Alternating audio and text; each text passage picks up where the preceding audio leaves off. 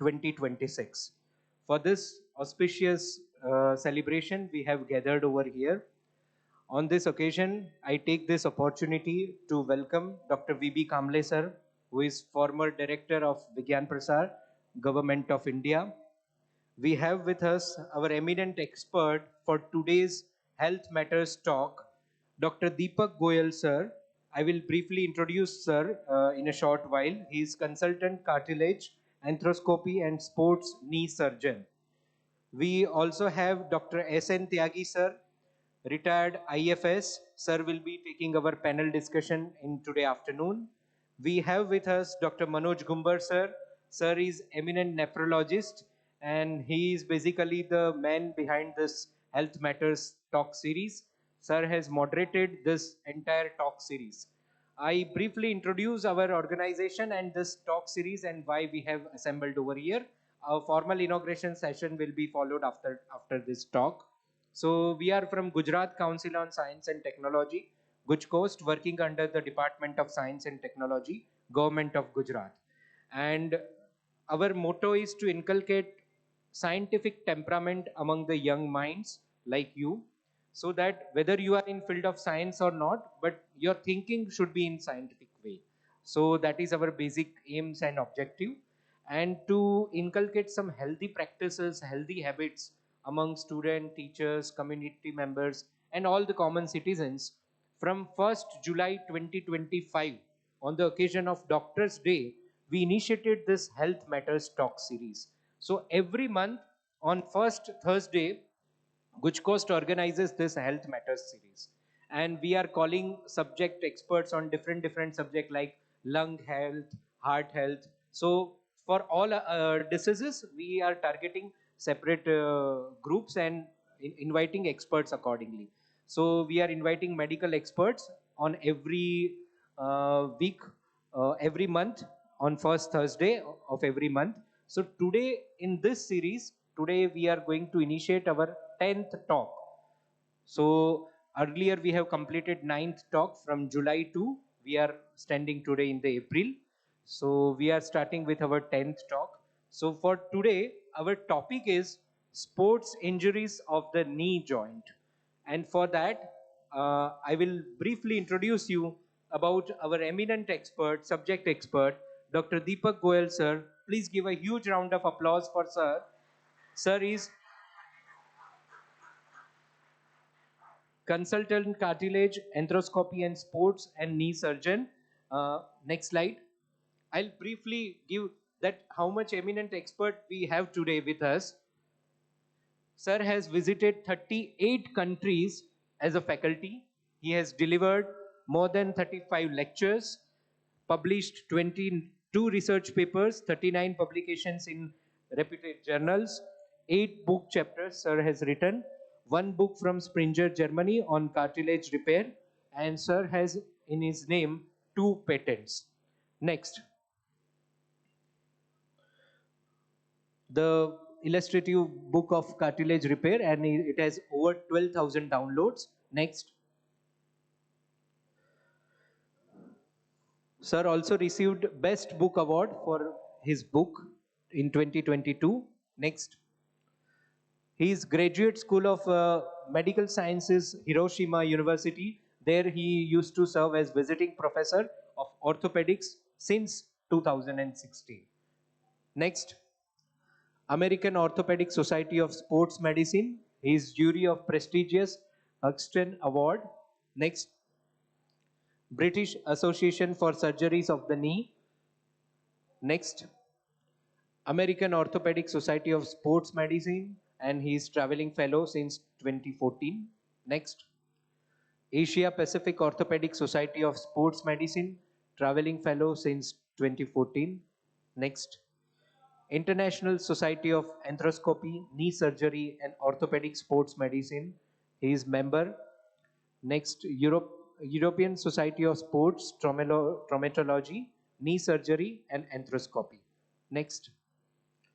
He is International Cartilage Repair and Joint Preservation Society, immediate past Secretary General. He was Executive Board Member, presently sir is. Next. Asian Cartilage Repair Society. Sir is serving as a president. Next, Indian Cartilage Society and founder of the society, and he was past president of this society. Next, Iranian Society of Knee Surgery, Arthroscopy and Sports Traumatology, honorary fellow member. Next, Gujarat Orthopedic Association, he is Veteran Surgeons Award. He received Veteran Surgeons Award for Best Clinical Research. Next, IIT Bombay, he is jury of Frugal Biomechanics 24. Next. Okay. So these are the recognitions sir has received, and now I will hand over this podium to sir. We welcome you, sir, and it is our honor and privilege to have such a wonderful faculty talking to us on the 10th Talk of Health Matters series. Over to you, sir. Thank you.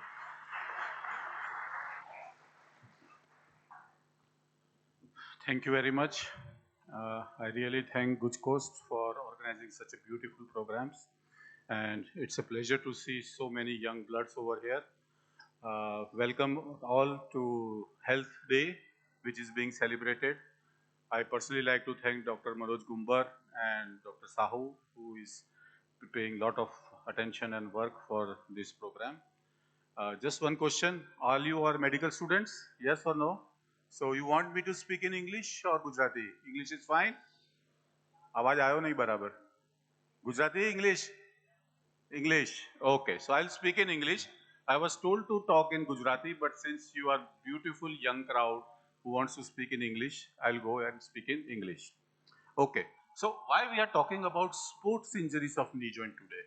Why is it so important on Health Day? Health માં તો બહુ બધું આવે, ખાલી knee કેમ? Because it has a high incidence in athletes. And why knee joint? Knee injuries comprises 41% of all sports related injury. જેટલી injury body માં થતી હોય 41% knee માં જ થાય. That's why it is important to talk about sports injuries of knee joint. And what is more common? You know probably if you are in second MBBS or you are finishing first MBBS, what is ACL, anterior cruciate ligament? Anterior cruciate ligament injury is the most common knee injury. મારી OPD માં 10 patient આયા હોય એમાંથી 6 ને ACL tear હોય, બાકી બધું 4 માં પતી જાય. So that much common is ACL tear injury. What are the sports involved? Almost every sport can lead to knee injuries, or any activity can lead to knee injury, right? But football, basketball, kabaddi, cricket, badminton, tennis, these are the sports which can cause sports knee injuries. It's not that contact sports is injury. Do you understand the difference between contact sports and non-contact sports? हाथ ऊंचा करो, वचમાં તો ખબર પડે. બંનેમાં ના ખબર પડી? See, the contact sports is when you come in contact with another player. You hit each other and then you get injury. And non-contact sports is તમે એકલા રમો છો, ટેનિસ છે, બેડમિન્ટન છે, તમે કોઈ જોડે અથડાતા નથી, but still you get the injury. So to get the injury, it is not necessary that you have a contact sport. You can have non-contact sport injury. તમે કૂદકો માર્યો, પડ્યા અને injury થઈ ગઈ. બીજો કોઈ player હતો જ નહીં ત્યાં, right? So it can be contact injury or non-contact sports. Why it is important to government? Government is organizing this program, right? Why it is important to government? Because time loss. Player no time loss થાય, family no time loss થાય. Economic loss. Player કમાતો માણસ હોય તો કમાણી બંધ થઈ જાય. ઘરનો એક માણસ માદો હોય તો ઘરના બીજા માણસને કેર કરવા રાખવું પડે, right? So it's a family's economic loss. Career impact. Sportsman નું career હોય, career ખરાબ થઈ જાય. It's a career impact and long-term health. If the player suffers an injury and it is not properly treated in time, he will have long-term implication and ultimately he will end up in arthritis. So you know all anatomy. I'm not going to teach you anatomy, right? But for those people who are not doctors, I'll just like to say why knee joint is different. What is joint? આપણે anatomy definition માં વાંચ્યું ને, a joint is junction between two joints, two bones, sorry, not joints, two bones. Any joint is junction between two objects is a joint, right? So આ joint છે આપણી આંગળીનો, this is joint between this and this, two phalanxes, this is the joint. Why knee joint is unique? Because it has four bones, femur, tibia, fibula and patella. So it's a unique joint because it is a joint between four bones. Now nature gave us a unique joint made up of four bones, but then you have to manage it. So nature gave lots of ligaments. LCL ligament, MCL ligament, ACL ligament, PCL ligament.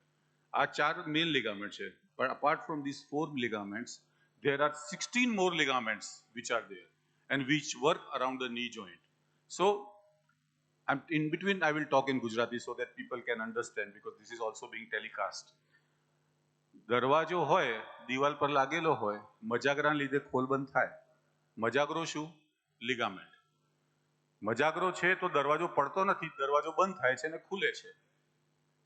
આ ઘૂંટણમાં 4 દરવાજા છે, 4 બોન છે, તો 4 બોનને પકડવા માટે 16 ligament લગા નાખ્યા છે કુદરતે, અને એ 16 લિગામેન્ટના લીધે 4 દરવાજા ખોલબંધ થાય અને પડે નહીં. સો that is how the knee joint is complicated. એકની જગ્યાએ 4 દરવાજા અને એક દરવાજામાં 3 મજાગરા હોય, આમાં 4 દરવાજાને પકડવા માટે 16 લિગામેન્ટ આપવા પડે કુદરતને. So that is how the knee joint gets complicated. Now when nature made such a complicated joint, nature realized we have to do something more. આમાં packing તો આપવું પડશે. So nature gave meniscus, a medial meniscus and lateral meniscus.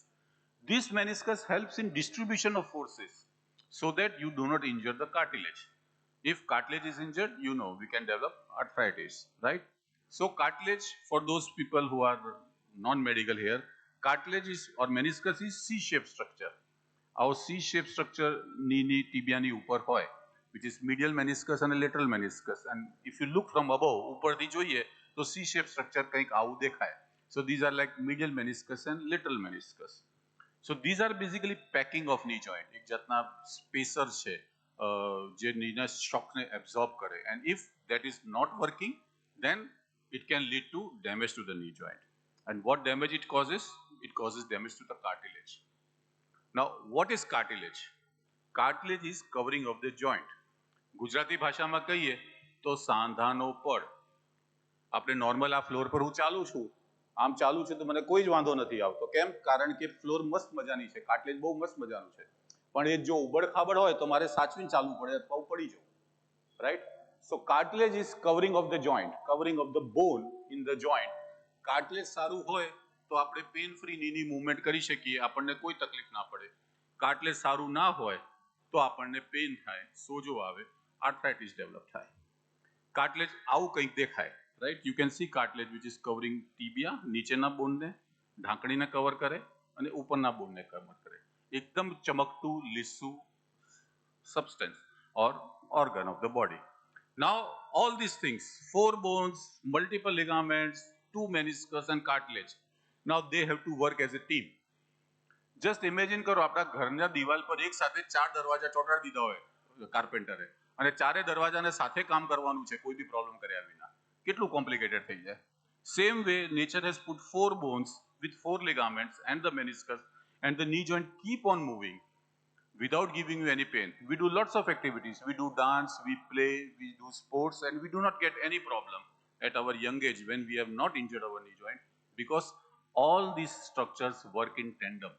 બધા હળી મળીને કામ કરે અને એકબીજાને હેરાન ના કરે, કોઈ પ્રોબ્લેમ ના થાય. રાઈટ? બાયોમેકેનિક્સની વાત કરીએ. હું નોર્મલ આમ રિલેક્સ વોક કરતો હોઉં શાંતિથી, સાંજે ઘરે ગયો અને મારી ફેમિલી જોડે ગપ્પા મારવા હોય તો મારા ઘૂંટણ પર મારા વજનનું 0.6 ટાઈમ્સ જ વેટ આવે. સપોઝ મારું 100 kg વેટ હોય તો ખાલી 60 કિલો વેટ જ મારા ની પર પડે. પણ એ જ વસ્તુ જો હું સીડી ચડતો હોઉં તો મારા વજનથી 3 થી 4 ગણું વજન મારા ઘૂંટણ પર પડે. તો 100 કિલોનું વજન હોય તો મારા ઘૂંટણ પર 300 કિલોનો લોડ આવે જો હું સીડી ચડતો હોઉં તો. ઉભડક બેસીને ઊભો થવું, when I'm squatting and standing, it is 7 to 8 times body weight. And when I'm jumping, આમ કૂદકો મારું, અત્યારે આમ કૂદકો મારું નહીં મારી શકું કારણ કે now I'm little bit of aging, so it will give me pain because it will give 20 times body weight on my knee joints. મારું 100 kg weight હોય તો 2000 કિલોનો લોડ મારા ઘૂંટણ પર પડે. I cannot tolerate that much weight. એટલે senior એજ થાય તો આપણે આપણી એક્ટિવિટીઝ ઘટાડવી પડે અથવા મોડિફાઈ કરવી પડે. પણ ફાસ્ટ ચાલતા હોય ત્યારે શું? If you are walking fast, it is 2 to 3 times body weight which you put on your knee joint. A body weight ખાલી બોડી વેટના લીધે નથી આવતું, એક્સિલરેશનના લીધે બી આવે છે. આ મુવમેન્ટ હું આમ કરું છું તો ખાલી હાથનો લોડ, હાથનું જે વજન છે એ કામ કરે છે, પણ હું ફાસ્ટ કરું તો વધારે લોડ મારા હાથ પર પડશે. Right? So the acceleration of movement will give more load on the knee joint. So if you are walking fast, it will give you more load on your knee joint. And muscles na lidhe pressure aave. If your muscles are working fast, they are compressing the joint, and that is causing more pressure on the knee joint. What happens when you are running? When you are running, there is a vertical loading on your knee joint, right? આપણે આમ દોડીએ તો આપણા શરીરનું વજન આપણા પગ પર પડે, બરાબર છે? પણ એટ ધ સેમ ટાઈમ જ્યારે આપણે જમ્પ મારીએ તો જમ્પ મારતી વખતે ઇમ્પેક્ટ વધારે આવે, and that will lead to more load on our knee joints. The pressure is not only vertical, it is transitional and angular. જ્યારે હું આમ દોડું છું તો આમ ફોર્સ કામ કરે છે, આમ બી ફોર્સ કામ કરે છે અને આમ બી ફોર્સ કામ કરે છે. સો બેઝિકલી ત્રણ ડાયરેક્શનમાં ફોર્સ કામ કરે છે અને ત્રણ ડાયરેક્શનમાં મારા ઘૂંટણ પર લોડ આવી રહ્યું છે. અને ફાસ્ટ દોડું તો વધારે ઇમ્પેક્ટ આવે અને વધારે લોડ આવે. રોટેશન બી થાય. જ્યારે હું આમ દોડું છું તો મારો પગ સીધું આમ નથી ચાલતું, પગમાં આમ રોટેશન બી થાય છે, અને રોટેશન થાય છે તો પગ પર રોટેશનલ ફોર્સ બી આવે છે, and that is giving you more load on your knee joint. These kids are dancing nicely. જોઈને મજા પડી જાય. આપણા ઘરમાં નાના બચ્ચાઓ ડાન્સ કરતા હોય તો મજા પડી જાય કે શું મસ્ત ડાન્સ કરે છે, and nothing happens to them. But if you think what happens to their knee joint or patella, એક નોર્મલ ડાન્સનું સ્ટેપ કર્યું હોય તો their patella will move something like that in their knee joint. All this activity will take place in one step of a dance. So what is actually happening, what biomechanics are working, if you remove the bone and if you see, these many movements are happening around patella when a child is dancing. All these movements, vertical force, angular force, rotational force, compressive force, acceleration force, all kinds of forces are working on patient's knee joint or kid's knee joint. But then nothing happens. You know why? Because nature has made a knee joint very powerful and beautiful, and it does not create any problem. There is a routine wear and tear. With age, arthritis થાય, 65, 70, 75 per arthritis થાય. But till then, you are absolutely fine. It does not give you any pain or any problem whatsoever. So what causes damage? What leads to injury to our knee joint? Fractures, yes. Sports knee surgeons are not fracture surgeons, so I'm not going to talk about it. Fracture surgeon, we can deal everywhere, so I'm not talking about it. But what are more common are ligament tears, meniscus tears, patella dislocation, and cartilage injuries. I will just go briefly on each injuries. Let's talk about ligament tear. ACL છે, right? This is ACL, which you can see over here. This is ACL, and it gets torn during a sport. How it gets torn, I will show you little later, right? So this is like આપણો ઘરનો દરવાજો હોય, એક મજાગરો તૂટી જાય તો દરવાજો ખોલ બંધ તો થાય, પણ થોડા સમય પછી દરવાજો ઝોલ મારવા પડે અને પછી બીજો મજાગરો ઢીલો થઈ જાય. Ligaments R મજાગરાસ. એનું શું નામ છે? અસ્થિ બંધન. બે હાડકાને બાંધવાનો ડિવાઇસ. મજાગરો શું છે?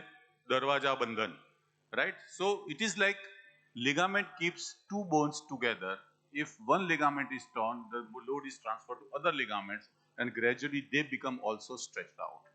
So it is important to treat ligament tears.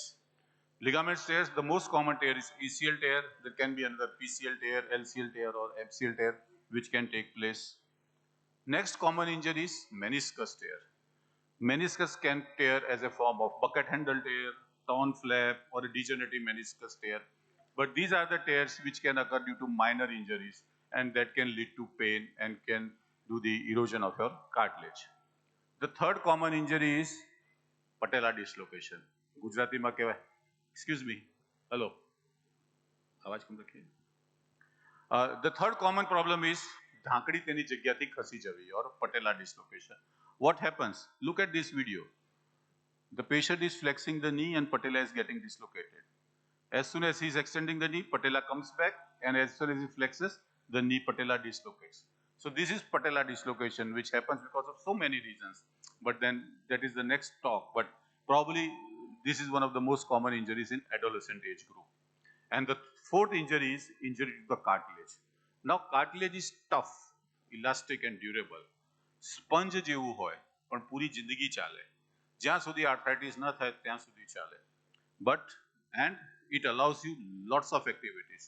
You do judo, you do boxing, you do swimming, you do karate, or you do dance, or you do aerobics. It will last lifelong until it gets damaged. But once damaged, it causes arthritis. Few years ago, I purchased a new house, and builder showed me something like this picture on their brochure. નવા ઘરમાં આવો road હશે. And I was like, wow, so મજાનો road છે. I will buy Mercedes then. After નવો બંગલો લઈએ પછી Mercedes લઈશું. But then when he gave me possession, the actual road was like this. Very soon the road became like this, and વરસાદ પડ્યો તો road આવો થઈ ગયો. Now this is the story with all of us, right? This happens. Same thing happens with cartilage. આવો પહેલાનો આવો road હોય, so you can drive your car at any speed and there is not a problem. But આવો road હોય તો થોડું સાચવીને ચલાવો. And if this kind of road is, you can barely drive 10 km થી વધારે speed ના આવે. Same thing happens with our cartilage. A normal cartilage is smooth, tough structure which is elastic, shiny structure. But something happens, some injury happens, and it develops a break. Then cracks develop, and then cartilage patch separates out. Now, if you don't treat it now also, it will surely lead to arthritis. Now, this does not happen throughout the joint. It happens or it starts with one part of the joint. But if you don't treat it, it spreads to the whole knee joint and it causes early arthritis. થોડી વાર પહેલા આપણે chart જોયો, age related arthritis. A normal cartilage will last for your life. In your senior age, it will lead to arthritis. But if you develop a knee injury, say for example meniscus injury, cartilage injury, ligament injury, and if you don't treat it, for few days or few months it will remain silent. We call it a window period, and then there will be sudden arthritis. So the cartilage damage increases and causes arthritis very suddenly if it is not taken care of. Now, what kind of sports injury we see in our practice? In our practice, we treat three types of sports injuries: overuse injuries, on-field injuries, and off-field injuries. What is overuse injuries? આપણે મસ્ત ઘરના વરંડામાં આવું લટકાયું હોય દોરડાથી બાંધીને pot અને મસ્ત plantation થતું હોય તો વી ફીલ વેરી હેપી. મમ્મી ને પપ્પા ને ઘરમાં બધા લોકો કે સરસ લાગે છે, right? So we get excited. એક બીજું લટકાવો કે બહુ મજા આવી. Then we get more excited. ત્રીજું લટકાવો. But then there is an overload. And if you don't realize that you are overloading the whole process, it gets a tear. This is overuse injuries. If you are acting your life, working in your life, doing some activities, maybe dance, maybe sports or anything, and if you injure some tissues and if you don't treat it or don't take care of it, that injury multiplies over a period of time and leads to overuse injuries of the knee joint. What is on-field injuries? Look at this player. This is a contact sports. Knee of one player hits another player, and can you see the whole patella came out? આખી ઢાંકણી એની બહાર આવી ગઈ. This is on-field injury. See, the whole patella moves out and came back. This is on-field injury which is occurring because of contact sports. Same thing, on-field injury can occur in non-contact sports also. I'll show you little later. And what is off-field injuries? Off-field injuries is when we are not in active play, but still in our mindset we are in active play, and we do something which is not supposed to be done, and that leads to damage of the knee joint. So let's talk about overuse injuries of the knee joint first. The characteristic is overuse injuries are the most common knee injuries. આપણે normally એવું વિચારીએ કે સૌથી વધારે વાગે તો ligament તૂટે, fracture થાય. ના, સૌથી વધારે common overuse injuries છે. They are silent injuries. It occurs over a time, gradually progresses.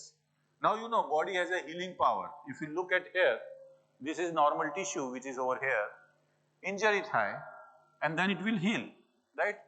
Again injury થાય, again it will heal.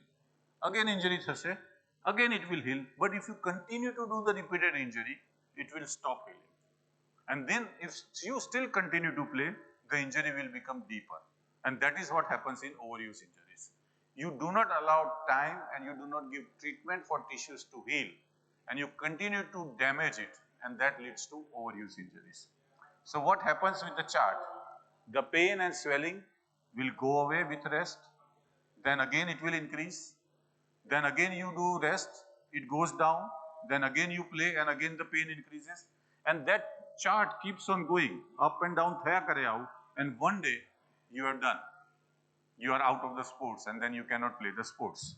The common examples: runner's knee, the pain will be here; jumper's knee, pain will be here; quadriceps tendinitis pain, bursitis pain, or anterior pain. I don't want you to remember these names, but I just want to say is that with overuse injuries, each tissue will have a different kind of pain, and has a different name and different treatment for it. Why it occurs? Training errors. Rapid acceleration of intensity, duration and frequency. Our coach will tell us, खूब करो, more, you can do it. કલાક કરો છો તો સવા કલાક દોડો. 10 kilo વજન ઉપાડો છો તો 12 કિલો વજન ઉપાડો. દિવસમાં એક વખત ઉપાડો છો એની જગ્યાએ 2 વખત ઉપાડો. Right? Coach is giving this and our ready learner is pushing. મારે તો કરવું જ છે. And ultimately you end up damaging because your body does not have capacity to deal with that stress and you causes damage. Another common training error is you went on leave. બધાની MBBS ની exam આવશે, first second MBBS ની 2 મહિના 3 મહિના કોઈ કશું નહીં કરે, બધી ફિઝિકલ એક્ટિવિટી બંધ, right? And then when your exams are over, suddenly you will realize gym જવું છે. And then you want to go to gym and your coach will tell you કે 3 મહિના આરામ કર્યો, હવે વધારે કામ કરો, હવે વધારે જીમ કરો, 5 કિલો જગ્યાએ 10 કિલો વજન ઉઠાડો. And that will lead to the damage and that cannot be cured if it is not taken proper care. Another common cause is bone defect. You are more prone than others. Some people will have flat foot. Now, if the patient has got flat foot, he has a different required. He is a differently abled person and you have to advise him differently. He cannot have same rules as to the normal people. Or some people will have knock knee or bow legs. Knock knee હોય suppose, તો આમ knock knee હોય, બંનેની આમ હોય અને અમે દોડવાનું સ્પોર્ટ આપો, તો his knee will keep on hitting. He cannot play a sport which requires a lot of running. You have to modify sports or modify the orthosis for him. Third important cause is strength versus flexibility mismatch. Look at this player's body. Absolutely six-pack powerful man.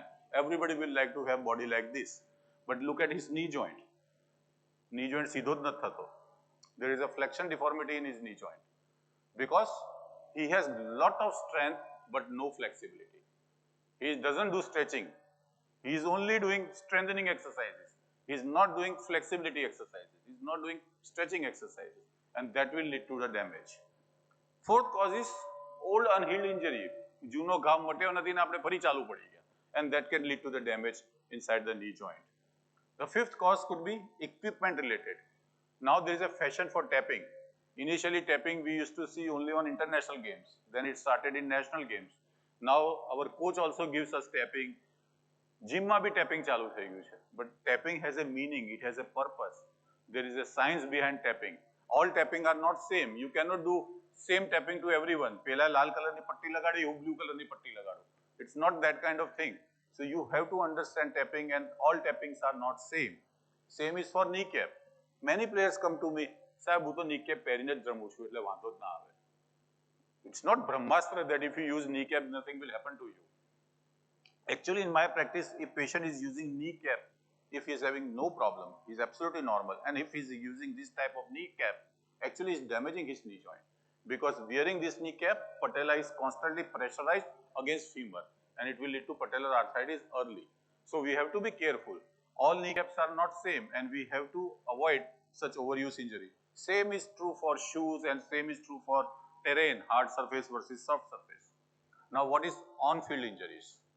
It is second most common injury. It's obvious injury. Player પડી જાય, બધાને દેખાય કે પડી ગયો. Single episode will lead to tear or damage to intra-articular structure. Patient ને pain થાય, swelling થાય, locking ની complaint કરે છે, પગ lock થઈ જાય છે. Or patient will complain catching થાય છે, કંઈક પકડાઈ જાય છે અંદર, something like that. Or patient will complain પડી જઉં છું ચાલતો. The common examples are ligament tears, meniscus injuries, patella dislocation and cartilage injuries as I said earlier. Now look at this gentleman, player. He is playing tennis, he suddenly has a twist and fall down. It's a minor injury. This kind of patient will have mild pain. He will be able to play again, but next day morning he will have knee pain and stiffness and will say, કંઈક problem છે, કંઈક ગડબડ થઈ, but he should be okay. Similar pains we get in household injuries like પગ slip થઈ ગયો અથવા ઘર પર વજન ઉચક્યું પગ slip થઈ ગયું. So this kind of injuries can occur in our household activities as well.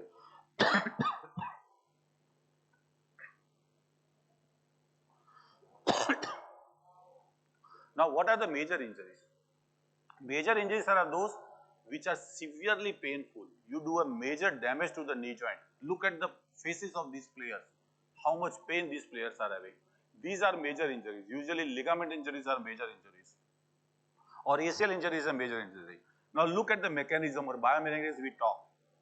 A player is running. He lands on foot and suddenly rotates his body.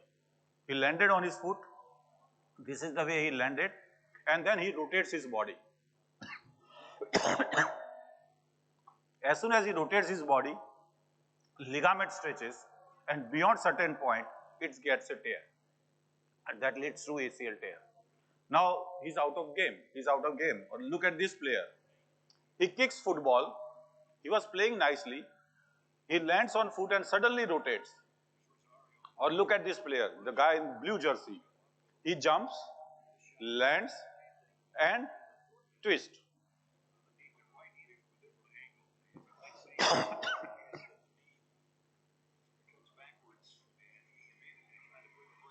And look at the pain he's having. He's a strong 7-foot guy, but the pain he's having. It's a major injury of the knee joint. Or look at this player, Mary Pierce.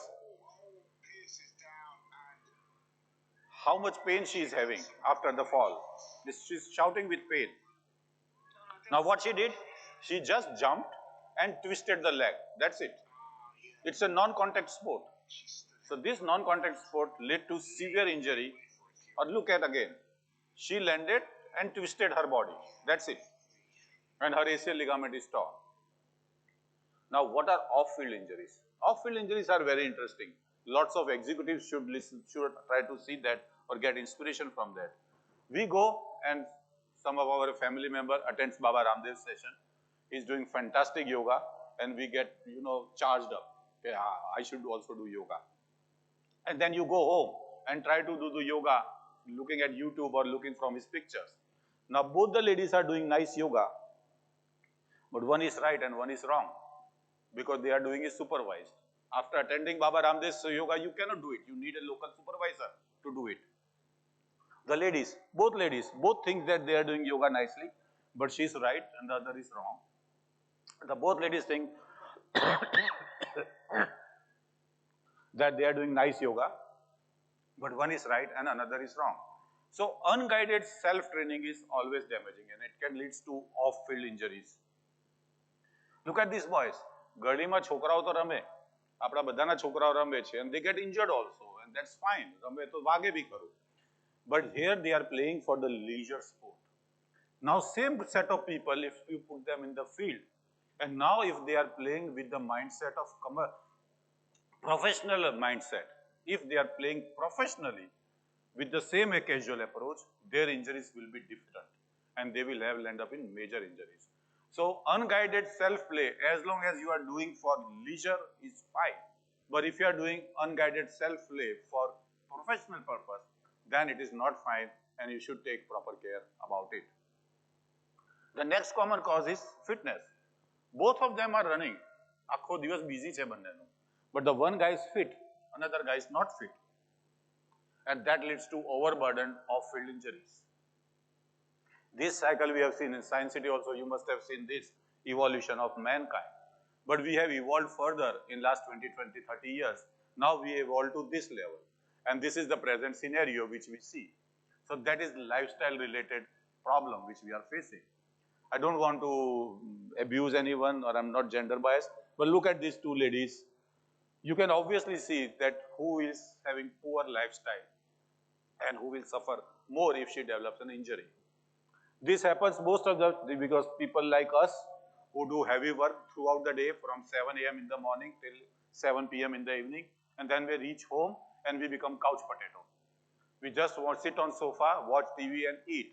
And when we do this, our kids become like this. So this is poor lifestyle. And with this poor lifestyle, if we play sports, we lead to off-field injuries. So I showed you this graph twice, the age-related arthritis, the injury-related arthritis.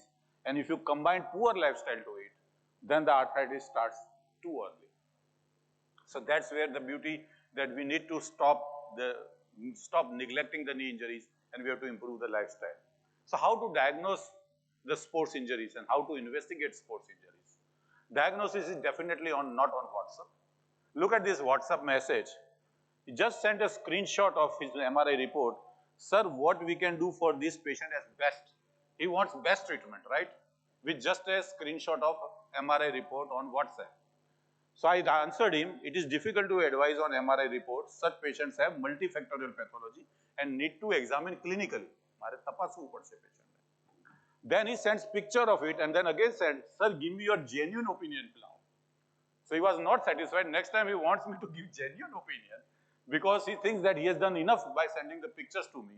And I again replied that I genuinely want to help you, but for any opinion, you should understand that a detailed history, detailed clinical examination and detailed radiology is needed. And then he stopped calling me. WhatsApp पर examination report नहीं आते. Or something like this. Please once check this whether it is serious or not. Now look at this. Serious means emergency, and they want my opinion, emergency opinion on WhatsApp. So sports injury diagnosis we cannot do on WhatsApp. What is more important is a detailed history, acute or slow repeated, so that I know it is an on-field injury or overuse injury or off-field injury, whether it was a major injury or multiple small injuries, because major injury can lead to meniscus tear, ligament tear, patella dislocation, but multiple small injuries can lead to tendinitis or meniscus tears. Mechanism of injury, what kind of force was acting? As I showed you, when patient is landing like this and twisting his body like this, I know ACL tear થયું છે. Patient history આપે, સાહેબ kinetic ચલાવતો તો પગ મૂક્યો અને kinetic ફરી ગઈ, પગ આમ થઈ ગયો. I know, આટલું બોલ્યા પતી ગયું, ACL tear છે. But that history I need to know and understand. I cannot understand that history on phone or on WhatsApp. Pain on loading activities, play and rest. Loading activity પર pain થાય છે, weight bearing એરિયામાં problem છે. Layer rest પછી થાય છે, મટી જાય છે, then it's a small injury or major injury. And then the symptoms. Pain gives you different message, swelling gives you different message, locking gives you different message. Locking means something is getting stuck in between. Catching is your body is stopping you to do some activities. And give way means ligament is torn. Your body is not able to sustain the balance. And then you also need to know associated history. If you took that much details only in history, હજુ મેં examine તો કર્યું જ નથી patient ને. Then and then I will know what kind of injury probably I'm dealing with. And then comes with clinical examination. Sports surgeons of knee joint, they have usually 25 to 30 clinical tests to see what kind of injury you have got. Just a demo, I'm palpating his patella, knee ને palpate કર્યું, સોજો છે કે નહીં એ ખબર પડી. I'm moving his patella to find out patella dislocation છે કે નહીં. Hyperextension કર્યું એટલે પગ સીધો થાય છે કે નહીં, પૂરો પગ વાળ્યો, so that I know that a full flexion is happening or not. Now what I'm doing is I'm testing for MCL ligament. Now I tested for LCL ligament. Now I bent her knee and I tested for ACL ligament. And now I tested for PCL ligament. Now I tested for PLC ligament. And then I tested for LCL ligament. And then I'm palpating the cartilage to see if there is a cartilage damage. Now palpating meniscus to see if there is a meniscus tear. I'm palpating so there is a runner knee or a jumper knee. And again now I'm palpating so if there is a lateral meniscus damage or not, or lateral cartilage damage or not. And then finally I'm testing her quadriceps power to see how stable her knee joint is. 40 second નો video છે, right? Sometimes patient આપે સાહેબે 5 minute પગ 2 minute ઉપર નીચે પગ કર્યો અને પતાઈ દીધું. It's not like that. સોનીને પરખ છે સોનાની, એને ખબર છે કે આ શું છે.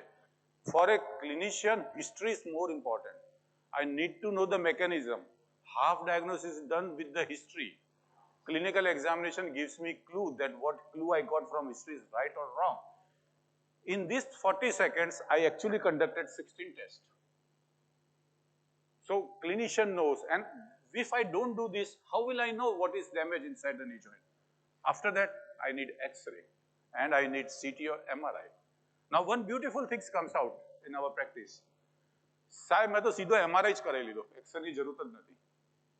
That means for our people, X-ray and CT scan and MRI are same. There is no difference between these three investigations. This is a picture from internet. Some gentleman did this beautiful picturization. It made our life easy. This is banana. Now you see how it looks on X-ray, how it looks on MRI, and how it looks on CT scan. Right? This beautifully tells us the importance of each investigation. What is investigation? What is imaging? We are seeing inside your knee body. We are seeing inside your knee joint. And when we are seeing inside the knee joint, Different test is showing us different things. So all are different. We need X-ray for alignment.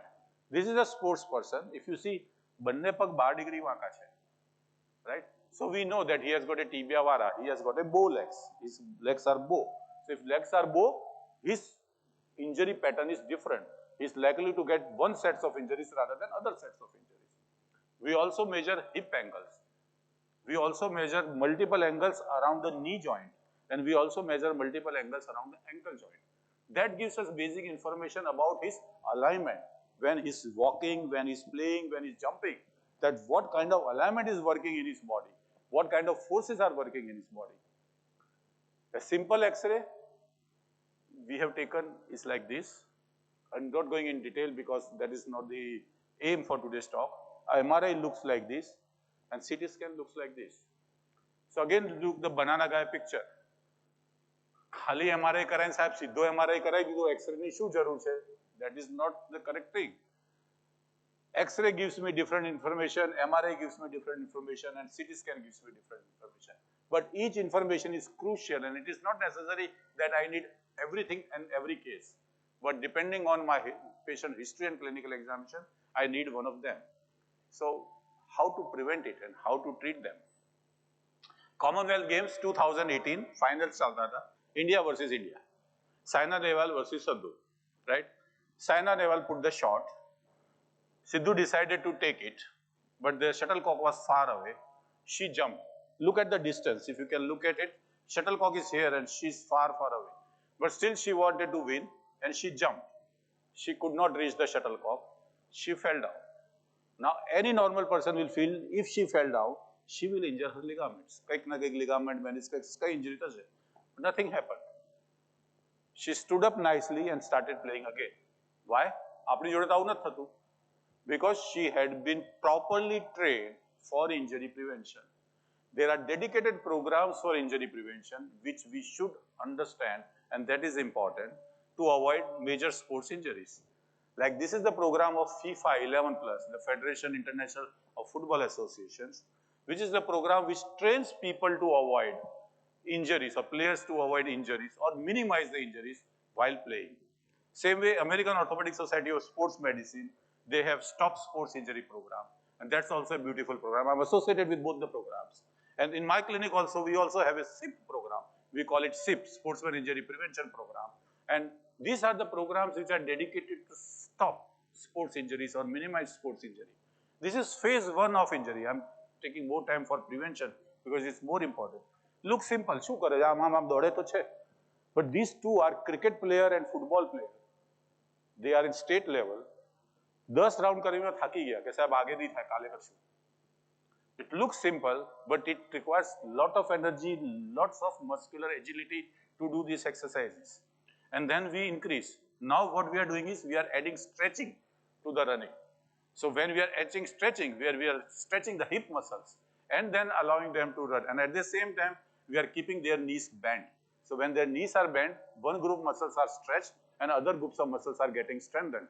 So it's a mix of stretching and strengthening, and that is leads to hip out exercise. Or third exercise is shoulder contact, because in contact sports, the player needs to be trained, and when hits another player, what happens to him? This is phase 1. It is very slow pace, ધીમે ધીમે કરવાનું, but then it is important. And then it leads to forward backward action. Football રમતા તો આપણે આગળ દોડવાનું, ball આવે તો પાછળ બી આવવાનું અને ફરી આગળ દોડવાનું. So we need to be preparing ourselves. We are playing tennis or badminton. We need to prepare ourselves that how to keep ourselves fit to do all sorts of activities that will minimize the injuries. Or circling contact. We have to cut the player. When you are playing, the another player suddenly comes in front of us and you have to cut him and go beyond him to prevent, to hit the ball and prevent getting injured yourself. So this kind of program, training programs are important to prepare you to minimize injuries when you play the sports. The second most important thing is warming up.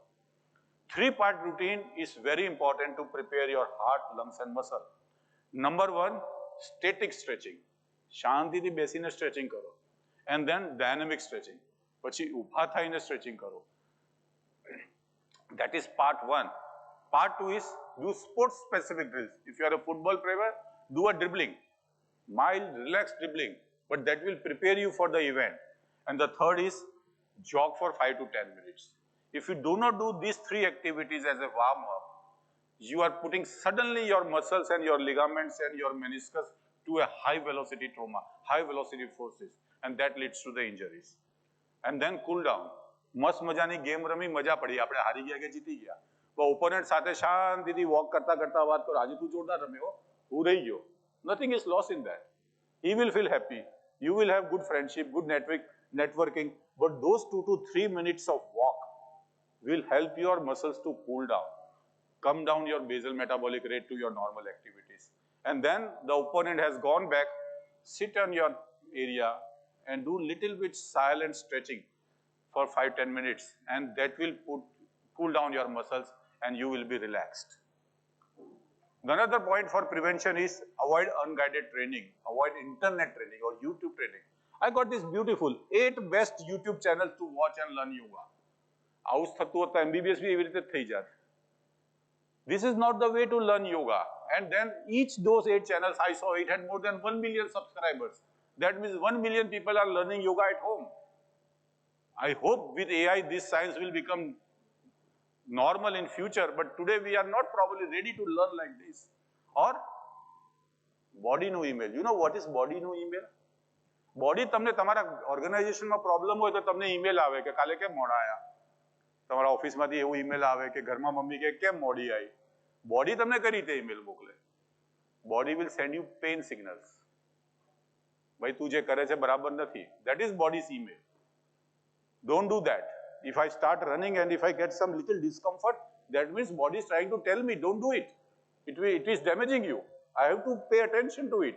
If I ignore, I will lead to overuse injuries of that thing. So listen to your body. Pain, swelling, discomfort, uneasiness, all are messages from your body. And no pain, no gain formula, yes, to some extent it is right, but it's not always right. Because when there is a pain, there is something happening and you need to take care of it. Show your doctor, and if your doctor says ke na vando nathi, do it. But don't be your doctor yourself. And 10% rule. Never increase your length or intensity of your exercises or your workout or your sports activities more than 10% of a week, and that too when you are professionally guided. ઘરમાં બેઠા બેઠા આજે 1 kilometre ચાલે અને કાલે 5 kilometre પછી 15 kilometre ચાલે, don't do that. It will damage your body. The fourth thing is strength, flexibility and core stability. Core is very important. Years before I was watching the football game, the football IPL, something that had started in India, and I saw one player, he was Stevens from Australia, and he was running after the ball, but when he was running, his front body was falling in front. He said, "Kem padi gyo eklo dorta dorta." After 5 minutes, he was again running and again his body fell front. And third time it happened. And then I realized that his core is poor. When he's running, his whole body is momentum, but when he suddenly stops, his lower limb stops, but the upper body doesn't stop, and it falls down. His core is weak. So if you don't build up your core, you will damage somewhere, you will fall somewhere. The second most thing is flexibility. કોઈ બી દરવાજો ખાલી બંધ મસ્ત થાય એના રીતે oil તો બરાબર પડેલું હોવું જોઈએ તો જ દરવાજો ખોલ બંધ થાય ને મસ્ત. અને જો દરવાજાનો ઓઇલિંગ બરાબર કર્યું હોય તો ઓછા પાવરમાં ખોલ બંધ કરી શકો, નહીં તો દરવાજો કી કરીને બંધ થાય ને ખુલે, right? So stretching is more important. Build up your core muscles, have good flexibility of muscles, and strength comes last. પછી પાવર પર જાઓ, પછી પાવર ડેવલપ કરવામાં જાઓ. That will help you in preventing the sports injury. The next thing is multidisciplinary approach. એકલો physiotherapist કોઈ કામનો નહીં, એકલો સ્પોર્ટ્સ સર્જન કોઈ કામનો નહીં, એકલો કોચ કોઈ કામનો નહીં. You have to, if you want your team to win, you should have weekly and monthly meetings between surgeon, physiotherapist, sports physician, psychologist, team coach, બધાને સાથે રાખીને meeting કરવું પડે અને તમારા એજન્ડા ડિસ્કસ કરવા પડે. And mind well, I had been part of many sports team in US in the past. They have such meetings every week and they do regular meetings and they talk freely with each other and they solve their problems. Unfortunately, we don't do it, and that's something we should do it. And many more. You also require neuromuscular training, load management, screening tools, and injury prevention, other modalities.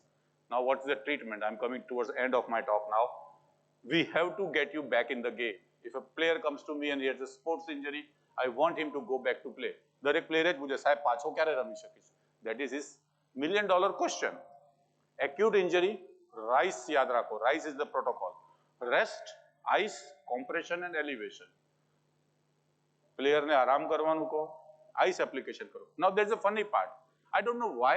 I am strong believer of Indian philosophy. દાદા બાપ દાદા જે કહેતા હતા બધું સારું કહેતા હતા, but I don't know. There's a certain group of people, સાહેબ ગરમ પાણીનો શેક કર્યો. When there is injury, there is inflammation. All medical students, you know, inflammation. Inflammation increases with heat. So if you do the warm application, the inflammation will increase. સોજો વધશે. The second common thing is, સાહેબ વાગ્યું તો ને પપ્પાએ massage કરી આપ્યો. Massage will again increase inflammation. Third thing is, સાહેબ iodux લગાડ્યો પછી સારું લાગ્યું. Iodux is a counter irritant. It will feel good here, not in the knee joint. Please don't do anything. Any acute injury, તાજા injury ની વાત કરું છું. Acute injury, only ice, nothing else. No massage, no iodux, mallam, malish, iodux, whatever, nothing. Just ice application, compression, અને થોડું rest આપો, compression આપો. પગમાં લાગ્યો પગ થોડો ઊંચો રાખો જેથી સોજો ના આવે. You can take helps of braces and orthotics. That helps in unnecessary movement avoidance and that helps you. Some medication and rehabilitation therapies. Surgeries, yes. I will love to show you 10,000 videos of surgeries, but since this is non-medical people are also there, I'm not showing you any surgery, but I'm just showing one thing. All these surgeries we do almost daily are done by 2 puncture holes. 80% of sports knee injuries are managed by 2 puncture hole surgeries. 2 puncture hole of 4 millimeter. That's it. So most of the surgeries are done like this. There is no big incision, big scars, big cuttings. Only 20% of surgeries require little bit bigger incision. Otherwise, all are daycare surgeries. Patient get admitted in the morning 7 a.m. and get discharged in the evening by 6 p.m. It's just daycare surgeries. So instead of showing you surgeries, I will like to talk about innovation. That is last leg of my talk. The science of sports and innovations. Believe me, we normally have, and all you young doctors, you know, society has high hopes from you and they will hope that સરસ career હશે અને સરસ કમાશે અને સરસ practice કરશે. But believe me, any academically oriented doctor, say for example me, I spend 6 to 7 hours on my clinical practice daily, but I spend 2 to 3 hours on research daily. That is core of any academically scientific doctor throughout the world. It's not that I'm special, everybody is special. Because once you operate your patients, you collect data. Now who will certify that that data is right or wrong, what you are doing is right or wrong? When you collect that data, you submit it to reputed journals, and when you submit it to reputed journals, somewhere in the world it is blinded. મારું paper 5 જણ review કરે, એમને ખબર નથી દીપક ગોયલનું paper છે, દીપક ગોયલને ખબર નથી કે એ કોણ રિવ્યુ કરે છે. And they will honestly review my data and they will analyze what I am doing is right or wrong. And once they find that yes, the results are good, then they will allow it to get published. So once your research work gets published, it is an indirect confirmation that what you have been doing was correct. What you have been doing is justified. You are not doing injustice to your patients, and that is important. Same way, when you publish in top reputed journals, these are top reputed journals from Europe and USA, and they are highly ranked journals, that gives you more satisfaction that yes, your work got stamped or you got approval from international peers, international colleagues. And then you write some books, and then books gets published. This is the book I got published from Springer, Germany. And then you know that, okay, you have enough work that you can publish your work in the form of a book. And you also do innovations. We have a tie-up with Indian Institute of Technology, Mumbai. And in complicated sports knee injury cases, we do 3D printing of their knee joints. This is a patented technology. 3D printing is not patent, but printing the knee joint of patient in different degrees of flexion. 0 degree પગ વાળેલો હોય, 15 degree વાળેલો, 30 degree વાળેલો હોય. And in various degrees of flexion, we get patient's knee joint in our hand. Actual plastic model of patient's knee joint. And then we can examine and see what is going on inside, what is happening, relations between the bone, and that gives us an edge. Or we devise some implants. This is for patellar osteochondral fracture. Worldwide, there is no final solution. But this is the innovation from India, which is the implant which has been devised, which gets absorbed in 4 weeks time to 8 weeks time. તમે પેશન્ટને fracture થાય, તમે implant વાપર્યું અને 8 વીક્સમાં ગાયબ, fracture heel થઈ ગયું. This is again a patent technology developed in India. So in nutshell, knee joint is a complex joint. It is made up of 4 bones, 4 major and multiple other ligaments, 2 meniscus, and cartilage being very crucial. So knee joint is special as compared to other joints because it has lots of complexities, lots of bones and lots of ligaments and meniscus, and it has to do lots of activities in day-to-day life and in sports life. And due to complexity of the knee joints, the nature has to give biomechanics which are unique to knee joint, which is not present in other joints. Overuse injuries occur gradually. So if there is overuse, gradually you will get pain, but then it will become severe. As compared to that, on-field injuries occur at field and requires urgent attention. Off-field injuries occur due to our lifestyle and neglect. And key to avoid or manage sports injuries are, listen to your body. Never ever neglect a message from your body. Body nu email bhulwanu nahi. A team approach and support is required. A proper warm-up and cool-down is required. Prevention is the key. Guided rehabilitation is the key. And timely treatment. બધાને operate ના કરવાનું હોય. 100 માંથી 5 જણને operate કરવાનો આવે. 95 can get rehabilitated nicely. So a non-operative treatment and surgical treatment, timely treatment is more important. And in the last, friends, I'm happy to say Ahmedabad is no less. We don't feel that બીજા સિટીમાં આવું થાય છે. Ahmedabad is no less as far as sports injuries are concerned. Gujarat is no less. India is no less. We go to many conferences. I go to international conferences almost every month, and we publish our work, we show our data. And multiple times we have heard that they say that you people are doing fantastic work. Only thing which we are lacking in India is we don't publish.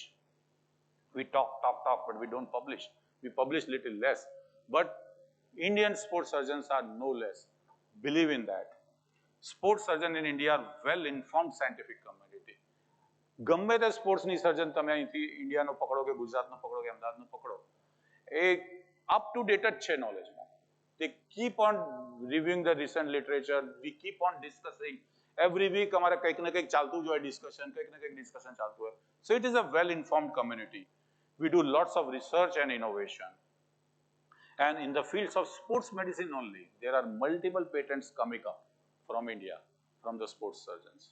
So the community is rising. Sports surgeons of India are getting ready themselves for the Commonwealth Games Ahmedabad 2030.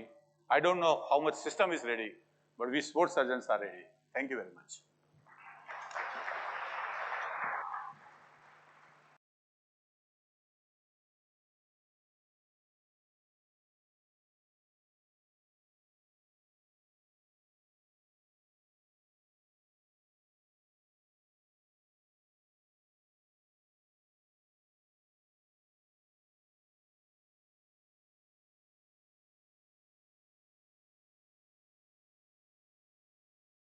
Sir.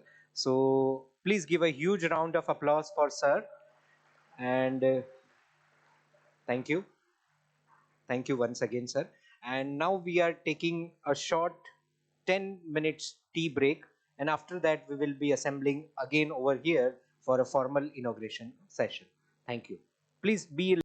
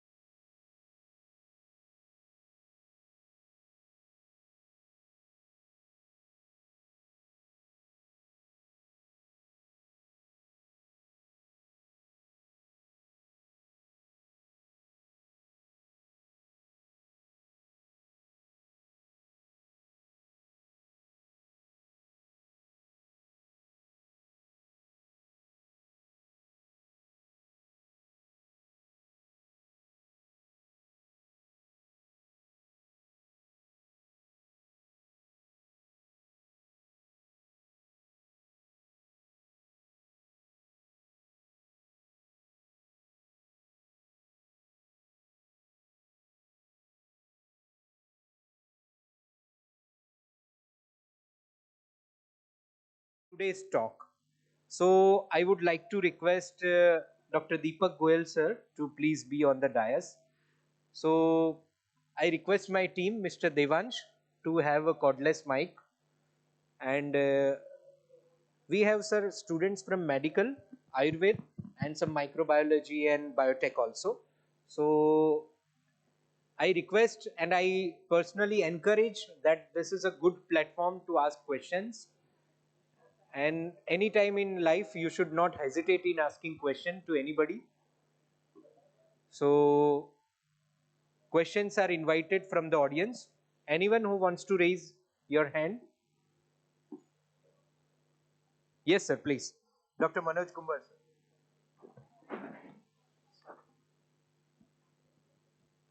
Sir, it was really a nice talk.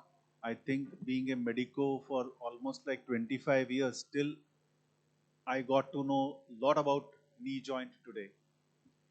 I have one question actually. Okay, we have suddenly in the last few years we have heard about that ACL injuries have increased. Are the awareness is increased or actually the numbers have increased, and what is the reason behind that? So that's a very good question.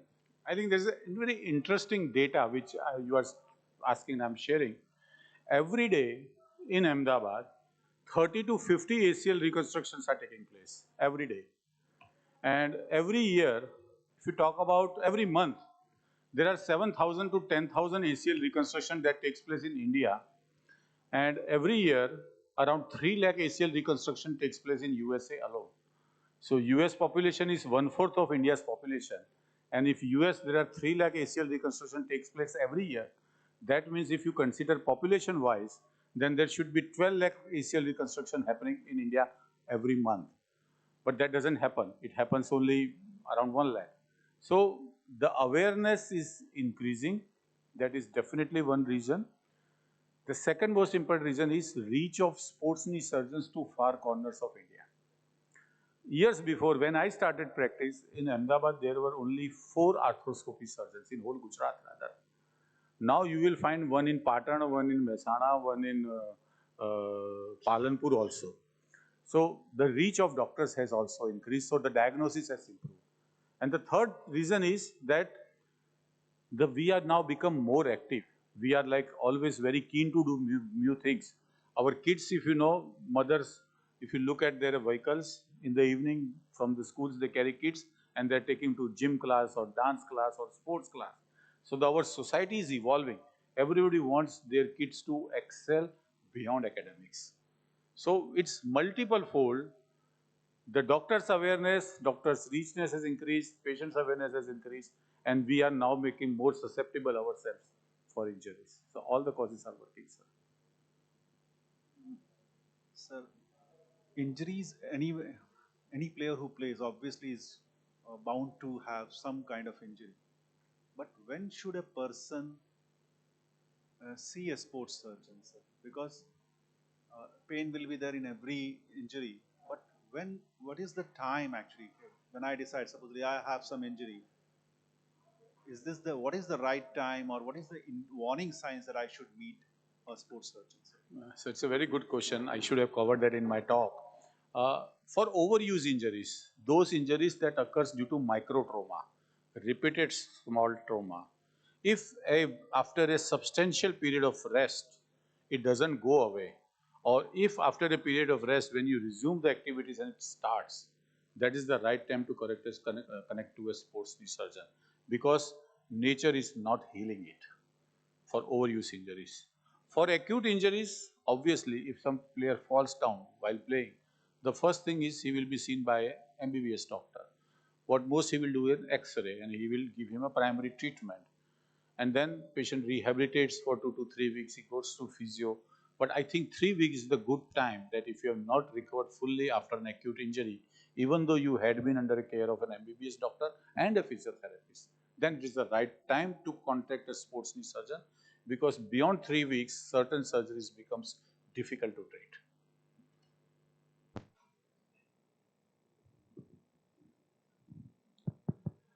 Even those like injuries cannot be avoided, but how can we reduce the incidences? Number one. Number two, there are two group of population. One is more prone to, one is less prone to. So who are more resilient? Who gets less chances of injury? Actually, I have covered with your answer with almost 30 slides in my talk, but I'll repeat that. So basically, the sportsman who injures less, they had been following this sportsman injury prevention program in some way or other. Many societies, many federation, and many sports coaches have their programs. And those sports injury prevention programs are meant to train your body to adapt to a fall. So when you fall, your muscles and ligaments and everything has a reflexes, and that prevents you from a major injury. So that is one important thing. The second thing which you asked is, it's very important to warm up and cool down. Now warm up has three phases: a gradual stretch and a dynamic stretch. That is number one. Number two is you have a little bit of jogging or something, so that muscle blood flow increases, muscle warming increases, and then you start your sports. And the cool down is equally important. Once you have done your sports, not that you play a football game and then suddenly you sit in your car and start eating or go home. Have a relaxed walk for 3 to 4 minutes. Let your muscles cool down, your metabolism cool down. After a slow walk of 3 to 4 minutes, stretch your body and relax, because all the P substance and all other toxic substance that has been collected in your muscle during intense phase of exercises or intense phase of sports, that needs to be drained out into the blood circulation and drained out of the kidneys. So that requires stretching, because once you stretch, the muscle gets stretched and it uh, takes all the substances out. So that is equally important. What is the recommendation regarding having like knee covers or back covers in the patients who are in like 40s, 50s, if they want to go to play and all? Is it helpful or? So it depends on what kind of age you are in and what kind of problem you are having. Certain patients or certain players who comes to me and they says that I regularly wear a kneecap in my sports. And I ask him, do you have any problem? He said, no. Then it should not be used. It is actually damaging. I tell you why. Because once you are wearing a kneecap, your quadriceps are working less. The forces are transferring from your leg to thigh, bypassing the knee joint to some extent. So actually your quadriceps are getting weak. Number two, if you are wearing a tight kneecap, your patella is getting compressed against the femur and it is causing more rubbing. So that is also causing a damage to it. But if it is part of a preventing program, say for example, you are liable for patella dislocation, your patella dislocates, and you are wearing a brace so that patella doesn't dislocate or it tracks normally over the trochlea, then yes, it is recommended. But not as a routine, wo pehen raha hai to main bhi pehnu, something like that should not be done. Same is true for middle age you asked, 45 years, 50 years age female who has started developing early arthritis or early pains. Now what kneecaps done in middle-aged patients? The pain in osteoarthritis is because of inflammation, because inflammation causes pain. When you wear a kneecap, there is a compression bandage basically. So it reduces inflammation and it gives you pain relief. So as long as you are wearing it for activity, say for example, I advise my patient that you want to work in kitchen for 2 hours and you want to wear it, and then you remove it, it's fine. But if you wear it in the morning and remove it in the evening, or if you are wearing 24 hours, then actually you are causing more damage to it. So it has to be basically customized for patient's need and requirement, and accordingly it should be used.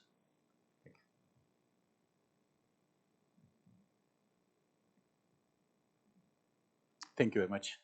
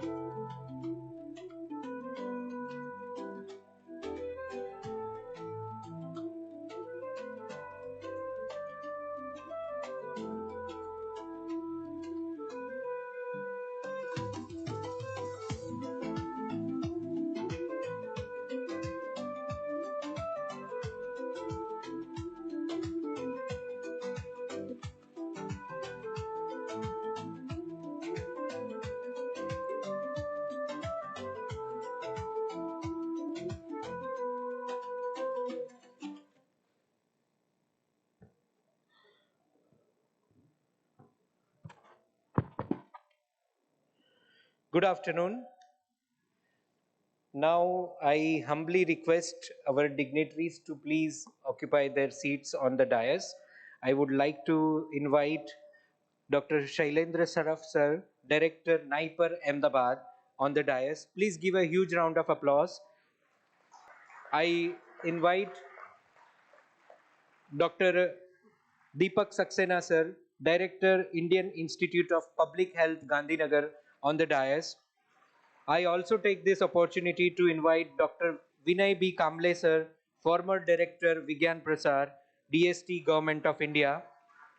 I also invite Dr. Manoj Gumbar sir, Senior Consultant and Nephrologist, and who is also the man behind this Health Matters series on the dais.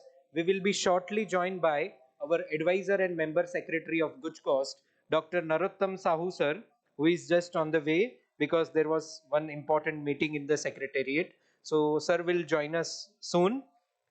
So formally, I take this opportunity to welcome all our dignitaries for sparing their valuable time and having with us today on the occasion of World Health Day. Today, the theme is Together for Health, Stand with Science. So, this theme aligns more with the GUJCO's aims and objectives. We are in the field of science promotion and popularization, and the theme of World Health Day. Medical is not basically our subject, but we have our medical experts sitting with us. So, those experts who have contributed for this Health Matters series. For those who have recently joined, I'll briefly introduce. GUJCOST initiated this Health Matters talk series, which is talking on the awareness of the health and related issues since 1st July 2025 on the occasion of Doctors Day. So we initiated this series, and today we just concluded the 10th edition by Dr. Deepak Goyal sir on the sports and knee joint injuries. I'll just name out the talk which we conducted in July. We conducted importance of hygiene and sanitation. In August, communicable and vector-borne diseases. Uh, During September, healthy eyes, brighter future. During October, guarding your breath, stronger lungs. In November, nutrition and balanced diet. December, heart of the matter. In January, stress-free life. In February, sweetness of diabetes. In March, on women's health. And today, in April, we conducted the 10th talk in sports injuries of the knee joint. So this is just, I give you the glimpses. We will be shortly felicitating the doctors also. So this was the initiative and conceptualized by our advisor and member secretary, Dr. Narottam Sahu sir. Sir will join us shortly. And this has received support from Dr. VB Kamble sir, Dr. Manoj Gumbar sir. So we are thankful to you, sir, also. Now I would request our dignitaries to please come forward for lightning of the lamp.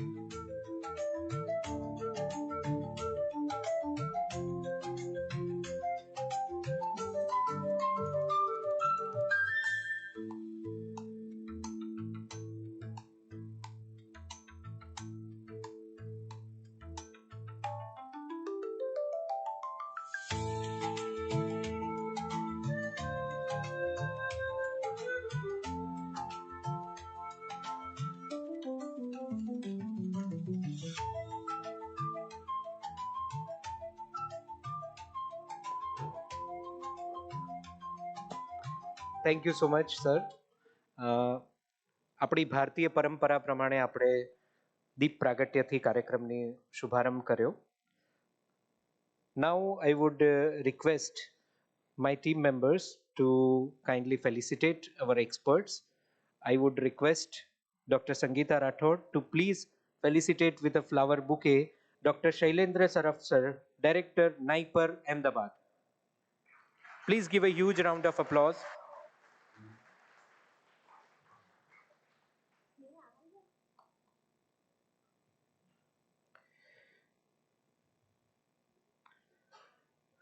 Now I would like to invite Ms. Jalak Chauhan to please felicitate with a flower bouquet Dr. Deepak Saksena sir, Director, Indian Institute of Public Health, Gandhinagar.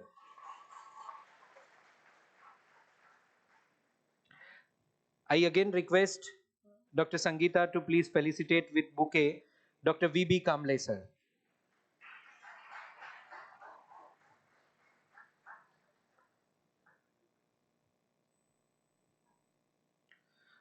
I request Ms. Jalak Chauhan to please felicitate with bouquet Dr. Manoj Gumbar sir.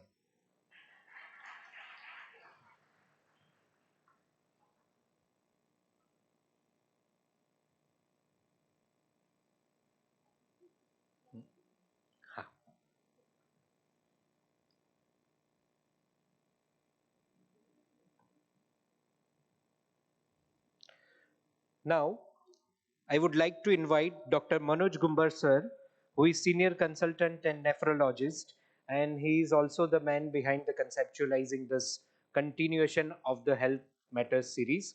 Sir has also moderated all this 10 series of Health Matters. So he is just taking brief of the whatever all the doctors have discussed, and he tries to discuss that in a very simple and lucid manner to the audience.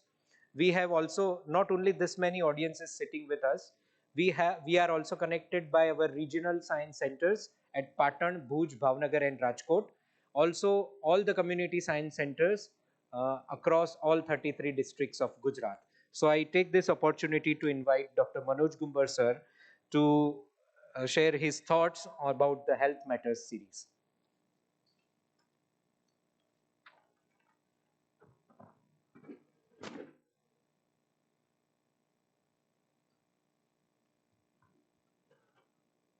Good afternoon, dignitaries on the dais and off the dais, friends, colleagues, GUJCO staff, and medical students.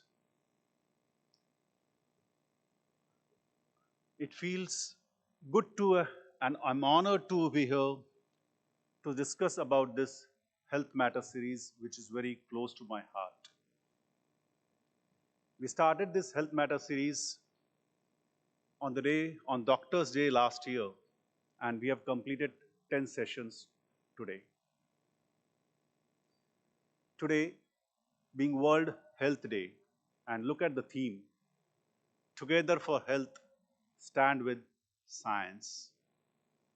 And this is exactly what we were trying to achieve when we conceptualized this program.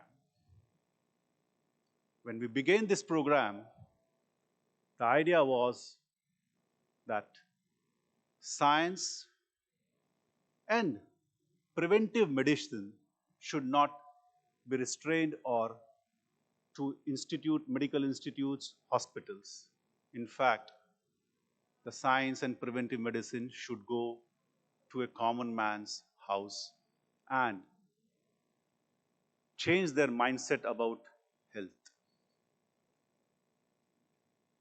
Till date, we have discussed about lifestyle disorders, diabetes, hypertension, stress management, women's health, infection protocol regimes, importance of preventive health checkups, and we have discussed also about organ donation and transplantation awareness also. Well, it's just a beginning. We will take this Health Matters series to the next level. And the future which I have thought is we will use AI-based health education programs, women-centric preventive health medical education. We need digital myth-busting sessions. We need de-addiction drives. We should all know the importance of regular health checkup and screening.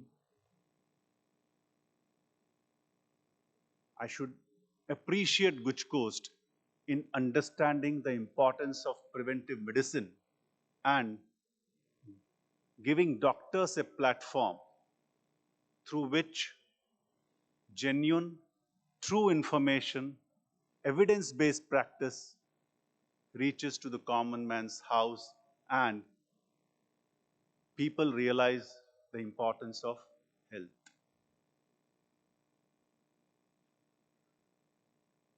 Through GUJCOST, I believe we can reach to each and every family member, not only of Gujarat, but all over India. And the collaboration between GUJCOST and doctors is very meaningful in today's era because the future of health medicine lies in preventive medicine and improving the doctor-patient relationship, which has, I think, deteriorated in the last decade or so.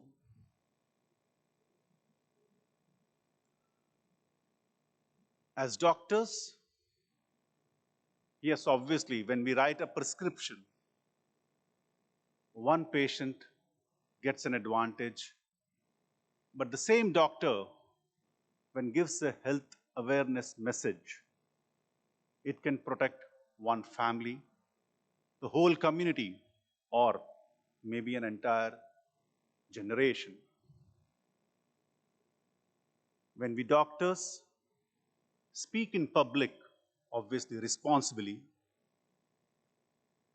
when we simplify science and replace fear from facts, we actually heal the society and work beyond hospital walls.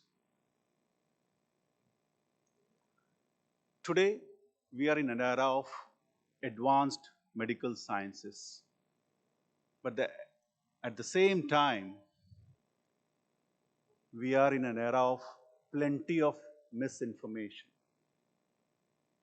Today, when a patient enters a doctor's chamber, no doubt he has some symptoms to tell to the doctor.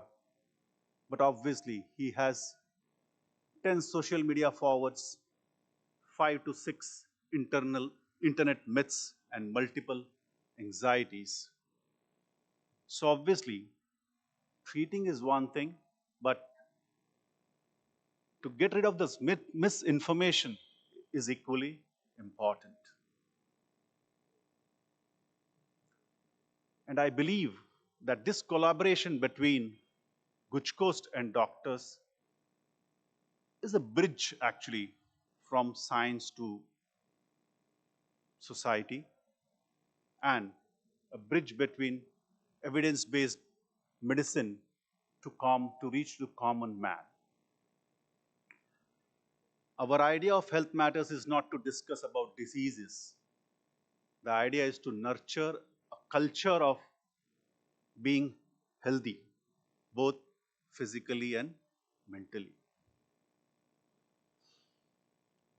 Well, on this Doctor's Day, let us renew our commitment as doctors. We stand with science, speak with compassion, and together, along with GUJCOST and some institutes like this, we develop a healthier society through awareness. Diabetes, hypertension, chronic kidney disease, chronic liver diseases are all silent diseases.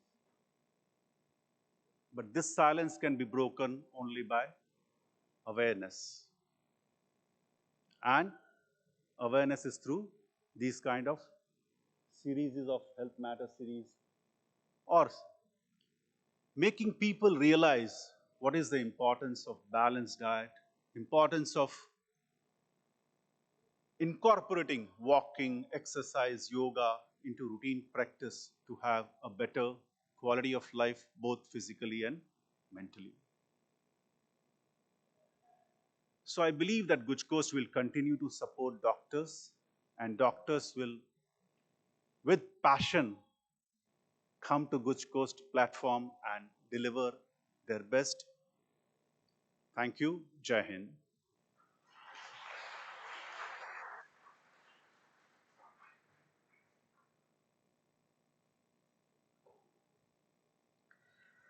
Thank you so much, sir, for your insightful thoughts. And I personally believe that doctors are very good communicators because they know how to get information from the patient. They know how to explain them so that patients are going to mentally relaxed and they will feel supported. Yes, I am with someone that I will be now okay. So they are very good communicators, and that thing we have witnessed during all our talks as well. Our all these talks are available on the YouTube channel of GUJCOST. You can watch it anytime from anywhere. So this particular program is also being live streamed currently on YouTube. So which will be recorded and available for later on also. You can share it with someone else also. So now I take this opportunity to invite Dr. Deepak Saxena sir, Director, Indian Institute of Public Health, Gandhinagar, for his address on World Health Day. Welcome, sir.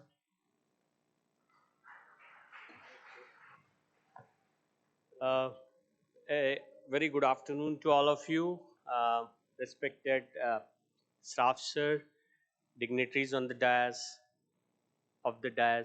and dear students. So it's a saying that it's always a crime to come between lunch and someone's patience. So I'll not take much time, although I had prepared one small presentation, but I thought let me speak spontaneous, or if there is something, do you have a slide shorter? Okay. Uh, so, I'm sure because majority of you have come for this event, you should be aware that in 1948, there was establishment of World Health Organization. And every year, World Health Organization gives a dedicated theme.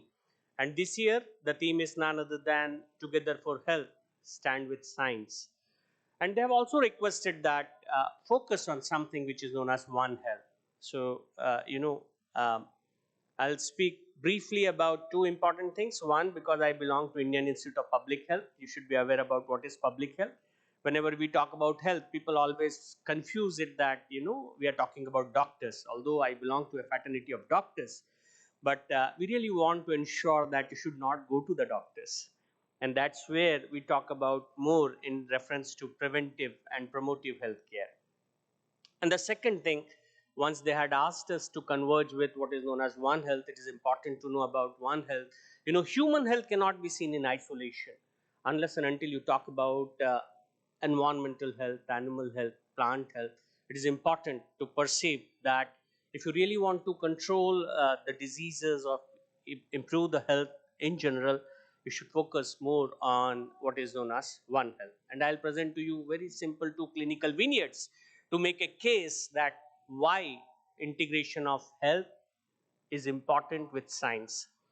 The first clinical vignette or a simple case vignette which I'm going to present is none other than COVID. Let me take you back to the days of COVID 2020. I'm not sure. I've been informed that many of you are from the fraternity of medicine or MBBS students or science students. Is that what I have learned clearly? Yeah, thank you. So who was the first person who actually notified the case of COVID? Anyone in the audience, if you can say? He was an? From which fraternity? Anyone? Anyone? Okay, let me tell you. In the month of November, there was an ophthalmologist and his name was Li Wan Ling. And for the first time, he told to his senior that, he has come across a case and this case complains of conjunctivitis and it does not look like conjunctivitis because he is also presenting with adult respiratory distress syndrome. And as usual, nobody had thought about it. Second day, he got 10 cases. And one thing which was common to all was they all were from the wet market. And he proposed that, look, I'm telling you, they don't have WhatsApp, they have got WeChat. He had simply put one message that this is something unusual because this is not what is clear-cut conjunctivitis. And what was done to him? I'm not sure how many of you are aware that he was picked up by the police and was kept behind the bars, that you are going to create the panic. And on 6th of February, he expired because of COVID. So no, we have shot the messenger before. So the science was there, but we were not really ready to absorb it. And then came the first wave of COVID. Everything, anything on this world was utilized as a remedy for what was known as COVID. We used hydroxychloroquine, we used CARAs, we used each and everything. It didn't work. Then came the second wave. By second wave, we were more comfortable. We were more cognizant that there are certain things which actually can work. We had tocilizumab, we had remdesivir, we had budesonide, and so on and so forth. It didn't work. But while this was going on, there was also another pandemic which was going on. And this pandemic was infodemic, WhatsApp University, Instagram. And each and every person on this globe was self-proclaimed megalomaniac COVID expert. We listened to everyone except for doctors. But the breezer came. And this breezer was none other than COVID vaccine. In short amount of time, we could really prepare those vaccines. And there came the synergy of what was known as long-term investment in mRNA. And that was none other than what was known as science, which actually assisted us to fight with COVID. Now, this integration was important. Why? Because it was not only the disease, we got many other things. We got predictive modeling, we got big data analytics.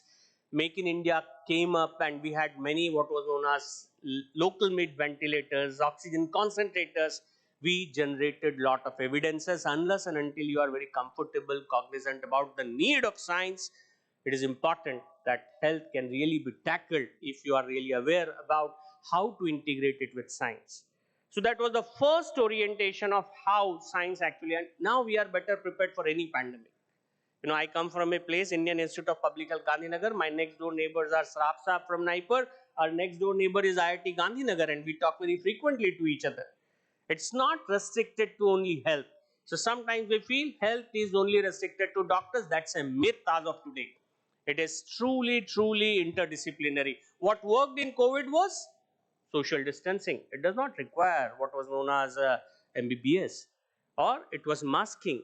It never required anything. This science was already available with us. So that was my first vignette to make a case that why science is required for making optimal health investment. The second clinical vignette I'd like to talk to you about is what is known as heat action plan. I'm not sure, but right now we have a lot of discussion across what is known as heat and heat waves. It all started in 2010. I'm not sure, you probably majority of you are from Gen Z, and I heard Goyal Saab speaking that, it's here, it's in Ahmedabad, so let me take you through to a simple story. In 2010, when we were, and I was at that time faculty with Indian Institute of Public Health, taken a sabbatical from a government medical institute, and we were discussing, and the discussion was across that, there is so much of garmi. I distinctly remember the date. The date was 21st of May 2010, and on that day the temperature increased to more than 47 degrees. And we were discussing about the temperature because none of the students were there. Ahmedabad, it's a 10 million city. Whenever we talk that what is the climate of Ahmedabad, and I used to say it is either hot or it is very hot. There is nothing like cold in Ahmedabad. And we were discussing, and my professor, my director at that time was telling to me that, you look, the last entire page is filled up with one simple information. And in Gujarati newspaper, if you look, the last paper is dedicated to something which is known as, sorry for my poor Gujarati, Besnu. That is, and on that day, there were 2 pages that were filled upon what was known as Besnu, and that was a surrogate indicator of understanding that there are more number of deaths. Usually in Ahmedabad, there are 100 deaths. But on that day, there were 302 deaths. So what we did, we invested our time in trying to triangulate what is known as the temperature with number of deaths in Ahmedabad. We invested entire 2 years of data to be gathered and to be analyzed. And we found that whenever there is a certain amount of temperature and whenever temperature increases beyond this, there is a possibility of more number of deaths. That's when we started with what was known as heat action plan. The heat action plan got convergence with Ahmedabad Municipal Corporation, and it was pure science from a university from US. It was known as Georgia Tech University, which has given us the prediction of temperature for next 7 days. At that time, there was no temperature prediction that was available.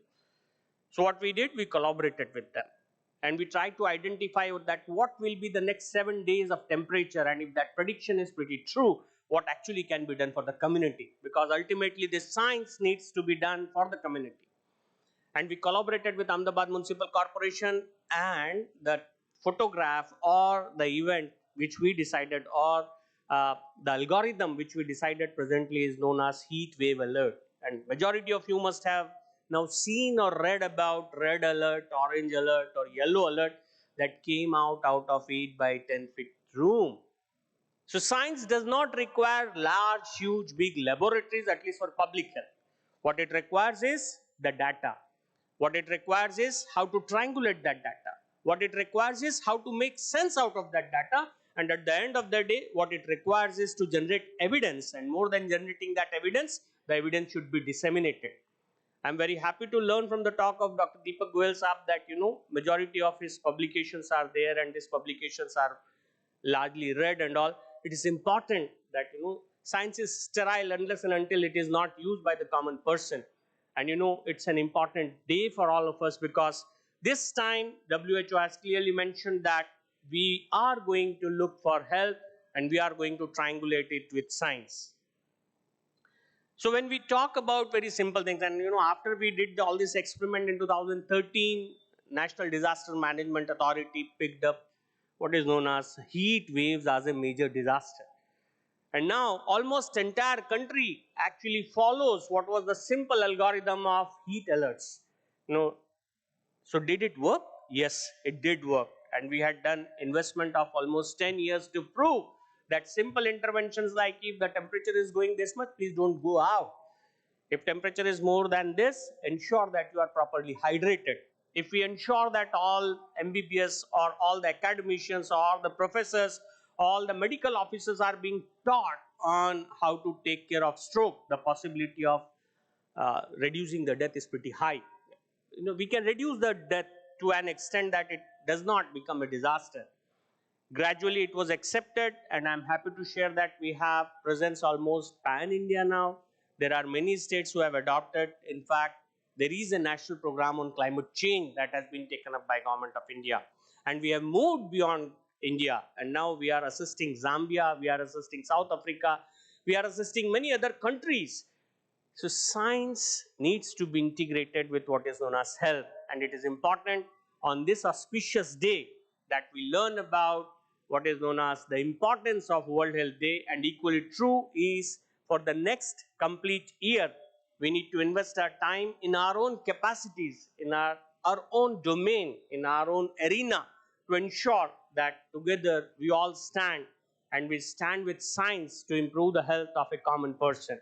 But there are certain reflections that needs to be done. What needs to be done should be prioritized. What is the institutional mechanism?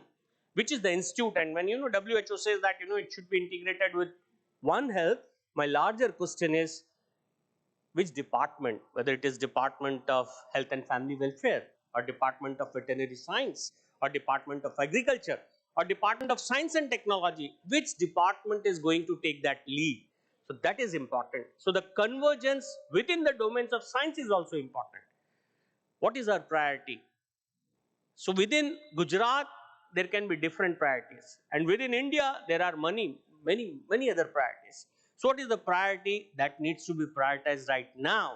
So for next complete 12 months, it's my request to all of you, those who are from different fraternities, those who are from different backgrounds, devote time, small interventions can be done, and maybe we would be very happy to meet again and discuss and deliberate more on a compendium of what all you have done to ensure that together for health we stand with science. Thank you very much.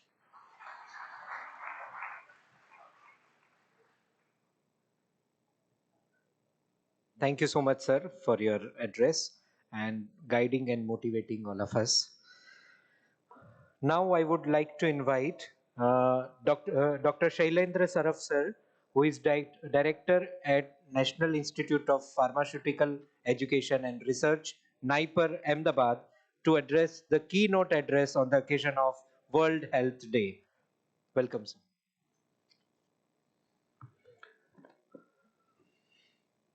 So good afternoon, dignitaries on the dais, peers from different facets of medical profession, and most important, the budding professionals from different institutions, the young leaders of our country. It's my proud privilege to stand before you on this particular important occasion. And as usual, what Gen Z is following, when I was given an invite and I am traveling to this place, so I Googled the theme. So theme is very simple, but I further dissected. Together for health, stand with science. Before I start my statement, I have one request to make to Dr. Gambhir. When I am complimenting him for his extraordinary effort to initiate this dialogue between the specialist and the common man, I have not seen any topic related to indigenous system of medicine. So this is my request to add at least one topic on indigenous system of medicine. And while I was dissecting this particular topic, so there are 2-3 things. One is health. And that is mentioned in this particular theme given by the WHO, that science, we have to stand with science for the health. But what is the concept of health in our tradition? In the same this dispatch that is mentioned, merely disease-free body is not health. It is complete social, mental, and physical well-being is health as per the WHO. Wherefrom they have drawn this definition. You will be surprised. There was a digital divide. It was 1970 when the Cambridge and Oxford dictionaries adopted Ayurveda as a scientist word and included in the dictionary. And that was the year when Ayurveda was considered as a science. And you will be surprised to know the definition of health in Ayurveda. What is Ayurveda? Soyam Ayurveda Saswatam Anaditvat. It is without any beginning or end, that's eternal. And what is the definition in Ayurveda? Samdosha Samagnisha Samdhatu Malakriya Prasanna Atmendriya Mana Swast Iti Midhyete. What it means? Everything is in balance. And over and above, 3 things not included in the definition of WHO about the health: Prasanna, Atma, Indriya, and Man. Why they have not included? They have replaced it with social, physical, mental well-being, because they are not having any barometer or any instrument to gauge the happiness of Man, Atma, and Indriya. So this is the limitation of modern science. I am not blaming anything, but I am just because I started learning Sanskrit during pandemic. There are disaster after this pandemic, but there were certain good things also. I realized during this particular period, when just before pandemic, we are talking about science. So I am giving you the typical example of science and science arrogances as well. Just before the pandemic, I came across with 3 observations. There was one article in reputed scientific journal that death will be optional by 2050. Another article was there. There is almost real success in animals as far as the head transplant is considered. And third was, if there is anything is stored in your brain, it can be copied, and if it can be copied, it can be reinstalled in other brain also. It means by copying your brain, I can change your identity, I can install my brain in your brain, and it will be changed.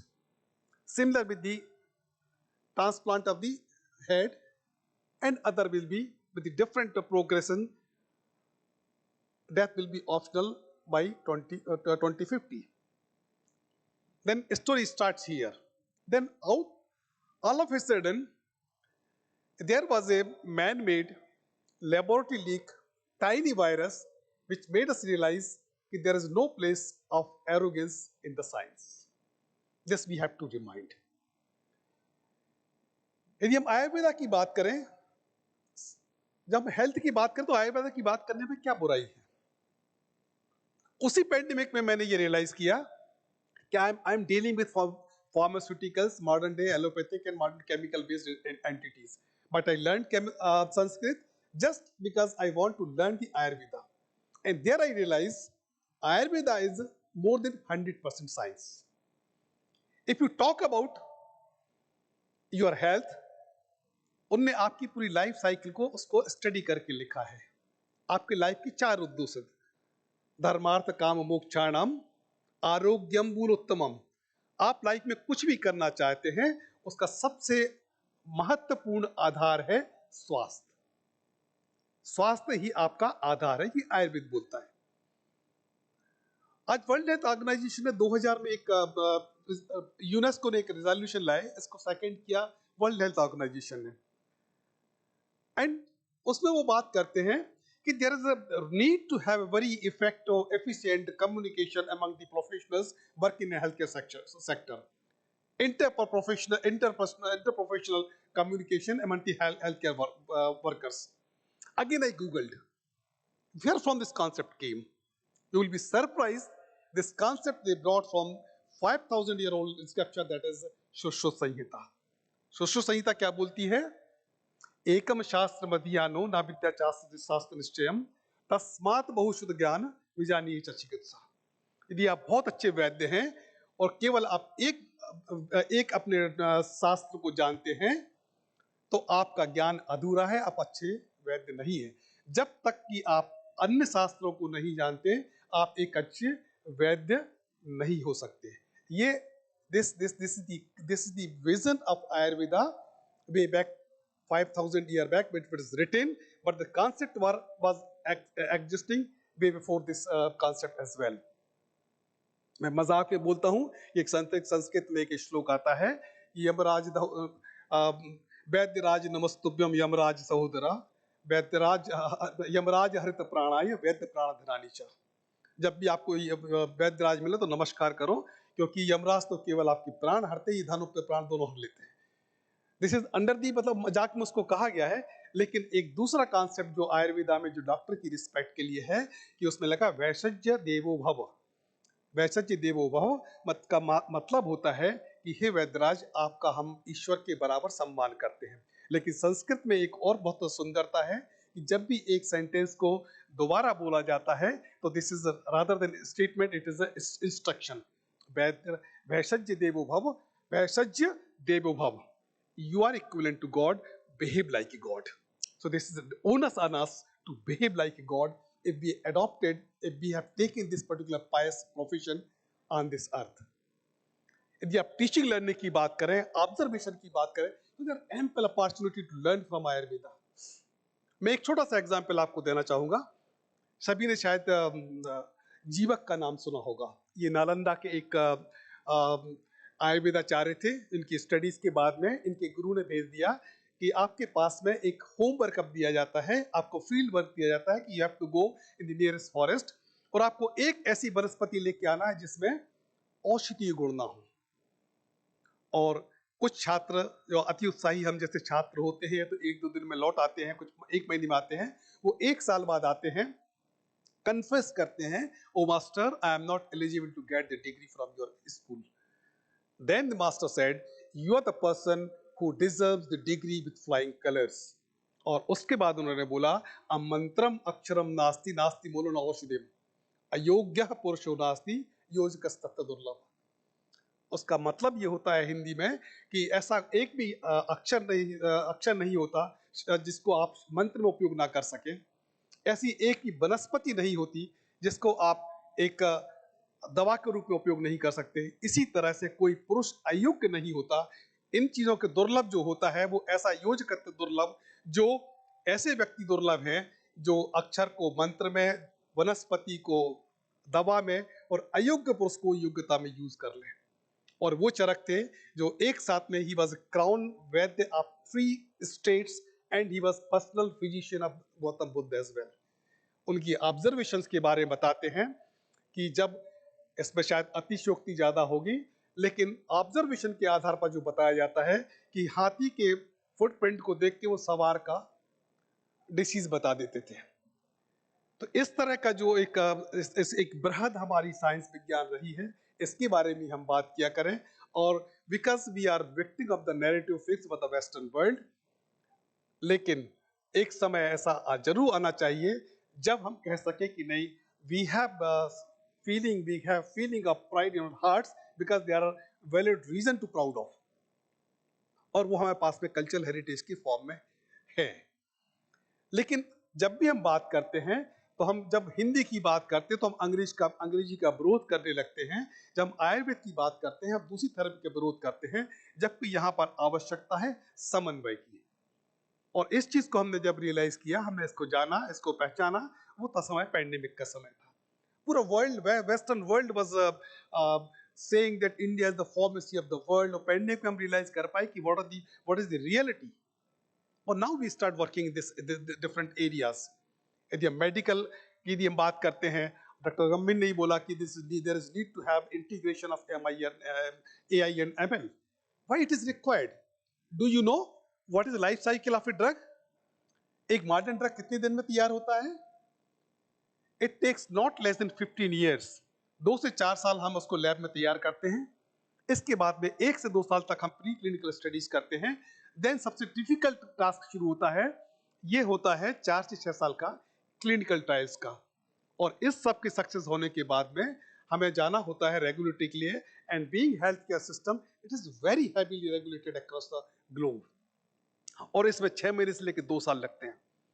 तो कुल 15 साल में हम एक drug market में लेके आते हैं. और इसकी कास्ट आप शायद अंदाज लगाने की कोशिश करें तो इसका जो एक्सपेंडिचर होता है to bring new molecule the market is 1.3 billion to 3.83 billion. यदि हम मीडियन की बात करें तो ये आता है लगभग 865 मिलियन, जो रफली अपन 1 बिलियन यदि मान लेते हैं तो ये अमाउंट होता है 100 करोड़ डॉलर का. और इसको आप 85 से और मल्टीप्लाई कर देंगे तो ये आएगा 8,500 crore rupees to bring 1 molecule in the market. इसकी कास्ट में इसकी हैवी क्लिनिकल ट्रायल से लेके जो फेलियर होते हैं ये सारे इसमें इंक्लूडेड होते हैं. तो यहाँ पर एक ऐसे AI/ML की जरूरत है जहाँ पे हम समझ सकें कि how we can reduce the time and how we can reduce the price as well. और ये सब संभव है जब हम डिफरेंट डोमेन के लोग एक साथ बैठ के काम करें. इन चीजों को हम ऐसे एक रेगुलेटरी AI/ML नेटवर्क लेके आए जहां हम सफिशिएंट इसकी टाइम और प्राइस को कम कर सके, इन्वेस्टमेंट को कम कर सके, तभी हम इस समाज का भला कर सकेंगे. और यदि आपको ये वास्तव में करना है तो हमें क्लिनिकल ट्रायल से लेके सारी चीज़ों के बारे में यदि इंडिक डाटा हमारे पास नहीं है तो दिस इज हाई टाइम. आज I was impressed with this presentation by Dr. Goyal. He is hardcore clinician because clinician never interested in pure research. They always enjoy their presence with the clinical material. But I have seen the rare breed, they are also existing, and there is need to have sufficient thrust on research. At the same time, creation of validated, standard, accredited data so that it helps in the future discoveries as well. तो ये मेरी छोटी छोटी सी आपको सलाह है, बात कर सकते हैं हम लोग. हम जब भी बात करते हैं तो एक इस समय की जरूरी है कि एक आयुर्वेद का एक कॉन्सेप्ट ऐसा आया था कि जो स्पेशलाइज्ड नॉलेज को कन्वर्ट करके जनरलाइज्ड नॉलेज में कन्वर्ट कर दिया था, सो दैट इट इज बहुजन हिताय बहुजन सुखाय हो सके। हमारी इस मॉडर्न साइंस के साथ में भी अपील है, we are doing on our own small at small level how to popularise the system of medicine so that they will not afraid but they will adopt it as early as possible। Ayurveda में भी कहा गया है कि स्वास्थ्य से स्वास्थ्य रक्षण आतुरस्य विकार प्रसन्नम च, कि हम जो हमारे पास में विकार हैं उनको माने से रोके भी और जो आगे उनको ठीक भी करें। तो इन्हीं सारी इंटीग्रेटेड अप्रोचेस को हम लेकर यदि आगे बढ़ते हैं तो हम कह सकते हैं कि yes we are on the right track. और इसका एविडेंसेस भी है कि जब हमने इस देश ने स्वतंत्रता प्राप्त की थी तो एवरेज जो हमारी एज थी लगभग 37.2 ईयर्स की थी, आज लगभग 70 ईयर तक पहुंच गई है। और जब ये खुश होने की बात है, लेकिन बच्चों के लिए बड़ी परेशानी की बात है कि आपको 90 साल तक काम करना पड़ेगा और 90 साल की उम्र तक आपको कमाना पड़ेगा। तो we focus very much on your health, not only simple health, your mental health, your physical health, as it is given in different dispatches, how you have to make yourself aware about your health, which includes everything right from your day-to-day activities and everything. And if in one go, if you are adopting the Ayurvedic concept of swasth means what it is established in your own स्व में स्थित जो है वो यदि आप कर लेते हैं तो स्वास्थ्य आपके लिए काफी है। और जहां तक मैंने अभी एग्जाम्पल आपको साइंस एरोगेंस का दिया है, तो ये हमेशा एक बहुत बड़ा थ्रेट रहा है हमारे साथ में कि साइंस का दुरुपयोग ना हो, हम में एरोगेंस ना हो। और इसके लिए हमारा एक अपने श्लोक के साथ में अपनी हम वाणी को विराम देंगे और उसमें बोलते हैं कि हम सभी छात्र बैठ के एक साथ अध्ययन शिक्षक के साथ में बैठ के ओम सहनावतु सहनो भुनक्तु सह वीर्यम करवावहै तेजस्वी नावधीतमस्तु मां विद्विषावहै। इसका मतलब होता है कि हम आराधना कर रहे हैं अपने इष्ट की कि हमें अपने गुरु के साथ बैठ के विद्यार्जन का साहस दो, साथ ही हमें ये साहस दो कि हम जन कल्याण कर सकें। और सबसे अंत में वो गुरु और शिष्य मिलकर ईश्वर से प्रार्थना करते हैं कि हे ईश्वर, मेरे लिए इस ज्ञान से उत्पन्न होने वाले अहंकार से भी मेरी रक्षा करें।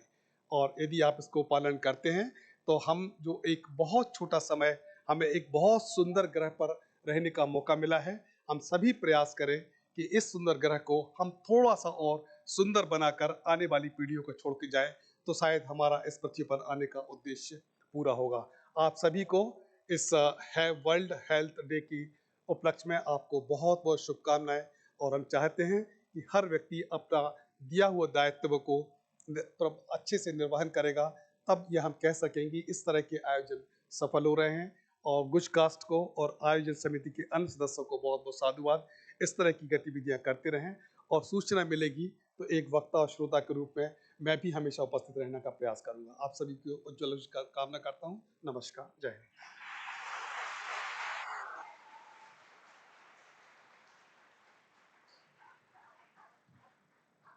Thank you so much, sir. So today we had two esteemed directors of institutes, NIPER Ahmedabad and Indian Institute of Public Health. We are grateful to both of you, sir, so that because you have spared your valuable time and you have come to gather this audience, this auspicious gathering, including our eminent medical experts, medical students, and other students as well. Now I would request my IT team to please play a video glimpse of what we did during this 9 editions of Health Matters Talk.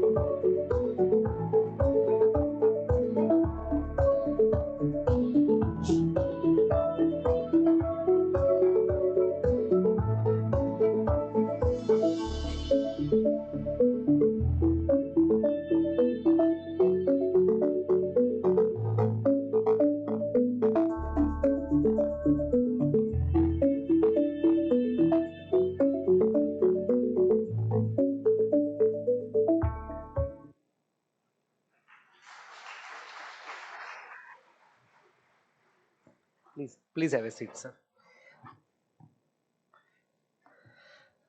So this was the glimpse of the 9 talk, and 10 talk happened today itself. So now I would request Dr. VB Kamble sir to please come on the dais and share few words about this initiative of GUJCOST and way forward.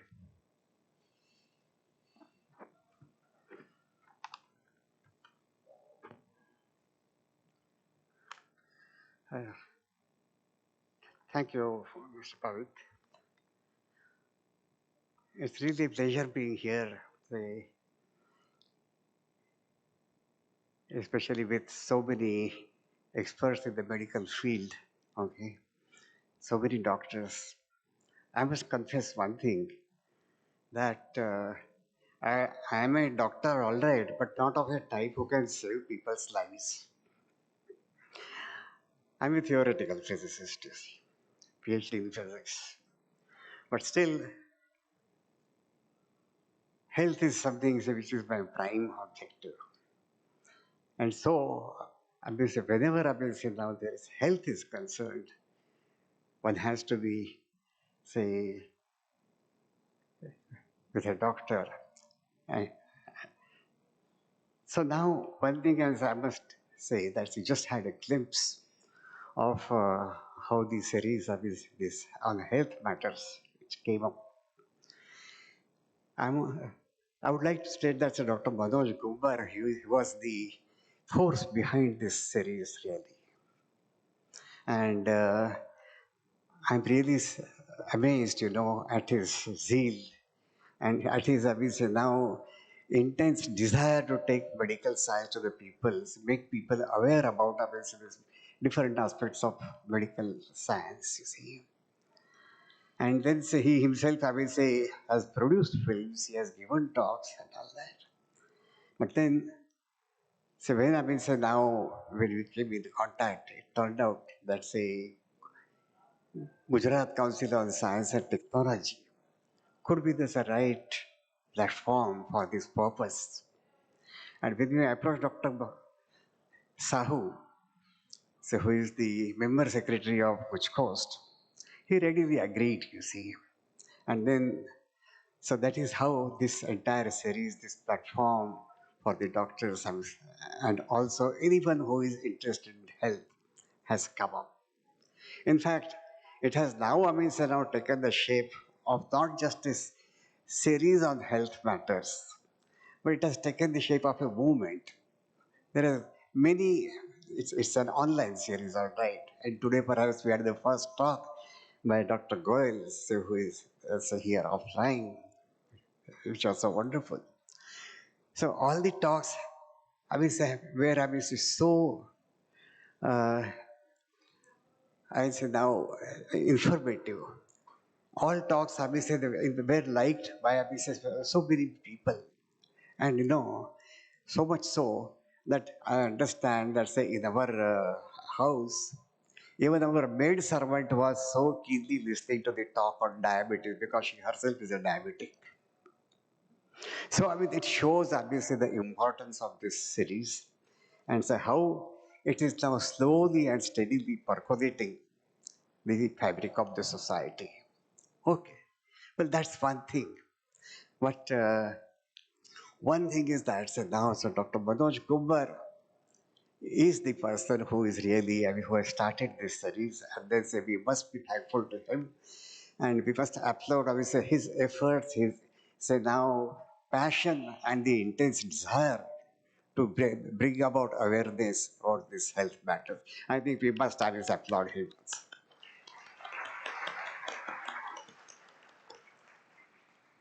Okay, with this, I would like to state that, well, since I'm a scientist, I would speak something from the scientific point of view rather from the medical point of view. Of course, it's also medical science after all, you see. So it's not really, you cannot differentiate medicine and science. It's medical science after all.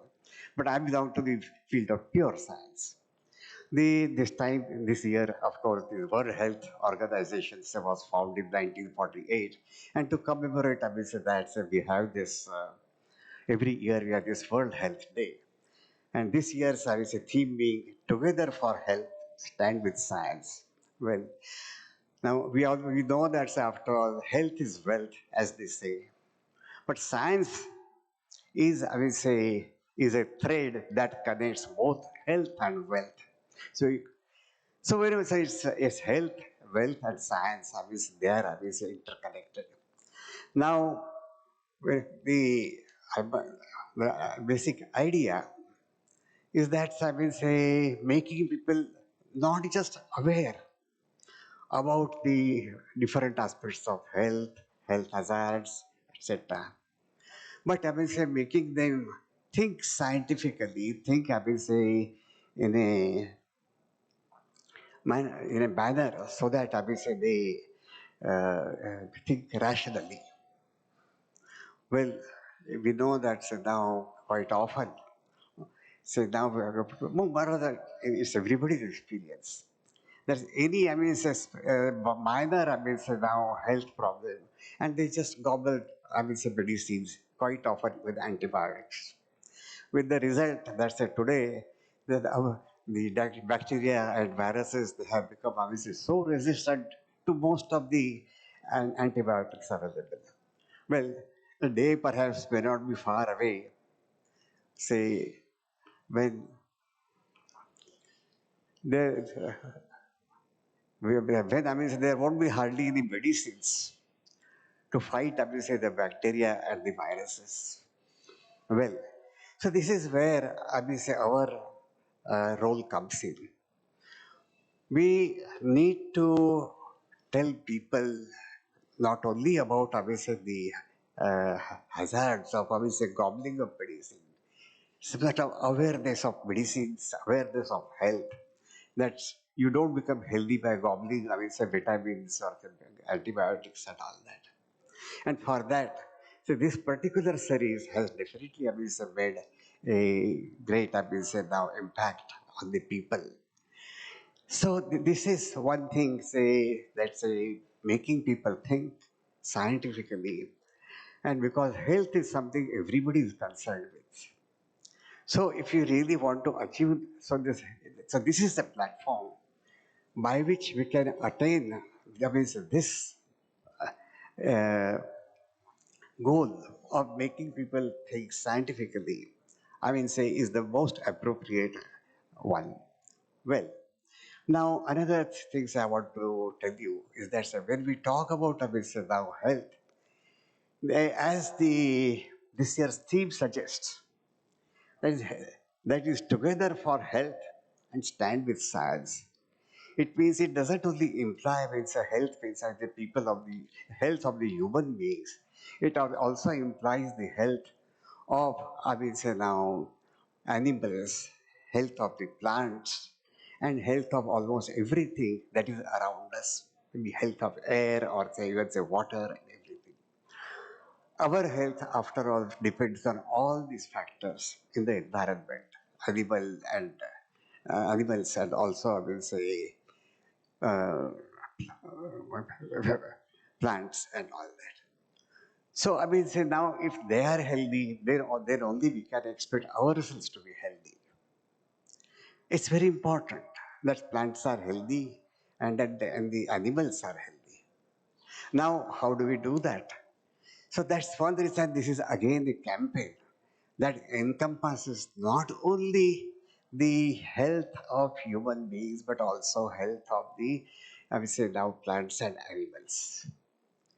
So I will say I really do not wish to talk more about it because, but this we all understand. Say that I will say how important they are. Well, so now, but this, so I think say our series, Health Matter series, that it's I will say theme. It's I will say now. Uh, needs to be little expanded. Its scope needs to be little expanded to include, I mean, say these aspects of this health of the plants and also health of these things, animals. And also, I mean, say we may even include health of our environment. We know today that's now uh, the environment in which we are there. We said how obviously we are obviously destructing environment, how we are destroying environment. The entire the health of the environment so we have been viciously obviously trying to destroy. This is something obviously we have to be careful of. So we, but then I will say it may not be really impossible. It is possible. We must do it. Then say one aspect I wish I want to tell you that's stand by science. Yes, medical science has advanced mainly I mean, say, through the discoveries in science and innovations in science. You see, whenever I mean say a discovery takes place, maybe it's starting from X-rays for that matter. So now X-rays were discovered in 1895, but after that we know how X-rays have been a great tool, say in I mean, say, diagnostic procedures. Same thing is holds for I mean, say, now so-called MRI, it's really nuclear magnetic resonance. When it was discovered, nobody knew I mean, say, what to do with it. But today it has become a very important tool in medical diagnosis. Even say our Raman effect, we have all heard of Raman effect. How many of us do know that I mean, say, Raman effect is used even in medical science I mean, say, so extensively? Even I mean, say, for I mean, say, detection of cancer or even for diagnostic purposes and all that. So I can, in fact, there are obviously so many such examples. A scientific discovery is made, then the technology develops, and that finally helps I mean, say, medical science. Well, it's not only at this high level that's what we are talking about. Even at the lowest level, say whatever, say like say ORS for example. Even today, say, I often I mean, say, visit I mean, say, the villages. There, even today, people are not aware of ORS. If there are if people have loose motions, diarrhea, they don't give them water because our body doesn't need that. That's why it is throwing it off. How can you give water? But then say ORS, the concept of ORS, I mean, is still I mean, say, non-existent in the rural areas. This is what I will say we probably need to do. This is what we mean by standing with science. It's with science, I mean, only with these, I mean, say, scientific facts and this making people aware of the scientific aspects that we shall be able to improve the level of health and also, I will say, now bring about some sort of, I will say, happiness in this world. Okay. So this was one thing I wanted to say. Now, after all, so we say that say Sarve Sukhina Santu, Sarve Santu Niramaya. I mean, it's always said in Sanskrit. So everybody should be happy.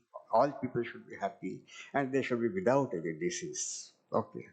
Now that is all possible. So only I will say with I will say now standing it together means standing together for the health of all, not only human beings but also animals and plants, and also that is I will say with science. So that is something that we need to remember. And finally, so now I so now this series which has really taken it has now taken the shape of a movement. I just want to make up one or two suggestions. We can, I mean, say now help, we can bring out some publications based on the talks given by the experts. I have heard all the 10 talks which have been, I will say, or the 10 presentations till now in this series. And all the talks, all the presentations were just wonderful. Many of the things I did not know, but I came to know only, I will say, through presentations.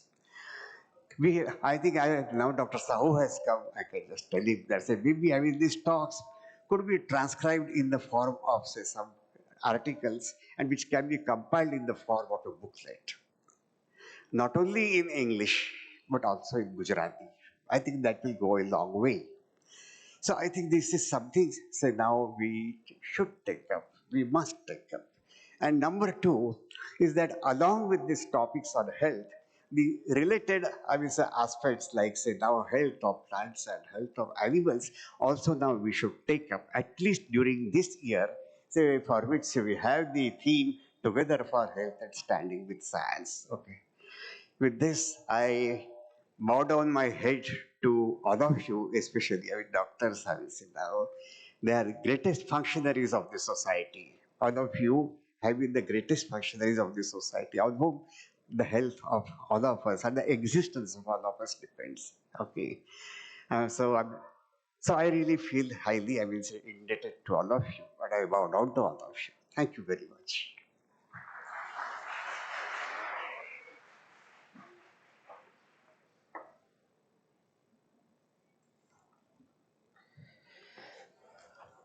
Thank you so much, sir, for sharing your insightful thoughts on the way forward for this Health Matters series. Now, I would like to invite on the dais Dr. Narottam Sahu, sir, our advisor and member secretary, and also the man behind conceptualizing this entire talk and entire series. So, I request sir to please take his seat, and Dr. Gumbar, sir, also to please take his seat on the dais. Please give a huge round of applause.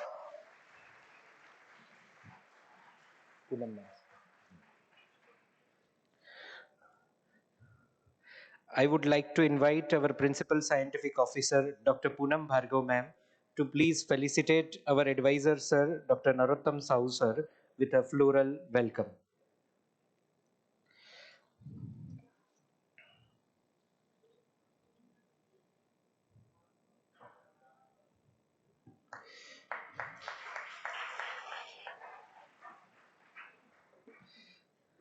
Now I would invite Dr. Narottam Sahu, sir, to share few words on this occasion of 10th Health Matters series and World Health Day.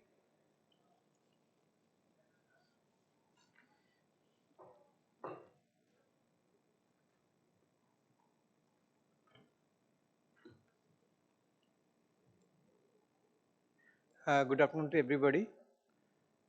Respected our very eminent doctors and our resource persons, Professor Shailendra Saraf sir, Director NIPER Ahmedabad, Dr. B.B. Kamble sir, former Director of Vigyan Prasar and Advisor to Government of India, Dr.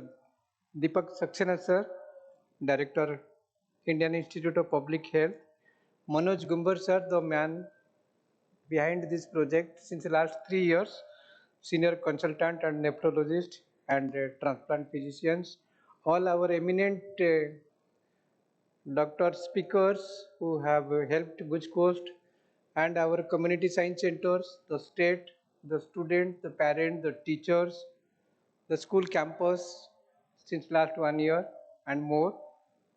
My colleagues, Dr. Poonam Bhargav, Dr. Pavit, and all the team members of Guj Coast and the dear students. Today actually the world is celebrating this World Health Day, and this year it was a very unique occasion to celebrate more with science, because the theme is Together for Health, Stand with Science. So like after this 2020, this COVID times, nowadays everywhere you will be finding that science is taking the center stage. So this time we also thought that as we are having this dedicated health talk series for our student teachers, the common citizens all across the country, through our state S&T council and through our district science centers. So we thought that this would be an occasion to felicitate all our eminent doctors who has contributed a lot, giving the foundation to this new initiative of Guj Coast and the Department of Science and Technology, and to discuss and seek their guidance for its way forward.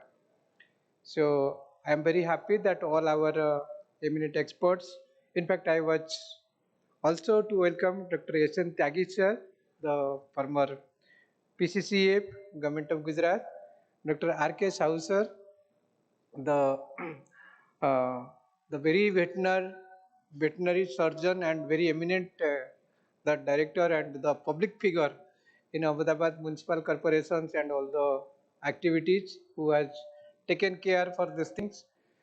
the best person for the animal health care and these things. So this theme, like together for health, standing with science, this is given three aspects of our health series.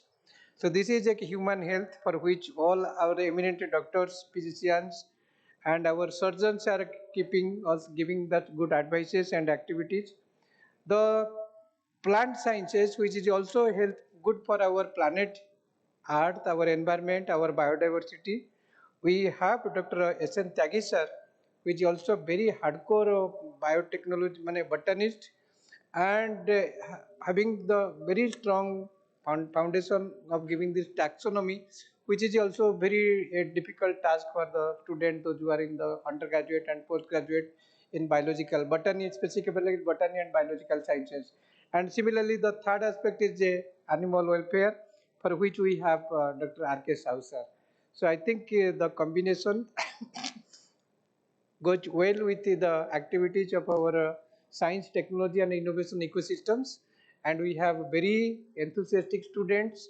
I think one group from our medical team, and others are from our engineering, science, and mathematics group. And I think this is doctors, non-doctors, human doctor, plant doctor, animal doctor. I remember while my younger brother was just completed his 12th exam and qualified for this JE entrance year long back.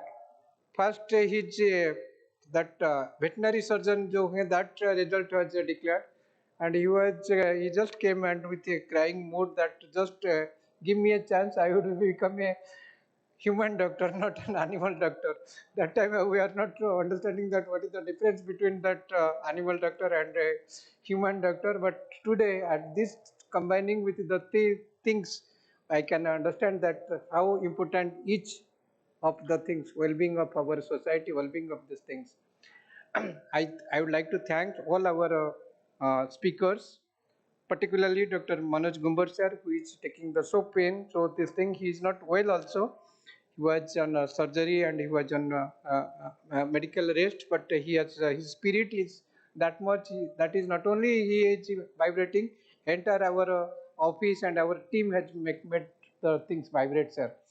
We thank you, sir, and we also thanks to our patron, Dr. B.V. Kamble sir, who is very from the day one conceptualizing these things and giving good lots of good ideas and suggestions for activities taking to the public. And specifically Professor Sailen Saraf sir, Director NIPOR, who is the new age director, innovator, taking the next generation medicine and drug delivery to younger generation, to the industry, to the government, policymakers. And like Dr. Deepak Sakayasar is also from IIPH, having that great activities and great courses for our public and community health. I am very sorry I couldn't join in the morning time because we on the last moment for the also sake of our office environment, we need good finance for the program, and all of a sudden we got a call from finance department for our budgetary presentations and review, which was inevitable not to get these things. I was just get an excuse with our things that we have to, but yes, we have a good financial health also. So GUJCOST is this time having 318 crores of budget. So I think I was discussing with our colleague that every day we have 1 crore to invest. So let us give us ideas, activities, and the way forward.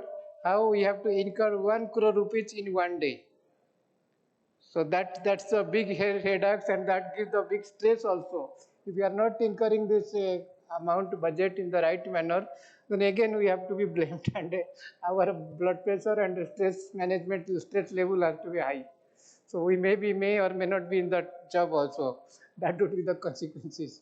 So everything is related to the health matters and these things, well-beings. So I am very happy. So with our blessings of all of the doctors, all the policymakers, all our good citizens, we are having this ecosystem live, and this program is also going live. I was on the way also, on the meeting also, I was seeing that all our community science centers, regional science centers, they are so excitingly things, though we have not publicly publicized much more because we are following this model code of conduct, but still the message has gone all across the state, all across our most of the country, state also, through our state SRT council.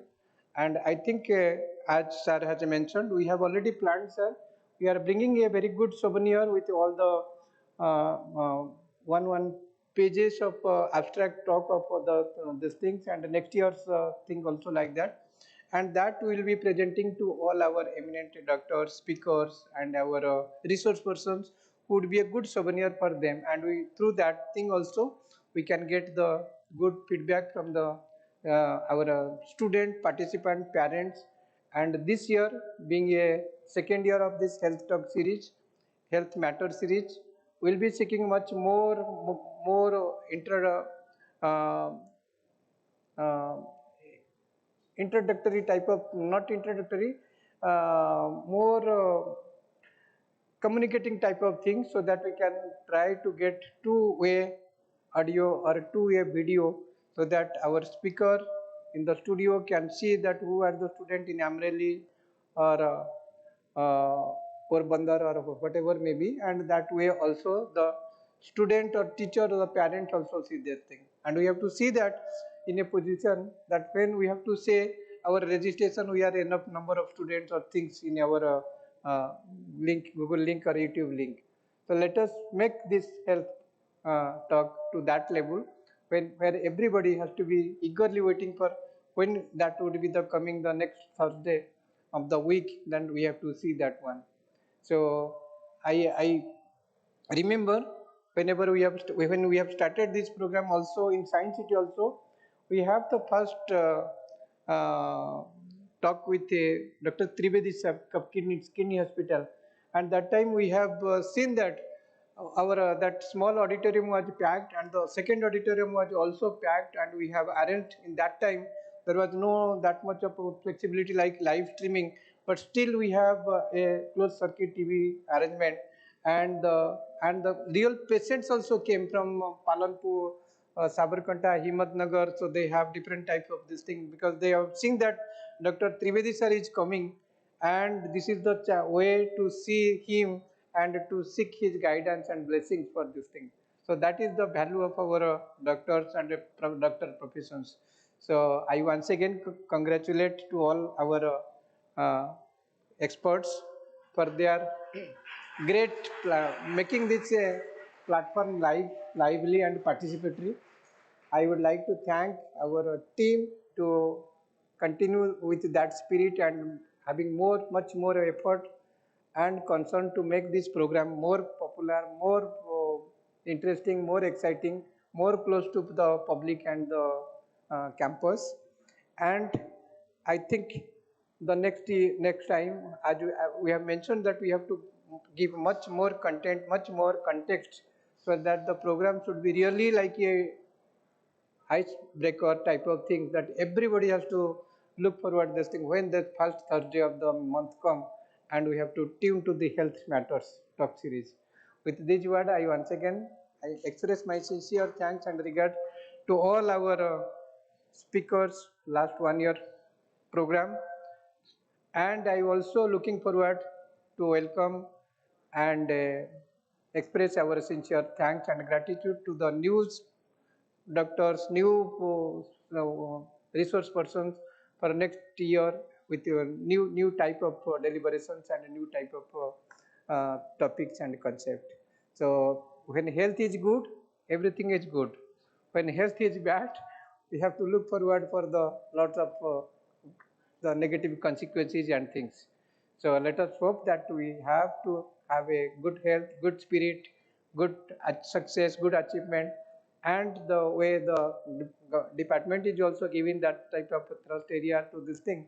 So we also return that same thing to our things, our students, our children, and the next generations, and for the Honorable PM's vision of Viksit Bharat.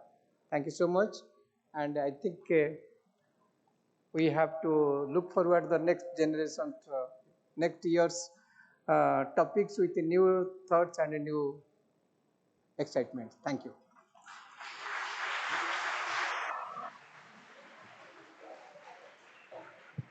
Thank you so much, sir, for your address. Now it is time for felicitation of our all medical experts, doctors who have contributed so much during last 1 year. Yes, sir. Yes, sir. Please, please, sir. हाँ.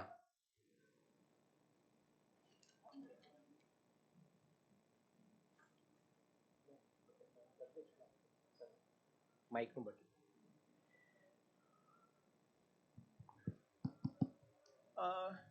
My small just question to Dr. Kamble. देखिए scientist जो हैं मतलब जो हमारे वैज्ञानिक लोग हैं साइंस अपनी जगह है it is most respected there is no doubt and scientists also they are also respected they are very well respected but they are not trusted they are not trusted. There is a large gap between science and society. And we must address this gap.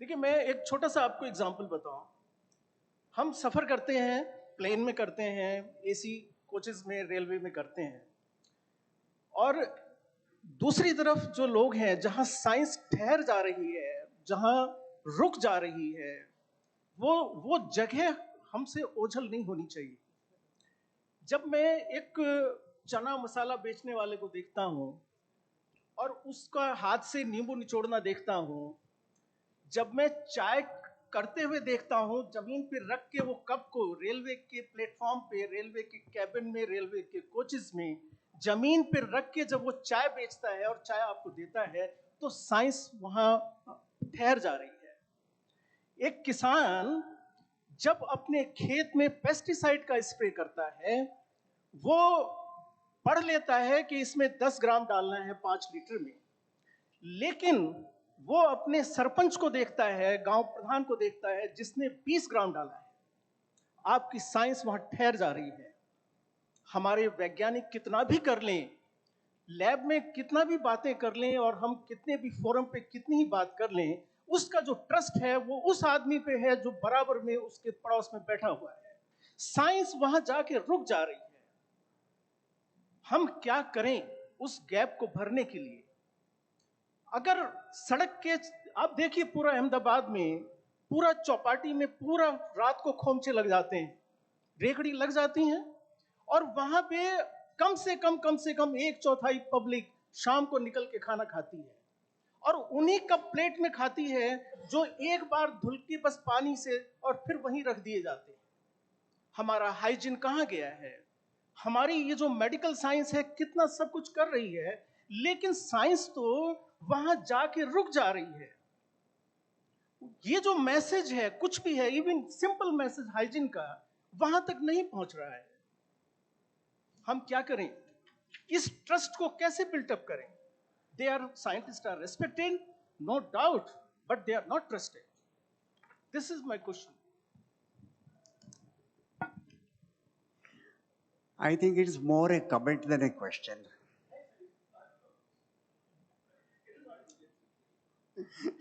In any case, see, I mean, farmers are not trusting on you they are trusting more on their neighbor that is my question we have not reached to them our communication is not to that level see, the best thing we can do is communicate to them, say, in various ways. Various means, media, and modes we can take care of, which is happening to some extent, but not effectively. The most effective way will be only personal communication, and which is very difficult. But then there are, I mean, say, several NGOs which have been doing it. I would especially, I mean, say, like to mention one NGO in Madhya Pradesh called Eklavya. I can tell you there are several stories, but not now. I can tell you privately. But then said they did make just a lot of change in the Hoshangabad area. Entire. If we have, I mean, say, some such, I mean, say, organizations, well, not that the government is not doing anything. Okay. We have, I mean, say, several organizations at the governmental level. Say, like, we have this National Council for Science and Technology Communication. We have several, I mean, say, science and technology museums. Every state, we have the State Council for Science and Technology. They have their own limitations. This has to be taken up by only not only these NGOs, but our say young folks. You see, the young science, those I mean say who are I mean say now scientists, engineers, or even say now those our say young graduates. In fact, it is they who can do it. You see, so unless I mean say this type of mutual dialogue takes place between the two, I mean say our own youngsters who are I mean say now who have studied science, who understand science, plus media, I think say then only this integrated approach only can work. But then how much, that again is a question, you say. But then it will be more effective. That's all I can say at the moment.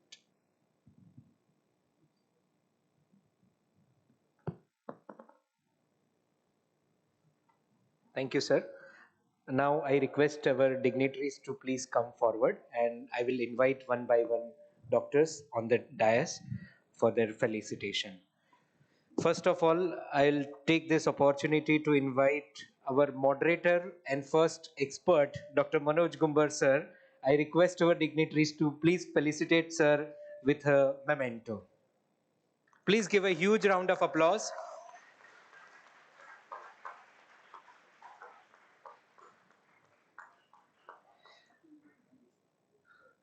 Next, I would like to invite Dr. Surbhi Madan ma'am, infectious disease consultant, Marengo Sims Hospital, Ahmedabad.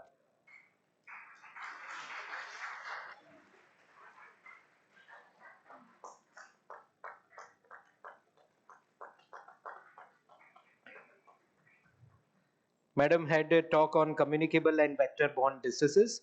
For the same talk, I would like to invite Dr. Mamta Dattani, State Malaria Officer, Government of Gujarat.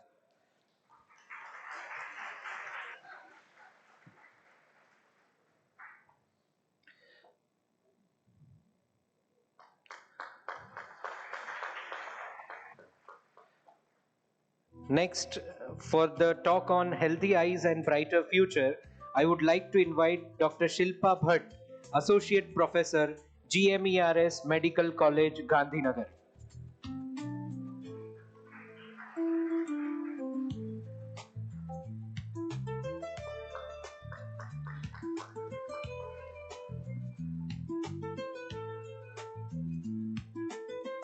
Next, I would like to invite Dr. Chirag Odedra, Ophthalmic Surgeon, GMERS Mehsana.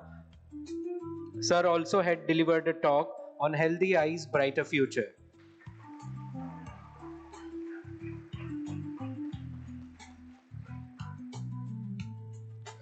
Next, I would like to invite Dr. Utpal Jani, Technical Advisor, Commissionerate of Health, Government of Gujarat, for the same talk, Healthy Eyes, Brighter Future.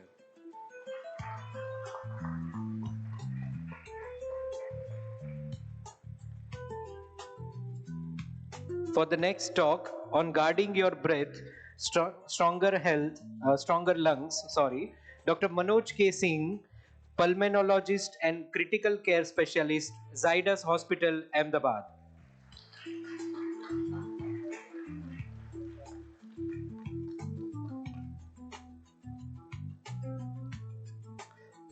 For the next talk, Dr. Renu Singh for nutrition and balanced diet, who is also Associate Professor at Department of Biochemistry, Gujarat University.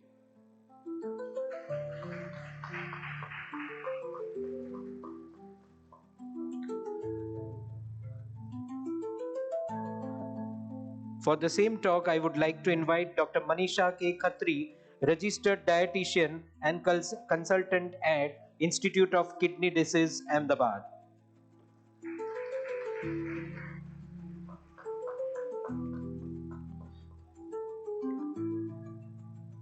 I take this opportunity to invite our next medical expert on the topic Heart of the Matter, Dr. Lal Daga, Senior Consultant and Interventional Cardiologist, Apollo Hospitals, Ahmedabad.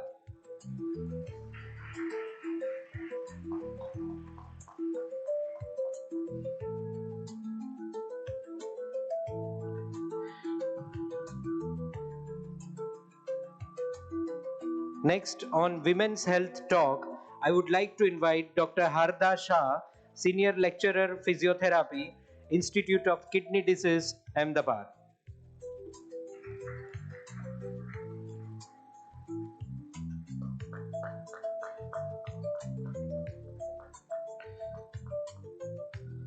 Next, I would like to invite our today's expert, Dr. Deepak Goyal sir, Consultant Cartilage, Arthroscopy and Sports Knee Surgeon, for his today's talk on sports injuries of knee joint.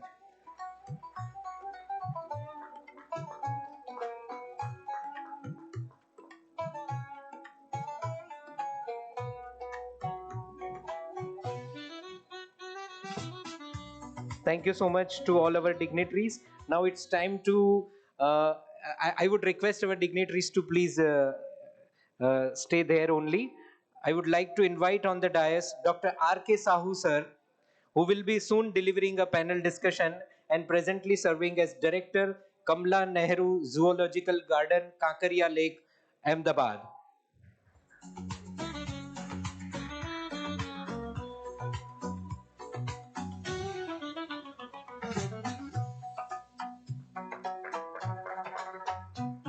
Next, I would like to invite Dr. S.N. Tyagi sir, retired IFS, former APCCF, Gujarat State, on the dais. Sir will also soon deliver a panel discussion on plant health.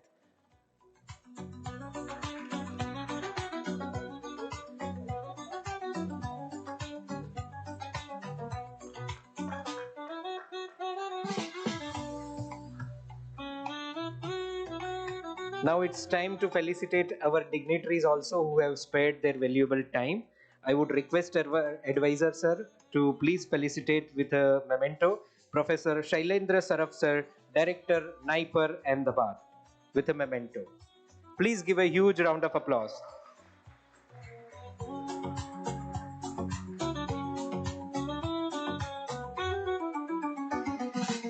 I will again request Sahu sir to please felicitate Dr. V.B. Kamble sir, Dr. V.B. Kamble sir, with a memento.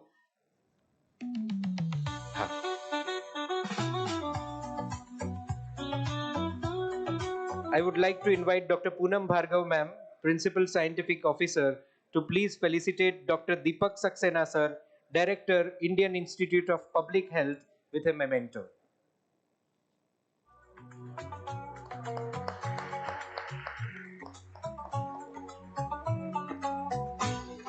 Thank you so much, sir.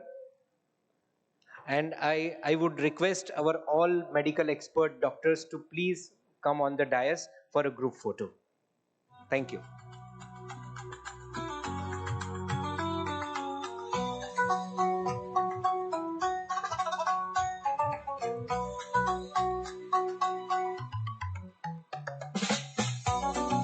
I request Dr. R.K. Sahu sir also to please join. Tyagi sir.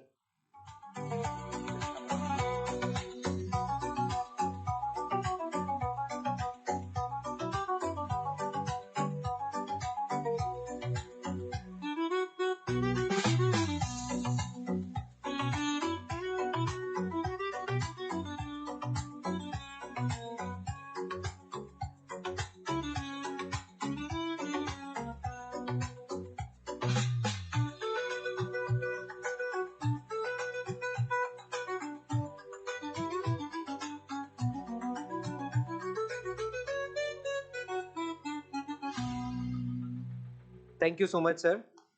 I request all our dignitaries to please join us for lunch. And students also, just be seated for 2 minutes more. Once the dignitaries go to the lunch area, you will also, I know it's little delayed. Just wait for 2 more minutes. Dear students,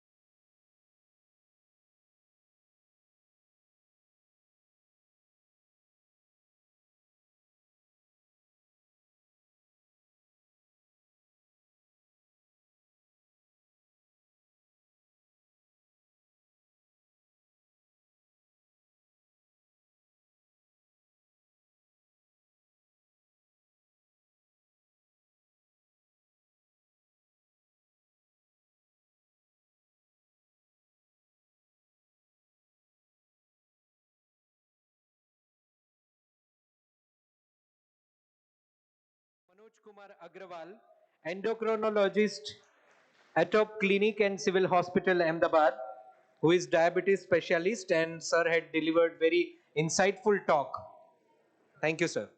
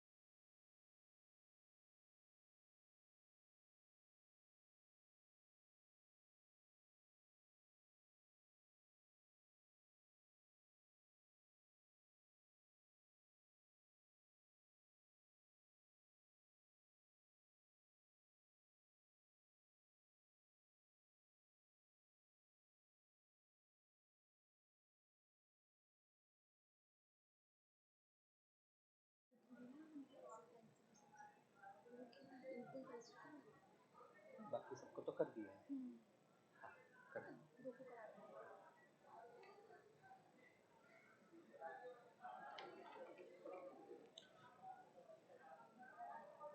बाकी को again I am requesting the students who are standing here, please take your seats.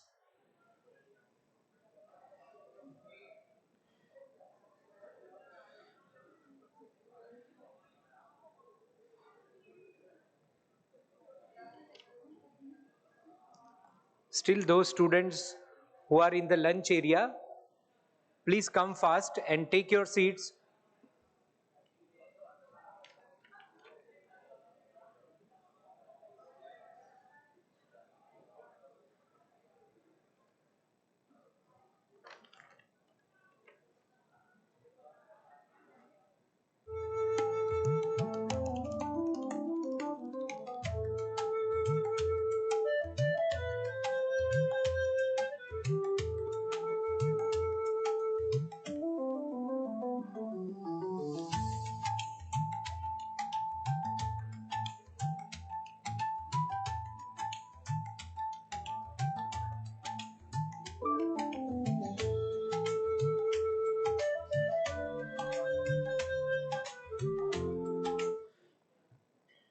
Good afternoon, everyone.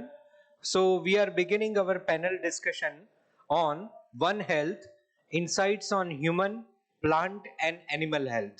For panel discussion, I would like to invite on the dais Dr. R.K. Sahu, Director, Kamla Nehru Zoological Garden, Kankaria Lake, Ahmedabad. Please give a huge round of applause. Our next expert for today's panel discussion, Dr. S.N. Tyagi sir, retired IFS, former APCCF, Gujarat State. Please give a huge round of applause. To discuss about human health, we have with us Dr. Manoj Gumbar, senior nephrologist. Please give a huge round of applause for sir. And I would like to invite Dr. V.B. Kamble sir to please moderate the session. Please give a huge round of applause for Kamble sir.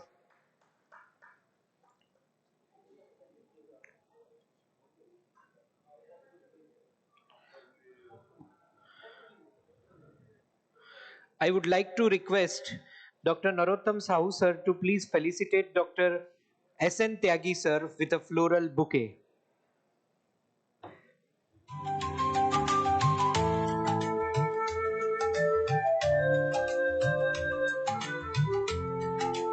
Thank you, sir. I again request Sahu sir to please felicitate Dr. R.K. Sahu sir with a floral bouquet.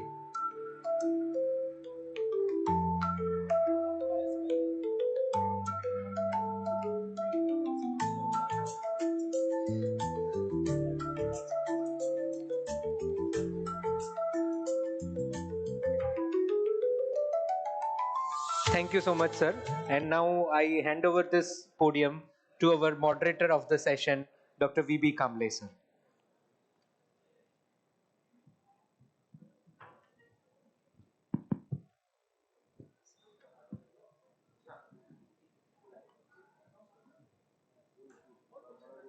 I request all the students to occupy front seats, please. I request all the students to come forward and occupy the, you can take seats in the sofa also. I request faculty members to take seats on the sofa so that students can occupy the front tables as well. આ બાજુ જે છેલ્લે group છે એમને request કરું છું કે આગળ આવી જાય અને તમારા ફ્રેન્ડ્સ જે હજી પાછળ બેઠા હોય તેમને I request faculty members of all three institutes અને સ્ટુડન્ટ્સ જે છેલ્લે બેઠા છો અહીંયા આગળ ફર્સ્ટ રૂમમાં જ ઘણી જગ્યા ખાલી છે, 3 ટેબલ ખાલી છે પાછળથી છેલ્લે છેલ્લે. હા, આપ મેમ તો આવી જાઓ સોફા પર ઝડપથી એટલે આપણે સમયસર આપણું સેશન શરૂ કરી શકીએ.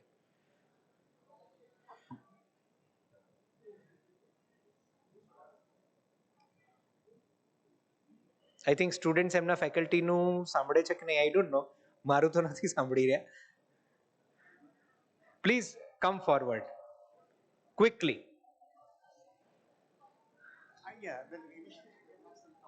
અહીંયા આગળ આગળ આખું ટેબલની રો ખાલી છે.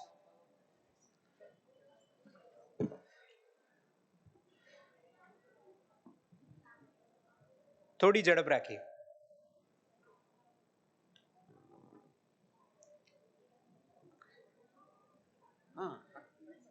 Okay, thank you.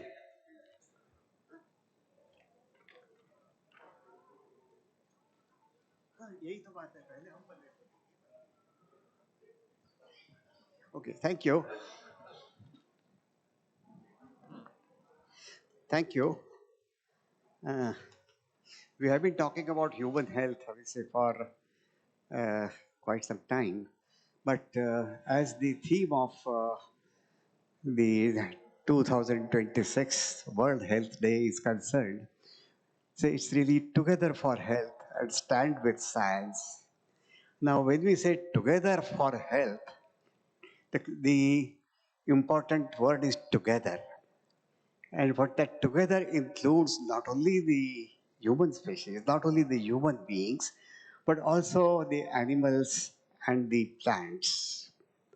The reason is that, say, these are our, say, existence, be it human beings or say plants or say animals, say it's all interdependent.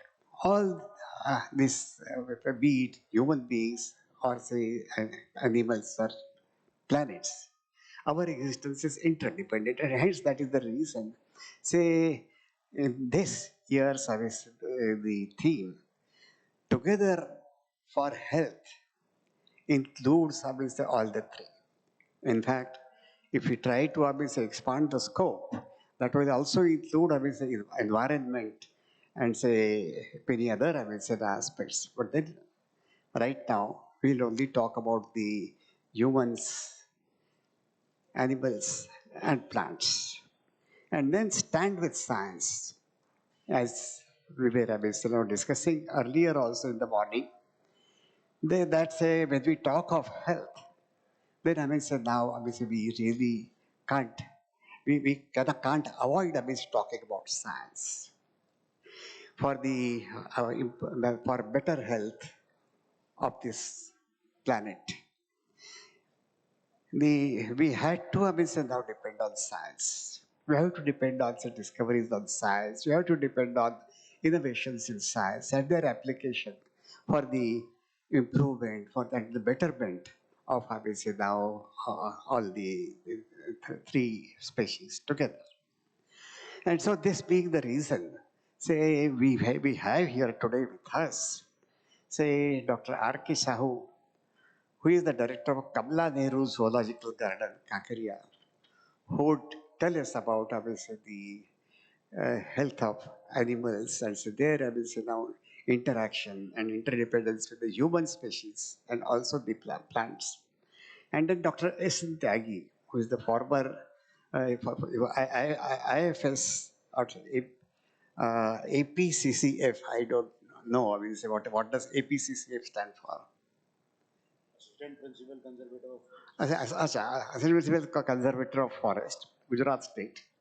And Dr. Manoj Gumbar, who we have heard this morning, and who is a very well-known senior nephrologist and a kidney transplant physician at Apollo Hospital, and a very highly respected science communicator, also especially for the medical science. Okay, with this introduction, I would request, I say, Dr.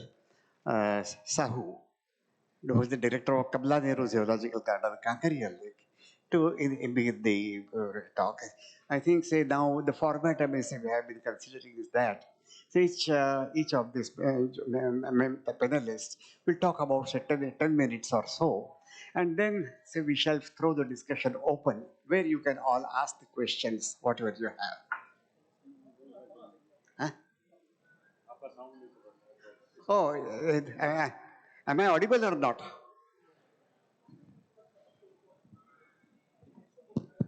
I think. Hello.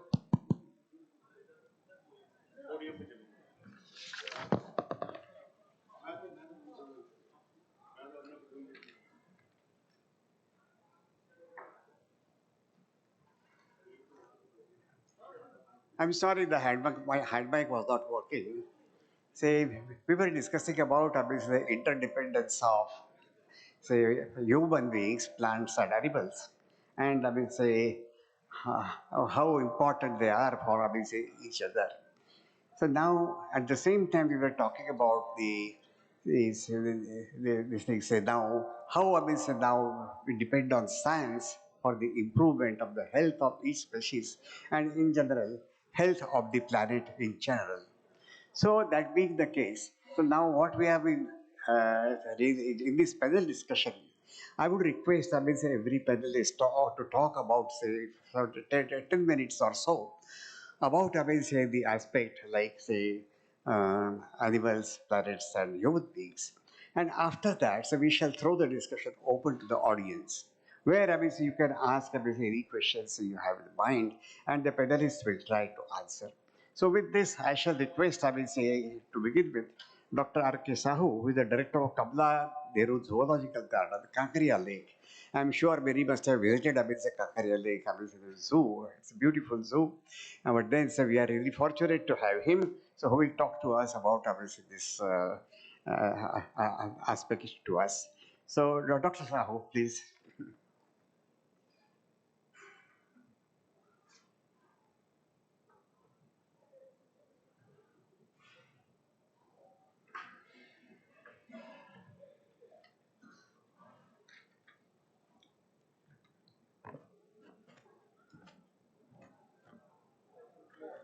Hello. Good afternoon, everyone. Respected dignitaries on the dais,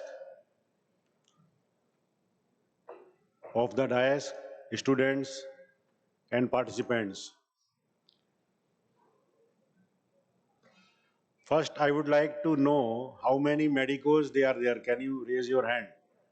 How many medicos? So maximum, they are from the medical college, right? The students. How many like medicos, they are also participating in other activities like in sports, NCC or any other thing? How many you are participating other than your educational activities? Only one? Good. And how many you have seen the Ahmedabad Zoo, Kakaria?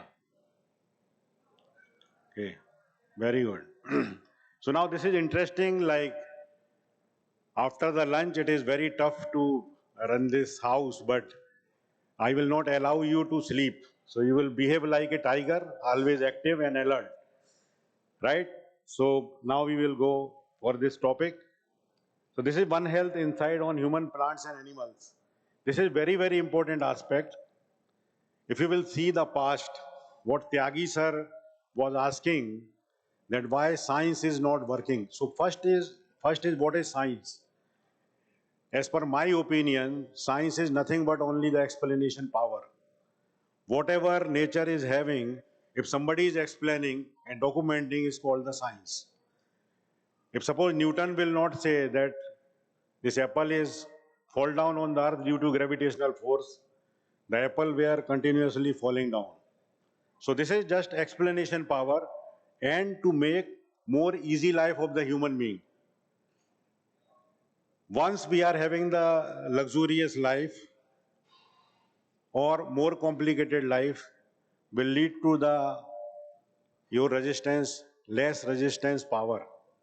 And once you are having the low resistance power, you are prone for small infections. See the people, they are surviving in the village, they are surviving on the river water, they are not using the RO water. I'm also, when I am giving the lectures to the students, I am asking one question. When RO come, when RO water has come in India, people will say 50 years before or 20 years, but I am saying millions of years before. How many you are taking nariyal water, this coconut water? Nature has provided you the beautiful, excellent water with the nutritions, and that is also near the seashore.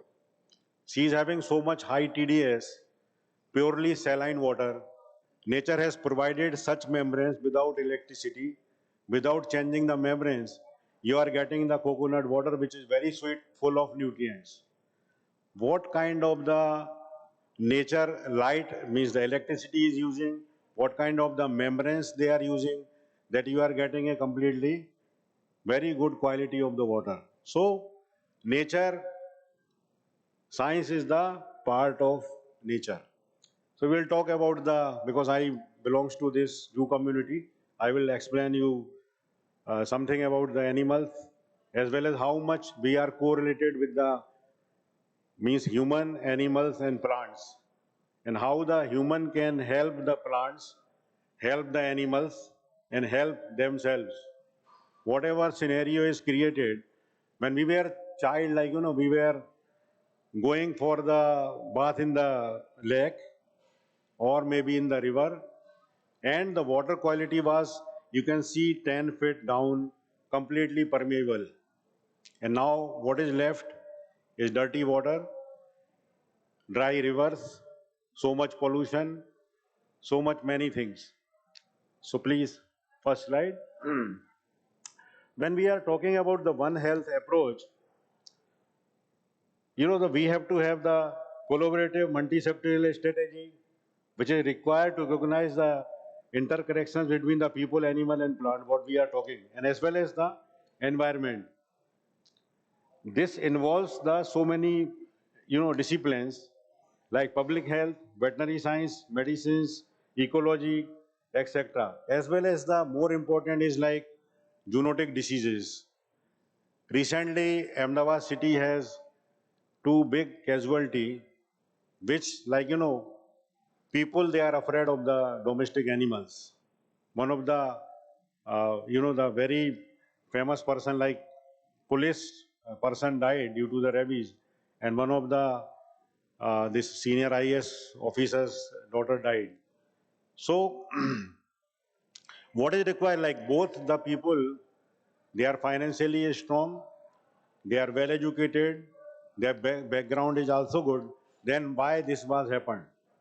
Why this was not happened to a person living in the slum area? So there are so many things which requires, where we have to pay the attention, which requires we have to take care of the hygiene, and this also requires that we should not take anything easy, otherwise this will make big accident. Next. Just, this human being is having the different habit. They want to rule everything. They want to rule the planet. They are saying that we are the only one. But only human being cannot survive on this earth without the animals and without the plants. So human being has to consider each and every aspect and how to balance it. Balance is very, very important. Today when we are talking about the pesticides, we are talking about the, this fertilizers. This is like, this is everyday episode. I think 95% farmers, they are using both the things. And whatever food we are getting is like full of the pesticide and full of the fertilizers. That's why this leads to the so many diseases. Since you are the medicos, you are very well aware. But how to avoid this? I wrote one article about this sparrow. Suddenly sparrows, they were near extinctions. And what are the reasons? That one of the reason is the pesticide. When we were getting the natural vegetables, which was having the, this infections, having the, this, the different kind of the things, insects inside. So basically the food of the bird is not the grains, but the insects. So birds, they were surviving on the insects. Once we have started using the pesticides, insects, they are reduced. So this is one of the reasons why the sparrows, they are going down. Then urban infrastructure. We are providing the glass, and the glass is playing like, major role for the increasing the temperature, as well as once the birds will see the shadow of trees, and what they are thinking that opposite side is the tree. They are flying and striking with the glass and they will die. So there were so many reasons, but these are the two main factors which are affecting us. So only human being cannot survive on this earth. They need everything, and for that they have to take care of everything. Otherwise they will also not survive. Next. So then the question is of the zoonotic diseases. Since you are maximum or medico, so you understand what are the zoonotic diseases. Zoonotic diseases means the diseases coming from animals to the human being or human being to the animals. So there are so many zoonotic diseases. And you know that because the animals, they have better resistance power than the human beings. So sometimes they will not show the symptoms in initial stage. And then people get infected and they are affected. So zoonotic diseases can be acquired from the different sources like contact with the animal, animal product, animal byproduct, etc. We are thankful to our Indian cooking system where maximum things are automatically destroyed once we will use pressure cooker or our cooking method. Other countries, they are very strict because they are eating the raw meat or raw materials of the animal. Next. So routes of the infection includes the ingestion, inhalation, penetration, broken or unbroken skin, wound penetration, contact with the mucous membranes of the eyes, noise, nose and mouth. Sorry, that is not the noise. Nose and mouth. Animal bites and scratches, contact with the animal tissues, cultures, body fluids, and excreta. So, what happens when somebody is keeping the pet? They are thinking that our pet is all right, and pet has not bitten them. So how the rabies will come? But if they are having the wound, that wound will come in contact with the urine or the feces of the animal. Again, they can get the infection. Next. Then inanimatic objects, contamination, etc. or exposure to the aerosol. Once we are cleaning the house of the animal, even the air can also affect you because we are dealing with the wildlife. Animals, they are living in the different enclosures. Our keepers, they are going inside, cleaning, etc. So that we should consider these aspects also. Next. So special precautions required, especially for the women. You know, so they will not get the infections, especially of the toxoplasmosis, etc. So they have to avoid the, when they are pregnant, they should not get the exposures. That's why we are saying when some lady is having the pregnancy or the small children, they should not keep the pets, especially dog and cat. Otherwise, they will be affected by the toxoplasmosis. Next. So these are the diseases like bacterial anthrax is like very, very dangerous disease. This we have to declare, we have to inform the collector whenever we have this anthrax disease. And then brucellosis is having mild effect. Plague is also very dangerous. Leptospirosis, salmonellosis, and Lyme diseases. Then viral, very well known rabies, yellow fever, influenza, rickettsial, tick limbs, and the Q fever, murine typhus, protozoal toxoplasmosis, trypanosomiasis, and helminthic is the echinococcus, the hydrated cyst. One of the famous tennis player was having the hydrated cyst. I think you may be aware. They are on the strict diet. Diet is checked by the, different doctors, even though he has developed this. Next. Then fungal mycosis, histoplasmosis, cryptoicosis, ectoparasite, scabies, myiasis. When they have the pet, sometimes this is the trend. People, they want to keep some pets, especially birds. Then the birds is having the many infections, and that will go to the owner. And then owner, they are complaining. So sometimes your patient become the hate for you. When some casualty happened, then the initially you love your pet too much. When something happened, then they hate the pets equally. Next. So this is like, these are the different zoonotic diseases like direct zoonosis transmitted from the infected vertebrate to the man. Then cyclozoonosis require more than one vertebrate and also invertebrate like echinococcus, tinnitus, etc. Next. That metazoonosis or ferrozoonosis. In this, they also require the invertebrate vector. Then mosquito, the chikungunya, and this is very common. Now the municipal corporation is taking strict actions against the people, those who are keeping the, this old water on the building, etc. So the mosquito is breeding and they are affecting the human being. So they are directly punishing them. They are also doing a lot of awareness program. They are saying you have to check your this water in the cooler, old tires, etc., or the structure should not have accumulated water. If you are having that, throw it, or you can put some oil. And all the lakes, we are having the anti-larval fishes like gambusia, tilapia, etc. Even Kakaria Lake is full of we have so many, almost 5 lakhs fish. So they are taking care of the mosquitoes. You will not find any mosquito in Kakaria area. So we have introduced this anti-larval fish. So next, this metagenosis. Next, please. Back. Right. So this is metagenosis or the ferrogenosis, where this we also need the invertebrate. And next, anthropogenosis, transmitted to the man from the lower vertebrate, like rabies, leptospirosis, plague, brucellosis.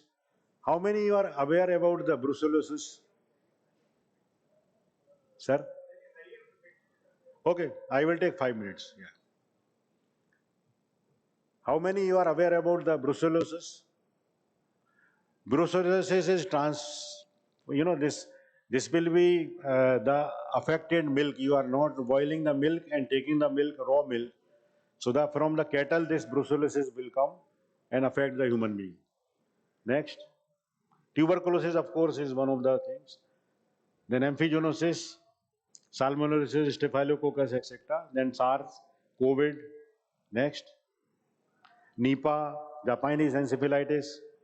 Next, rabies. So rabies, we have discussed a lot, like everybody is aware that how to control. Vaccination is the solution. Like when human being talking about the rabies, they have to just think about the vaccination of the pet. So now municipal corporation has made the compulsory rule that each and every pet should be registered, otherwise they will be fined 5,000 rupees. So the corporation is giving the free vaccination to the stray dogs as well as the pet dog. But they are charging something for the registration, just to avoid the rabies. Then what are the sources of infections? Then how to avoid this? Next. These are the things like how the animals they are affected. Next. Primary transmission, how to prevent. Next. Mass vaccination, awareness, surveillance. We are doing everything. Next. This many number of the people affected by the rabies per annum. Next. So from the saliva or bite or anything, you will get the rabies. So just people will not think that dog has not bitten us, so there is no need of any vaccination. Either your pet should be vaccinated regularly, or you should also be vaccinated if you are having the continuous exposures with your pet. Or like zoo keepers has to be vaccinated. We are doing it. Next. This is NAPRE is the National Action Plan for the Eradication of the Rabies. Government of India and state, we are doing it. Next. This is these are the challenges: large human population, poverty, unawareness, lack of proper vaccination, many other diseases like we have already controlled the pox, measles, polio, and now the new Bharat has come and the government of India is running so many schemes of the awareness, vaccination, etc. So we can take the challenge and we can prevent all the zoonotic diseases in the human being as well as to the animals. Next. See the mosquito biting. Next. See the population problems. Next. So this animal, they are requesting that we are not your enemy, also save us from the rabies. Next. These are our zoo animals, elephant. Next. Lion. See that this is the zoo picture. Next. Next. See this, how they are playing. We have the 5,500 square meter area for the lion. This is the zoo enclosure. Next. Next.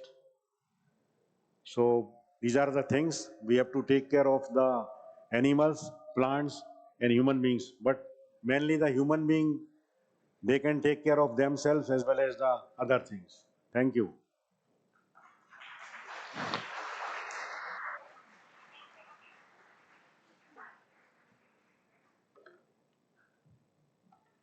Uh, Thank you, Dr. Sahu.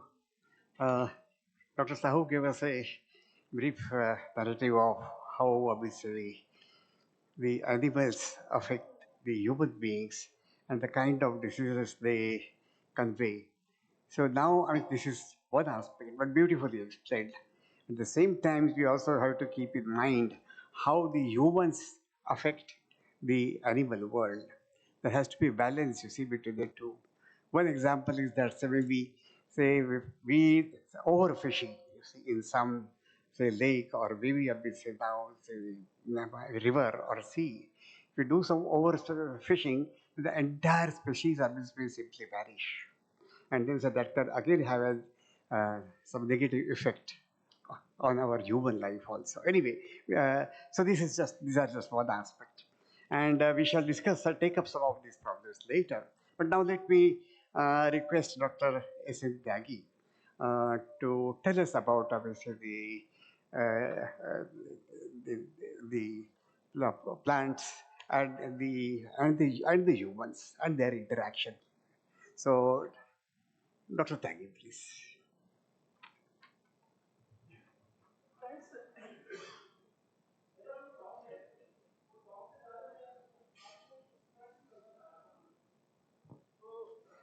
बातें तो हम करते रहेंगे, पर हम आपसे सुनना चाहेंगे।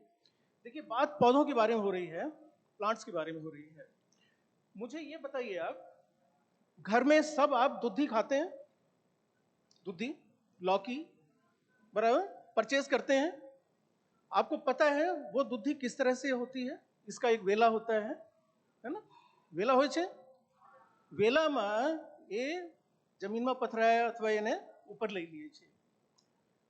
उसमें एक इंजेक्शन लग रहा है जिससे रात रात में वो 1 फुट की हो जाती है। आप कभी किसी दुधी के खेत में गए हैं? नहीं गए होंगे, कुछ लोग गए होंगे। दुधी आवाज करती है। आप कभी खेत में जाइए दुधी के, जहां दुधी पैदा होती है, आवाज आती है उसके बढ़ते हुए, वो पत्तों से टकराती है और उस आवाज को आप सुन सकते हैं, कितनी तेजी से बढ़ती है। उस इंजेक्शन को देने के बाद में वो और तेजी से बढ़ती है। और मेरे दोस्तों, आप उस सब इंजेक्शन को खा रहे हैं। वो कौन सा इंजेक्शन है बताइए? यू आर ए डॉक्टर्स, आप बताएंगे उसको। वो आप ही का इंजेक्शन है जो उसको लग रहा है। वो कौन सा इंजेक्शन है जो हमारा किसान आपकी उस ज्ञान को लेके, मेडिकल के ज्ञान को लेके पौधों में उपयोग कर रहा है? बताइए, पीछे से बताइए। अरे इतने सारे लोग हैं, रोज दूधी खाते होंगे, हफ्ते में 1 बार खाते होंगे। नहीं खाया? क्या आप दूधी नहीं खाते? परचेज करते हैं? गए हैं? लंबी भी होती हैं, छोटी भी होती हैं।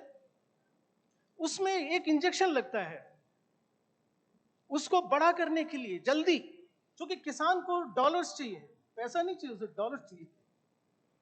वो ऑक्सीटोसिन का इंजेक्शन है। क्यों नहीं मालूम हमारे डॉक्टर्स को? ऑक्सीटोसिन लग रहा है। आप जाइए बाहर तो निकलिए और देखिए जरा खेतों में वो क्या है। नहीं, उस ऑक्सीटोसिन को इंजेक्ट, उसको टेस्ट करने के लिए क्या हमारे पास कोई सेंसर है? आप बहुत सारे पैरामीटर्स को लेते हैं, बहुत सारे। आप जैसे आप प्रोस्टेट का टेस्ट करना हो तो क्या करते हैं? आप क्या करते हैं? पीएसए लेते हैं? आप लेते हैं? नहीं लेते हैं? ऐसा ही क्या कोई टेस्ट है जो आपको ये बता दे कि इसमें ऑक्सीटोसिन है? बाकी को तो कुछ पड़ी नहीं है, लेकिन क्या डॉक्टर्स कुछ इसमें आ सकते हैं ये देखने के लिए कि हम कैसे उसको टेस्ट करें, क्योंकि ये हेल्थ हैजर्ड है। दूसरा मैं बताता हूं आपको, आप रोज धनिया खाते हैं कि नहीं खाते? लीला धनिया नहीं, वो हरा हरा दिखता है। उसको किस चीज में डुबो के निकालता है वो आदमी जो वहां बैठा हुआ है? कहां? सब्जी मंडी में। बताइए बताइए, कोई बताइए, आप में से पीछे से बताइए। मेरी टॉक का कोई मतलब नहीं होगा अदरवाइज। मैं प्लांट्स की बोल रहा हूं इसलिए, और मैं चूंकि हेल्थ से रिलेट कर रहा हूं इसलिए। बताइए, वो मुरझाया हुआ धनिया थोड़ी देर में उसके कान खड़े हो जाते हैं, बड़ा लगता है फ्रेश है, जैसे आज ही तोड़ के लाया, आज काट के लाया। दोस्तों मेलेचाइट ग्रीन है, इट इज ए डाई, रंगने की डाई है, वो कलर डाई है, वो यूज हो रही है। आपने गुड़ खाया है? गुड़ वो लाल भी होता है, थोड़ा सफेद भी होता है, नहीं? आप किसको पसंद करते हैं, जो ज्यादा लाल होता है या जो तो सफेद होता है? थोड़ा बिल्कुल लाल नहीं, जिसमें थोड़ा पीला होता है, थोड़ा कलर कम होता है, लाल, उसको पसंद करते हैं। क्या पड़ता है उसमें? क्या पड़ता है? सल्फाइड है, सल्फाइड है। उसको वो सल्फाइड को ऑक्सीडाइज कर देता है, गंदगी को। तो आप ऐसा बहुत कुछ खा रहे हैं जिसका हम नोटिस नहीं ले रहे। बहुत सारी ऐसी चीज हम खा रहे हैं। आप आलू खाते हैं, बटाटा खाते हैं, आप मूला खाते हैं, और बहुत सारी रूट क्रॉप हैं, खाते हैं रूट क्रॉप, नहीं? जो जड़ जिनकी जमीन में आती है, उनमें एक ईयड़ लगती है, गड़ार बोलते हैं जिसको, ईयड़ बोलते हैं, ग्रब है। वो शुगर केन में भी लगता था और आज भी लगता है। शुगर केन में एक दवा आई, ड्यू पॉइंट नाम की कंपनी ने बनाई, हलोल वालों। एक ही दवा है जो उस ग्रब को कंट्रोल करती है, ठीक है? वो कौन सी दवा है? वो आलू में भी पड़ रही है, क्योंकि वो ईयड़ अभी आलू में भी है, मूंगफली में भी है, क्योंकि वो भी रूट क्रॉप है, और वो मूला में भी है। कोराजन है, आपके शरीर में आ रहा है, शुगर केन में पड़ रहा है, चीनी में आ रहा है, चीनी से फिर जो है आपके पेट में जा रहा है। तो हम इलाज तो कर रहे हैं, दवा भी दे रहे हैं, लेकिन हम उस सोर्स को नहीं रोक पा रहे हैं।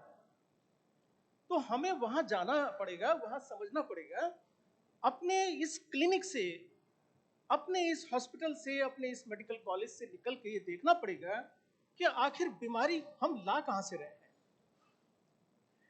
उसके दरवाजे को अगर आप नहीं रोकते हैं, कुछ भी कर लीजिए, आप मारते ही रहेंगे, फिर उसको दवा देते ही रहेंगे। चूहा आपके घर में आता है कि नहीं आता है? मैं एनिमल पे आता हूं। रैट्स आते हैं घर में, आप क्या करते हैं? दवा डालते हैं, मार देते हैं, या किसी और तरह से। पर क्या हम ये देखने की कोशिश करते हैं कि आखिर आता कहां से है और आता क्यों है? हमारी ये कोशिश कभी नहीं होती कि आता कहां से है। वो चढ़ के आता है लाइन्स में, लाइन पे चढ़ के आता है, आ जाता है। उसके आने का, एंट्री का बहुत रास्ते नहीं है, एक दो ही रास्ता है। तो हम ये नहीं देख रहे हैं कि चीज आ कहां से रही, और जब तक आएगी नहीं हम उसको मारते ही रहेंगे, बार बार वो आता ही रहेगा। क्योंकि घर में कन्वीनियंस है, वहां पे पोषण मिल रहा है, आपका शरीर है, बीमारी आती रहेगी क्योंकि उसमें उसको खाना मिल रहा है ना। वो अटैक क्यों कर रहा है? अच्छा बताइए, क्यों अटैक कर रहा है? मच्छर क्यों अटैक कर रहा है? उसको चाहिए, उसको प्लाज्मोडियम वाइवेक्स को अपना पोषण करने के लिए, उसको फीमेल को जरूरी है उसको डंक लगाने का, और वो कहीं आपसे ज्यादा होशियार है। वो तो जब आप ब्लड लेते हैं तो बहुत देखना पड़ता है कि वो नस है कहाँ, वो तो वहीं से दूर से ही देख लेता है, और पता तो तब लगता है जब एनेस्थीसिया दे के और लेके चला जाता है। आपको तो बाद में पता लगता है।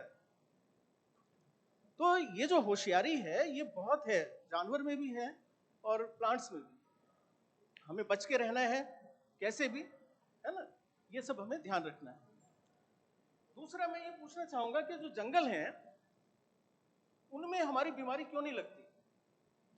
जस्ट मैं आई विल वाटर। जंगल में बीमारी क्यों नहीं लगती है? जंगलों में ऐसा क्या है कि हम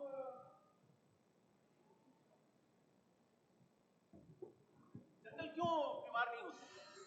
कभी एपिडेमिक नहीं फैलता, बीमारी नहीं फैलती, ऐसा क्या होता है? शेरों में ऐसा नहीं होता, हिरणों में ऐसा नहीं होता, बीमारी फैलती है, क्यों होता है? क्या आपको लगता है कि कंपटीशन है जंगल? एक पेड़ पे इतने सारे पक्षी कैसे रह जाते हैं? कंपटीशन है तो एक पेड़ पे एक ही पक्षी होना चाहिए, एक ही जात होनी चाहिए, जंगल में शेर ही शेर होना चाहिए। वैरायटी क्यों है जंगल में, डाइवर्सिटी क्यों है जंगल में, वाइल्ड में डाइवर्सिटी क्यों है, बताइए। नहीं, कंपटीशन अगर है तो फिर वैरायटी नहीं होनी चाहिए ना, एक ही विन करना चाहिए ना, जो माइटी है, जो ताकतवर है, खाली वही रहना चाहिए ना, बाकी तो सब कंपिटिटर्स नष्ट हो जाने चाहिए। नष्ट क्यों नहीं होते?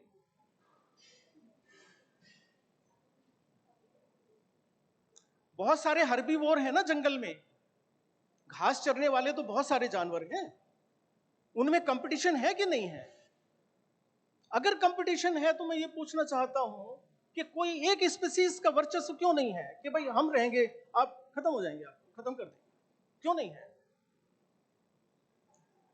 बताइए। आप कंपीट करके आए हैं एग्जाम को, कंपटीशन देके आए हैं, डॉक्टर बन गए हैं, क्या बाकी को आपने खत्म कर दिया? डॉक्टरी से ही खत्म किया ना, उनको बाकी को डॉक्टरी का चांस तो नहीं मिला ना, पर क्या वो खत्म हो गए? वो कहां गए?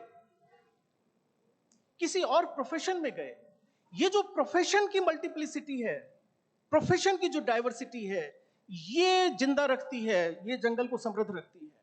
डाइवर्सिटी है प्रोफेशंस में, नेचर ने प्रोफेशंस के प्रोफेशंस खोल दिए हैं। आप अपनी पसंद का प्रोफेशन करो, मैं बड़े चने खाऊंगा, तुम छोटे चने खाओ, मैं छोटे खाऊंगा, तुम बड़े खा लो, तुम चने खाओगे, मैं फिश खा लूंगा, तुम फिश खाओगे, मैं मीट खा लूंगा, कोई बात नहीं, लेकिन मीट अवेलेबल है, चना अवेलेबल है, फिश अवेलेबल है, फ्रूट अवेलेबल है, सीड अवेलेबल है। ये जो अवेलेबिलिटी ऑफ रिसोर्स है, different kind of resource, of availability of resource, इसने प्रोफेशंस को जन्म दिया। एक आदमी नाई की दुकान पे बैठ गया, दूसरा जो है सिलने बैठ गया, ये प्रोफेशंस हैं। तो हम अगर प्रोफेशंस को हम डेवलप करते हैं कंपटीशन के साथ साथ, तो हमारा मानव समाज जिंदा रहता है। खाली कंपटीशन अकेला जिंदा नहीं रख सकता पॉपुलेशन को, या किसी भी उसको, मतलब पॉपुलेशन को, समष्टि को। तो समष्टि में, नेचर में, कुदरत में डाइवर्सिटी है फंक्शंस की, फंक्शनल डाइवर्सिटी है, स्ट्रक्चरल डाइवर्सिटी तो है ही है। देखिए, एक पौधा नीचे है, एक ऊपर है, एक थर्ड स्टोरी है, नहीं है, सब एक जगह है, लेकिन आपने एक अलग अलग तल बना लिया है। मैं जमीन पे रह जाऊंगा, कोई बात नहीं।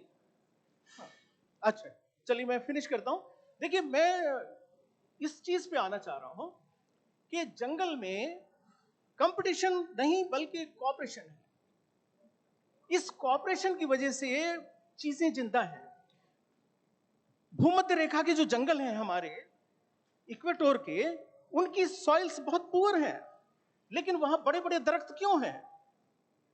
जमीन पुअर होने की वजह से। जमीन में तत्व नहीं है, लेकिन सबसे विशालकाय जंगल अगर हैं तो वो आपके इक्वेटोरियल रीजन के हैं, भूमध्य रेखा के। वहां एक फंगस है, फफूंद है, जो जड़ में उसको मदद कर रही है। देखिए, ये कॉपरेशन का परिणाम है। आपने कोरल्स देखे होंगे, बहुत लोगों ने देखे हैं, समुद्र में गए होंगे। कोरल्स के पानी में कोई जिंदा नहीं रह सकता, इतना कम न्यूट्रिशन है उसमें, कोई एक जिंदा नहीं रह सकता, ना एल्गी जिंदा रह सकती और ना वो जानवर जिंदा रह सकता। लेकिन दोनों ने आपस में कॉपरेशन किया और कोरल नाम के जीव को जन्म दिया और दोनों जिंदा रहे। तो नेचर में ये जो कॉपरेशन की बात है, ये इंपॉर्टेंट है। यहां जो टॉपिक है आपका stand together, why stand together? Nature से सबक लीजिए आप।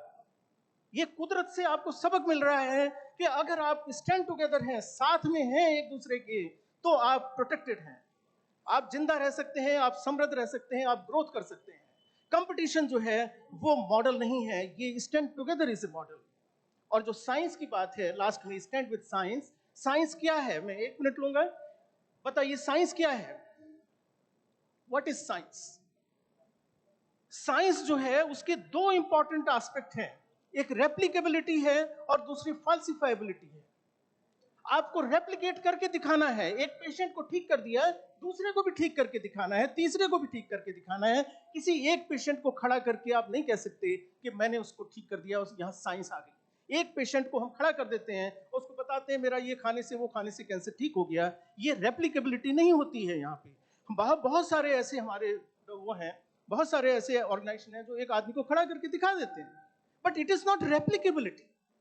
तो रेप्लिकेशन नहीं है तो साइंस नहीं है। फाल्सिफाइबिलिटी, कोई भी चीज, कोई भी जो भी आपकी थ्योरी होती है वो फॉल्स साबित हो सकती है, चैलेंज कर सकते हैं आप। तो ये जो रीजनिंग है ये साइंस से आता है। तो मैं यहीं पे विराम देता हूं और आपको बहुत बहुत आपको मैं शुभकामनाएं देता हूं। आप बड़े डॉक्टर बनिए और अच्छा बड़ा काम करिए।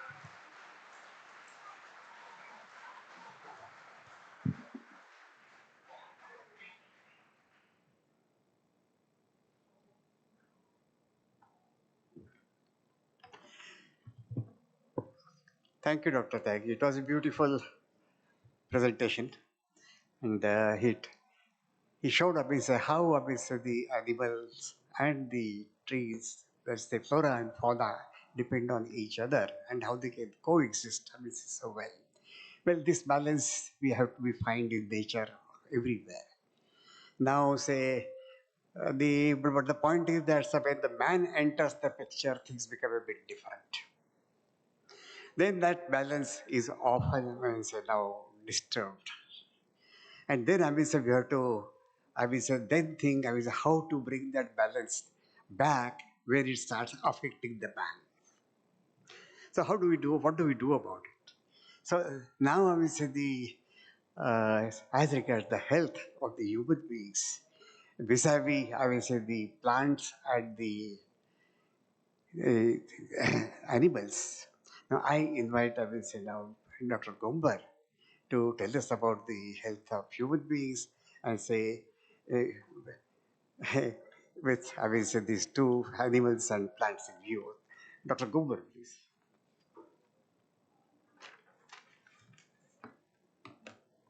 Good afternoon, students. When we talk about human health, we have three aspects of health basically. First is physical health, mental health, and social well-being. I'll start from the less often spoken is about social well-being. Indians used to have a joint family. So the stress used to get bit divided. Never we had both husband and wife working and the kids used to have dinners from Swiggy, Zomato and blah, blah, blah thing. Because I believe health starts from kitchen. And third aspect is, just because of nuclear families, we do not have any time other than what we do as our job or a professional job. No time for exercise, no time for actually meeting people. Whatever me time we have, we spend it on our mobile and we think that this is the relaxation time which we are having. But actually, we are activating our brain, we are feeding so much information and mostly it is useless information. So first of all, we'll have to correct our social well-being by again uniting, remain united. Next aspect is mental health. Now, obviously we are in an era of so much competition and every parent wants his or her child to be at the top. So the stress level starts from peer group, from parents, from teachers, because the school ones want our name should be at a very high level. You should score this much so constantly we are in a competitive field. Now what is stress actually? Stress is a reaction of our body to a particular situation. So I need to train my body actually. so that I do not have that palpitations and loss of thoughts or presence of mind to deal with that situation. So that training is actually required, and each one of us can handle this by reducing the stress hormone called cortisol hormone. You being medical students, yes, your cortisol level is right now high and it will remain throughout high.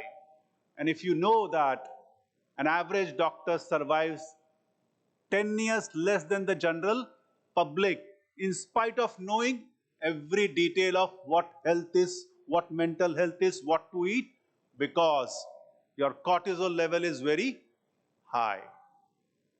The only thing which can reduce your cortisol level is your walking, exercise, your relaxation time, and most important is deep breathing exercises. We all know that why deep breathing exercise should be done. One common reason is to improve oxygenation. God cannot make us defective piece. God has made us such a wonderful thing. It is not for increasing oxygen. It is to stimulate your diaphragm muscle. Deep breathing exercise activates your diaphragm muscle, and diaphragm muscle has a control over the HPA axis. HPA axis is hypothalamo-pituitary axis. And this axis is responsible for increased cortisol level. So deep breathing exercises to be done for reducing the cortisol level. I'm explaining in depth because we being doctors, our cortisol level is going to be high. We have to learn how to keep that under control. Another thing, we should look forward. We always have an escape from the current situation by smoking, alcohol, thinking that a puff of smoke will avoid that situation. Yes, your thoughts will change for few minutes. Alcohol, your thoughts will change for few minutes, but that situation is not going to change for long. Next is, we always should have positive thoughts. That is very, very important, because I believe thoughts are your karmas. We believe in karmas? Yes. But what are karmas? Karmas are what we think and we implement them. That is karmas. So you should have positive thoughts. And to cultivate that, be in a good environment. In the sense, if you have peer group pressure who are alcoholics, sooner or later you will become alcoholics. Again, choose your friends wisely. Next is, overuse of mobile is one of the stress factor which I am seeing. If I have sent a message to my friend, he has not responded, or there are no likes. These are kind of stresses which are there in the right now, your world actually, okay? Which I think you should wisely use. Go home and see your screen time today. What is your screen time? And what is your exercise time?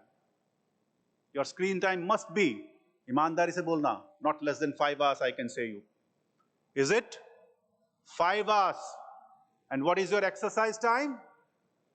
Not even 5 minutes. So you can see the imbalance which you are creating. Your body needs walking, exercise, deep breathing exercise, and you are just holding your mobile and look at the weight of the head, actually. We all will have cervical spine issues sooner, I'll not say sooner or later, very soon, if we don't change our habits of usage of mobiles. Next is, I'll talk about physical health. Physical health can be divided in 2 aspects. One is communicable, next is non-communicable. In communicable, obviously we all know diarrhea, tuberculosis, but I'll let you know about one thing. Hepatitis A vaccination and the importance of vaccine. I'll think if go and Look at your chart, actually, vaccination charts, all of you. If you are not treated with HAV vaccine when in your childhood, please get an IgG HAV level done. Because I have seen young people dying of good background, dying of acute fulminant hepatic failure because of HAV. Obviously, being medical students, we should look after our HAV chart today. That is your homework. Obviously, I'll not go into detail of all the communicable diseases.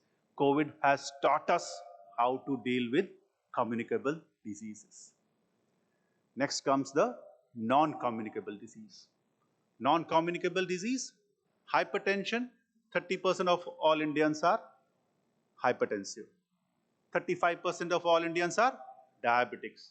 That means we accept it actually, okay, that age of 40, I'll either become diabetic or hypertensive. But this is not the thing.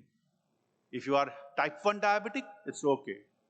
But type 2 diabetes is the gift which you are giving, the sweet poison you are giving to yourself. And believe me, it's a sweet poison. Next is all the chronic diseases, chronic kidney disease, chronic liver disease. Nowadays, chronic liver disease is not because of alcohol. It is more because of obesity. Obesity, next problem. You can imagine 20% of kids have become obese in India because of pizzas, pastas, and ignoring the traditional Indian food. And obviously the sedentary lifestyles, alcohol, smoking are all the causes of obesity. We should do BMIs, no doubt about it, but obviously BMI is not the thing which should label you as obese. It is the waist circumference. For men, more than 100, you are obese. For females, more than 90, you are obese. Now, I'll not give you the problems. There are many. I can talk for almost the whole day, which you will not be comfortable. So I'll give you the solution actually for human health. One is, health is wealth. Realize this. And there are certain things in life, when you lose them, you realize the importance of them. And health is one of them. And God may not give you a second chance to have a decent quality of life if once health is lost. Next is importance of preventive health checkups. But again, preventive health checkups should be taken with important message. If your health checkups are normal, that does not mean everything is normal within your body.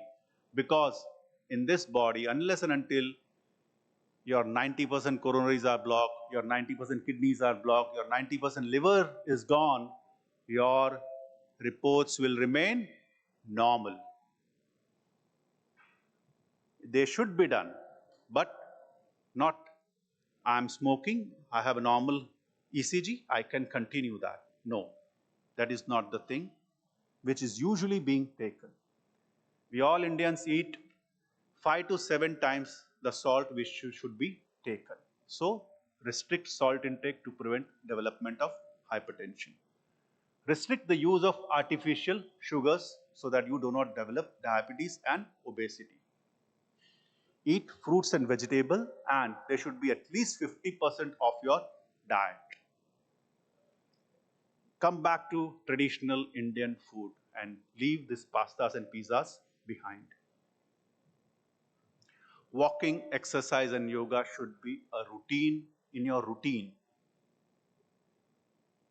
Do not wait for something to happen and after 40 I'll start walking, or after I develop hypertension, I'll restrict salt and start walking. Do not do that. maintain optimal body weight, and most important for you people, young people, do not compromise on your sleep. You need 7 to 8 hours of sleep. Restricting because use of mobile, you want to use mobile at midnight and you compromise your sleep. You develop hypertension, diabetic, you become stressed out because your sleep hygiene is not proper. Avoid alcohol and smoking. Do not have that, let me try once. No. Say no to alcohol and smoking. Restrict mobile use and internet use.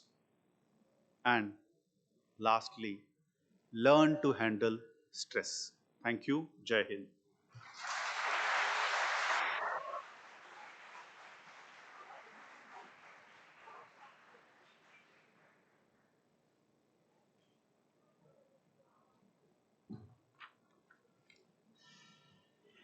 Thank you, Dr. Gumbar. So that was a wonderful exposition about what we humans can do as regards with our health and to keep it in good form. Well, if we do that, just obviously take care of ourselves properly, and the way Dr. Gumbar has described, we will help nature, will help obviously both flora and fauna, also to maintain balance in nature. So I'm sure about that. Okay, I think I shall request all the panelists to come back to the dais, and if the audience, if you have questions, say our panelists would be happy to answer. Okay, thank you.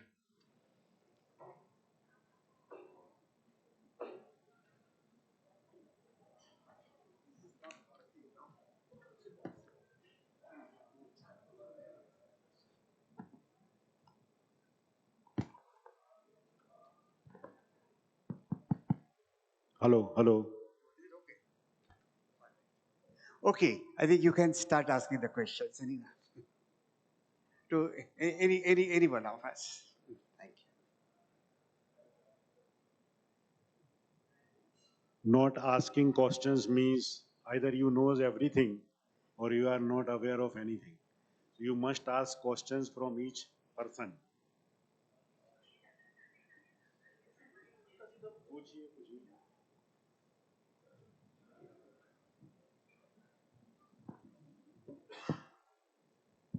Sir, I don't have question, but actually I would like to add something in the obesity thing. So that is, might be the person is looking thin, okay, but still the person is obese. So it is known as sarcopenic obesity. So Continue. so it is might be the sarcopenic obesity. Okay, sarcopenic obesity might be your muscle mass is less and your fat percentage is high. So might be someone is looking thin, but the person is obese. So nowadays it is your body composition. So your fat percentage should be less. So it should be like whatever is the requirement of fat percentage, it should be in level. So it is not only how you are looking, okay? So that I would like to add. Nowadays it is very much common. We did this survey and especially in youth, the sarcopenic obesity is very much prevalent. So thank you. Thank you. That was a good piece of information. Any other questions? Please feel free to ask the questions. You see, I mean, you must ask questions because if you don't ask the questions, then you remain where you are. And if you ask a question, you go one step ahead, one step higher. Please.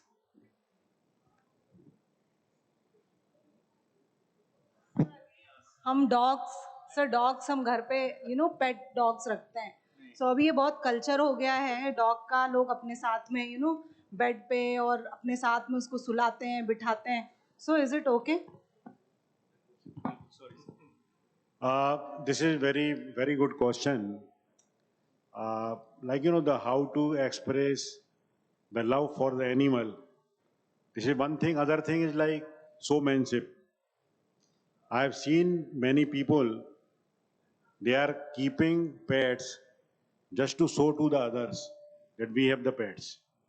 Either the pet is costing maybe more than 1 lakh or more than 5 lakhs. So this is the fashion. But the question is like, either they are allowed to be sleep with you or they can live with you or not. Of course, all the pets, they are very good, your friends, your companion, but animals' resistance power is different. Our resistance power is different. Their diseases are, their diseases may affect you. If they are roaming around, they can have some diseases like I have seen. Dog or cat, they are eating the rotten, the food which was thrown by the eagle or the vultures or the crows, because they are having resistance power for particular bacteria and virus, but human being is not having. So once your pet is sleeping with you, pet should be properly vaccinated. You should also be vaccinated. Otherwise, don't allow the pet will sleep with you. This is right answer. You are very important on this earth. You are very important for your families. So you have to live with the pet very carefully, love them, but they should not be your part of life. They will not sleep with you, or either you can do the vaccination properly, or both, and also maintain the hygiene and check them time to time for the infections. Do the routine examination of the pets, including the fecal sample, blood sample, etc. And yourself. Thank you. My question is to Tyagi sir. Nowadays, we have two kinds of vegetables and fruits, organic and so-called inorganic. How to judge whether I am paying for organic ones or I am paying for inorganic ones? Sir, there are certification systems, but these all certification systems are not working well. There's no certification. There are certain provisions for certification, but still it is in developing stage. There is no method. There's no method. You talked about use of oxytocin and various things actually. How to, a layman actually, okay, how to judge, okay, what are we eating actually? I just talked to you also that you have many biochemical markers for human beings, but my friends, we do not have still a biomarker for these things. I hope they will develop in due course. There are methods, there are instruments, but these instruments can only detect a certain level of amount, not below that. And whatever is coming is below that, but it is accumulating in body. It is accumulating. You know the DDT example. It is getting, when it got accumulated, it came to light. So these all are oxytocin is coming via milk. Yes, it is coming via milk also. Via milk also. Because injections are given to our buffaloes. But unfortunately, we don't have any sensors in the market so that we can detect that small amount. We can detect little bigger amount. That is the problem. Still technology, medical technology has advanced to very high stage, but other technologies are not coping it with same speed. So I think other way around, the best answer is that you can become intellectually honest again actually, okay? What I think, that is the best answer for our actually current problems. I can suggest one thing. If you want to keep yourself safe, you can grow vegetables in less than 10 pots, less than 10 pots. At least those which you can't boil. Yeah, many things can get degraded, get degraded when you boil the things. No, no. But for example, coriander, you are not boiling it. For example, your pudina, you are not boiling it. My friends, at least have some pots in your house where you can grow these things which you are not boiling. You are directly bringing. from the market and just using directly without boiling. And I tell you, one climber if you have, even of bottle gourd, even one climber is sufficient not only for your family but your neighbors also. Please try to do that. And many things you can do, but try to start thinking on that line that you can do it. Many things. Suppose palak, it can grow within a week. You can cut it. And methi, you can do it. But we are not doing it. We are bringing. And आपको बताऊं मैं, गोभी है ना आपका, cauliflower, कितना चमकता हुआ आता है ना मार्केट में. आप देखिए बाहर जाके पूरा स्प्रे हो रहा है किस टिनोपाल का जो कपड़ों में लगता है. सो थिंग्स जो है वो जैसे जैसे आपका एआई और बढ़ेगा ना, आप ऐसा बना देंगे वो पकड़ा भी नहीं जाएगा. कोई मशीन भी नहीं पकड़ पाएगी, क्योंकि एआई उधर भी एआई काम कर रहा है, वो लोग भी एआई को ले रहे हैं. ठीक है, तो कंपटीशन इतना ज्यादा है, अपने को सेव करने के लिए ये बेहतर है कि आप कुछ प्रयास करिए. All Indians were 80% of Indians were in farming actually, but now no longer. At least even if you ask me how to ugaufy dhania, pudina, even I will not know it. Okay, so why answer my question to again Tyagi sir is, how can the basic knowledge of growing some vegetables, where can we get it from? Sir ये वाकई मैं I am in Gandhinagar and I feel very difficult to locate the shops also. Flower shops are very frequent. You will find every nursery will be having some flower, but they don't have vegetable seeds. But you will find some vegetable seeds and start with coriander. You will learn it. It is not a rocket science. It is very simple. Very simple. I hope you will start doing that. Yeah, please ask the question. Yes.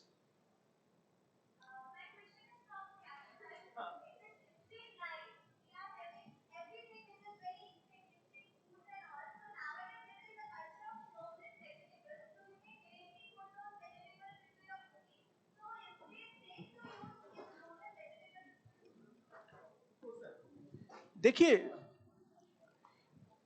कोई भी चीज को आप process करेंगे ना जितना, देखिए processing को समझ लीजिए. प्रोसेसिंग जो रॉ चीज है ना, रॉ जैसे कच्चा, आप रॉ खाते हैं बेस्ट है. क्या खा सकते हैं? धनिया खा सकते हैं, आप कोरिएंडर की चटनी बना के खा सकते हैं, पुदीना की चटनी, वो रॉ है. जो जब उसको हम प्रोसेस करते हैं, आगे प्रोसेस करते हैं, जैसे हमने आलू है, टेक एन एग्जांपल ऑफ बटाटा को सीधा खाएंगे उबाल के, रॉ खाया आपने. अब आपने उसमें तेल का तड़का लगाया, इट इज नेक्स्ट प्रोसेसिंग. ये प्रोसेसिंग हुआ. फिर आपने उसमें से क्या बनाया, कुछ आपने उसमें समोसा बना लिया. हाँ, वो नेक्स्ट प्रोसेसिंग हो गया. जैसे जैसे आप प्रोसेसिंग पे जाते रहते हैं, वैसे वैसे वो आपकी हेल्थ के लिए मुश्किल होता जाता है. हमारी जो आंत है, जो इंटेस्टाइन है, you all are medical graduates, medical undergraduates. आप देखिए कितना फिट की है, ये तो देखिए कितना फिट है, बताइए. 30 feet? Am I wrong? I may be a little wrong, but I think it should not be less than 30 feet. क्यों बनाई भगवान ने 30 feet? हम मीट खाने के लिए नहीं बने थे, हम शाकाहारी थे बेसिकली. प्रोसेस्ड फूड के लिए नहीं बने थे. प्रोसेस्ड फूड हमारी जिंदगी का हिस्सा नहीं था दोस्तों. शेर की आंत कितनी बड़ी होती है? 5 feet. लेकिन हम प्रोसेस्ड खाने लगे, और इस प्रोसेस्ड ने हमको जो है धीरे धीरे बीमार बना दिया. हमारी मशीनरी पचाने के लिए 3 घंटा लेती है, लेकिन हम पचाने के लिए कुछ ऐसी चीज खा लेते हैं कि वो पचाना जो है आधा घंटे में हो जा रहा है. हमारा मशीन उस तरह का नहीं है. स्लो बर्निंग है. ये जो रेस्पिरेशन है, जिसको हम रेस्पिरेशन कहते हैं, जो फूड का डाइजेशन है, it is a respiratory process. It is जो डाइजेस्टिव प्रोसेस है, it is a burning process. हमारा जो डाइजेशन है, इट इज बस basically a burning process. It is very slow burning with the help of enzymes. So processed food, even the frozen food, are not good for health. Sir सिर्फ temperature को reduce करने से, अगर वो frozen, मतलब जो हम बोल रहे हैं फ्रोजन फ्रूट्स एंड वेजिटेबल्स, तो सिर्फ उसको टेम्परेचर को रिड्यूस ही किया जाता है, तो उससे क्या हमारी हेल्थ पे इफेक्ट आ सकता है? देखिए, मेरा सिर्फ इतना कहना है कि हम नेचर के, कुदरत के जितने नजदीक जाके उसको लेंगे आहार में, उतना ही हमारा सिस्टम ठीक बना रहेगा। मैं बहुत ज्यादा आपको डिटेल में उस प्रोसेस को नहीं जानता हूं, लेकिन मैं ये बता सकता हूं, इतना सिंपल एक प्रिंसिपल है कि फूड चेन में इधर रहिए, आप इस साइड रहिए, इधर मत जाइए। हम देखिए, आप पार बॉइल्ड, आपने राइस देखा होगा, parboiled rice. What is parboiled rice? जो ऑलरेडी हाफ बॉइल्ड ही होता है, फिर उसको सुखा के फिर से देते हैं। How it becomes good for health? Because जो स्टार्च के मॉलिक्यूल्स हैं, उनका जो संगठन है वो बड़ा मॉलिक्यूल बन गया स्टार्च का। स्टार्च का जो मॉलिक्यूल था छोटा था, अब वो जब आपने थोड़ा सा बॉईल किया, वो आपस में दूसरे स्टार्च से मिलकर उसने बड़ा मॉलिक्यूल बना लिया। वो जो बड़ा मॉलिक्यूल है आपके पेट में जाके डाइजेशन में देर लगा रहा है, टाइम लग रहा है डाइजेशन में। अब जो चीज पहले डाइजेस्ट 5 मिनट में हो रही थी, अब वो 15 मिनट ले रही है। वही स्टार्च है, लेकिन उसकी स्ट्रक्चर बदल गई है। तो ये जो सिस्टम है हमारा, ये स्लो बर्निंग के लिए बना हुआ था। इस सिस्टम को हम चेंज कर रहे हैं। I'll add to that, this processed food, now all processed food need some preservatives, and salt is the commonest preservative used. And believe me, we believe that whatever salt we are having in dal, khichdi and our routine kitchen, that is the only salt we take. Believe me, nowadays 80% of the salt which we eat is from the processed food or the artificial foods or whatever we are having. So they are full of preservatives, and all preservatives, I believe, are diabetogenics. So you should avoid processed food. Thank you so much for your answers.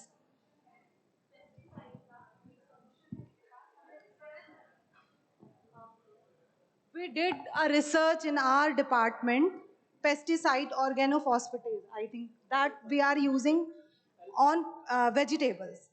So that is water soluble. हमने research की कि how we can household level पे हम कैसे remove कर सकते हैं 90%. So we soak vegetable for 5 to 10 minutes in a plain water, then alkaline water and the water with cooking soda and salt.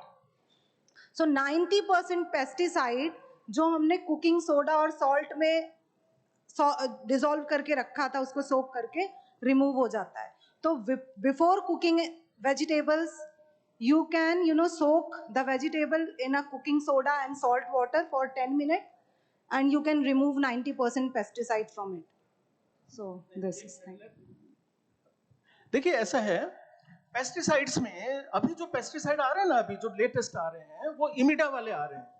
इमिडा है ना, वो लेटेस्ट हैं. ये जो ऑर्गेनिक फॉस्फेट हैं, ये पहले हैं, मतलब जो पहले आते थे, अब उससे एडवांस आ रहे हैं. लेकिन एक चीज मैं आपको ध्यान पे लाना चाहूंगा, किसान जो है अभी, ये 2 तरह के पेस्टिसाइड हैं. देखिए प्लीज लिसन, क्योंकि ये बड़ा इंपॉर्टेंट इशू है और हर एक को ये कंसर्न है. 2 तरह के पेस्टिसाइड मार्केट में हैं, ठीक है. एक कॉन्टैक्ट है और दूसरा सिस्टेमिक है. कॉन्टैक्ट पेस्टिसाइड यूज नहीं हो रहा है, ऐसा पेस्टिसाइड यूज हो रहा है जो हम उसको डालते हैं, उसके शरीर में चला जाता है, वो एब्जॉर्ब होता है, शरीर में जाता है. तो जो सिस्टेमिक पेस्टिसाइड है, वो तो शरीर का हिस्सा है, अंदर है, उसके सेल के अंदर है वो पेस्टिसाइड, आप उसको नहीं निकाल सकते, कॉन्टैक्ट को आप दूर कर देंगे. तो मुसीबत ये है, ये सब में आ रहा है अभी. देखिए फ्रूट हो, वेजिटेबल हो, सब में पेस्टिसाइड पड़ रहा है. और सिस्टेमिक पेस्टिसाइड को आप कैसे निकालेंगे, बहुत मुश्किल, बहुत मुश्किल है. सर अगर आप ऐसा कहेंगे तो कैसे चलेगा सर? आप स्ट्रिक्ट नॉर्म्स लाइए सर कि एग्जैक्टली अगर आप जैसा नॉलेजेबल बंदा हाथ ऊंचे कर देगा तो हम जैसा अज्ञानी तो क्या करेगा सर? देखिए हमें किचन गार्डनिंग पे जाना पड़ेगा, देर सवेर अपनी रक्षा खुद करनी पड़ेगी. हम पेस्टिसाइड इंडस्ट्रीज में जो प्रोडक्शन हो रहा है ना, उसमें हम दुनिया में नाम ले रहे हैं, we are number 1 in pesticide production. So it is not possible. हम इनाम लेते हैं जाके, बड़े बड़े फोरम पे जाके, कि we are number 1 in pesticide production. So it is हाँ, तो बेहतर ये है, सबसे अच्छा ये है अपनी रक्षा खुद करें और आप कुछ शुरुआत करें। एक और पॉइंट था, इससे अलग है थोड़ा सा, मैं ये पेट्स की बात हुई है, देखिए हम सब पशुओं के प्रेमी हैं और सुबह सुबह मोर को दाना देते हैं, हम डॉग्स को देते हैं। मैं ये बताना चाहूंगा, गायों को आप रोटी देते हैं, ठीक है, ये जितनी भी गायें घूम रही हैं पूरे अहमदाबाद में, ये चारा नहीं खा सकती हैं।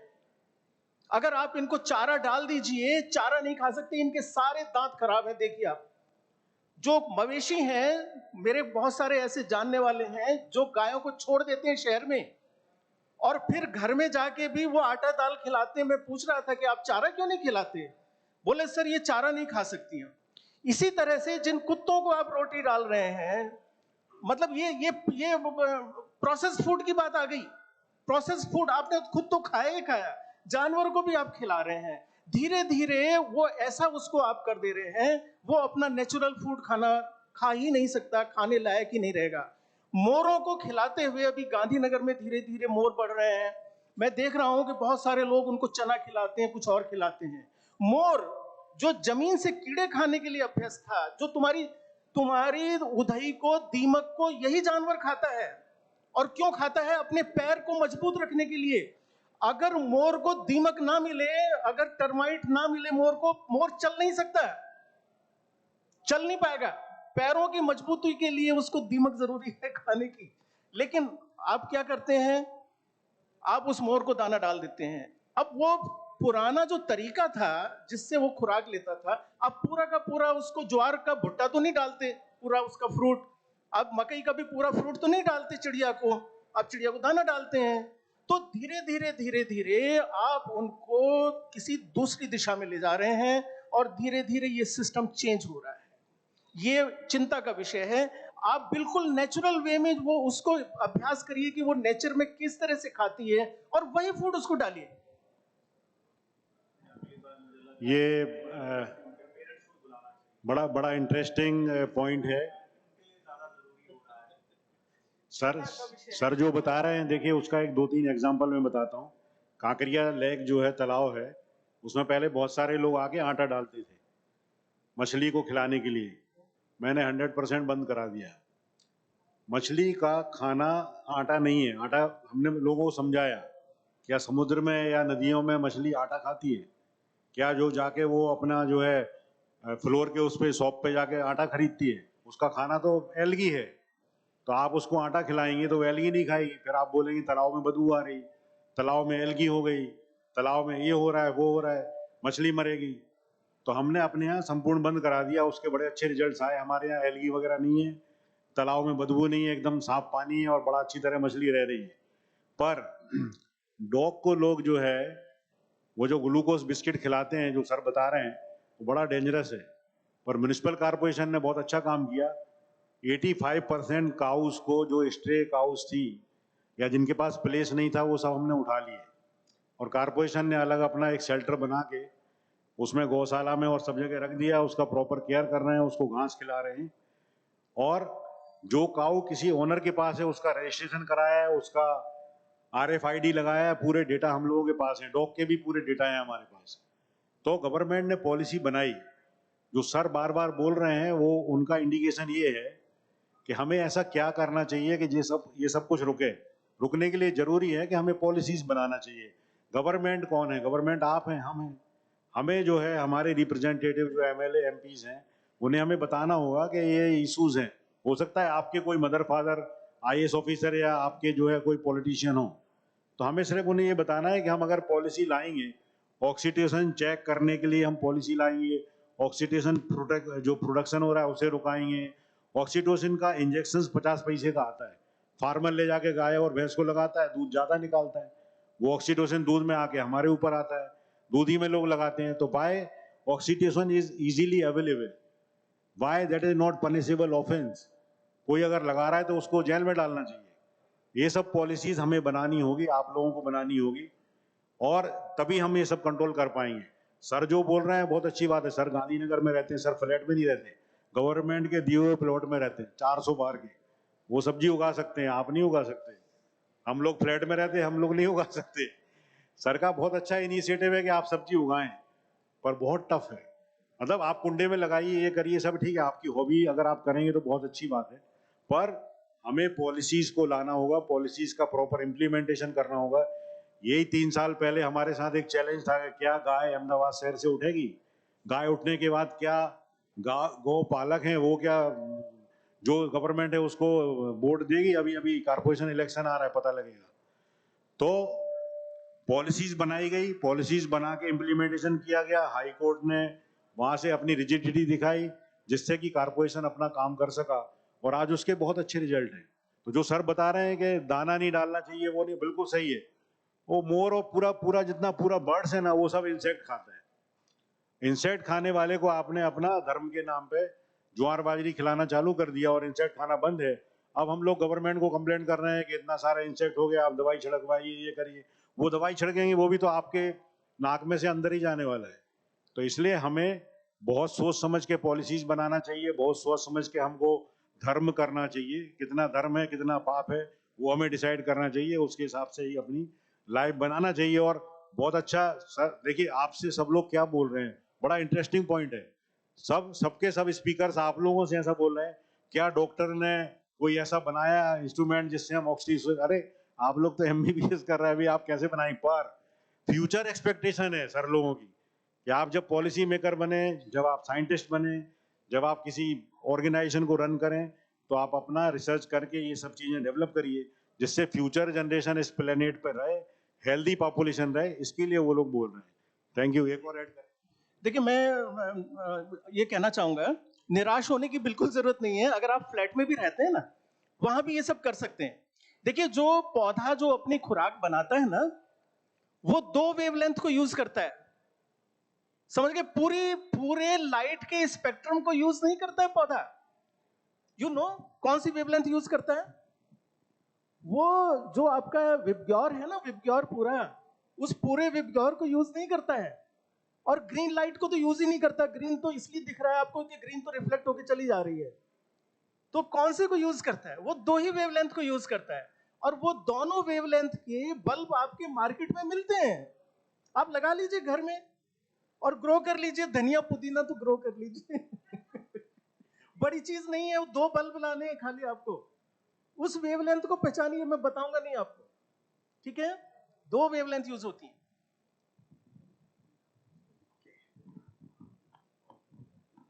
जब खाने की बात आती है, when you talk of food, then we see that's how human beings, then say animals, and also obviously these plants, they all come together in a harmonious way.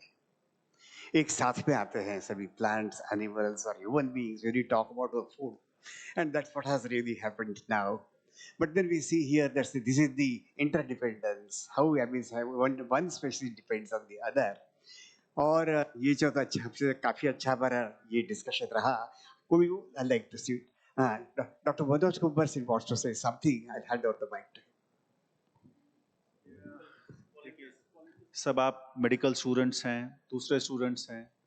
मैं एक ओपिनियन तो नहीं कहूँगा, लेकिन 3-4 स्टूडेंट्स अगर सुबह उठ से जो बैठे हुए हैं, आपने क्या सीखा है वो मुझे बोल देंगे ना, तो मुझे लगेगा आज का दिन मेरा मैंने सफल हुआ। नहीं तो क्या मुझे लगेगा यार सब सो रहे थे और मैं आपको जगा भी ना पाया है। मेरा मतलब इन द सेंस यहाँ पे जितने भी हैं सारे कामकाज हैं, रिटायर्ड नहीं हैं। अभी रिटायर्ड नहीं है तो ऐसा नहीं है कि हम लोग कोई काम नहीं है इसीलिए यहाँ बैठे हुए हैं, ऐसा नहीं है। पर हमें अच्छा लगेगा अगर आप में से 3-4 जने कोई कि सुबह से आपने क्या सीखा है। एटलीस्ट 3 बातें जो आप अपने दोस्तों और माँ बाप को जाके बोल पाओ कि आज हमने सारे दिन में क्या सीखा। ठीक है, वो भी बता दो। अगर अच्छा नहीं लगा, हम पकाऊ हैं तो बोल दो पकाऊ हैं हम, ठीक है, ताकि हम नेक्स्ट टाइम हम सुधर जाएं। ठीक है, चलिए, मुझे अच्छा लगेगा अगर कोई बोलेगा, नहीं तो फिर मैं पवित्र को ही बोलूंगा, यार भाई तेरे ही बंदों को बोल, 2-4 बंदों को बोल क्या सीखा है यार। नहीं तो प्लीज कैमरामैन आपको बोलना पड़ेगा, बुलवा लो। मैं जाने वाला नहीं हूं जब तक मैं 3-4 जनों को आपने क्या सीखा है ना, मैं यहाँ से आपको जाने नहीं दूंगा, ये याद रख लो, ठीक है? हाँ जी, आपको बोलना ही होगा, आपको बोलना होगा, और प्लीज ये रिकॉर्ड होना चाहिए।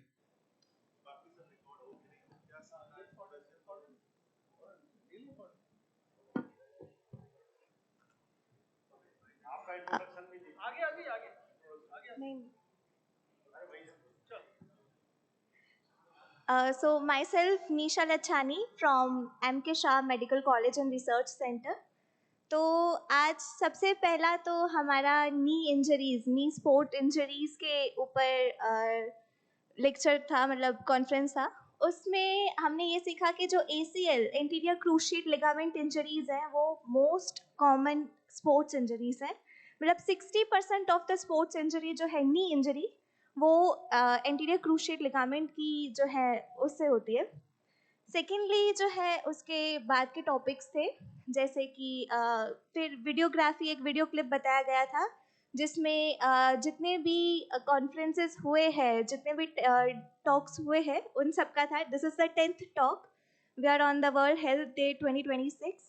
उसके बाद आयुर्वेदा के बारे में जो है निपमेर से आए थे सर फार्मेसी में, उन्होंने बताया था आयुर्वेदिक मेडिसिन के बारे में, उन्होंने काफ़ी अच्छी बातें बताई थी।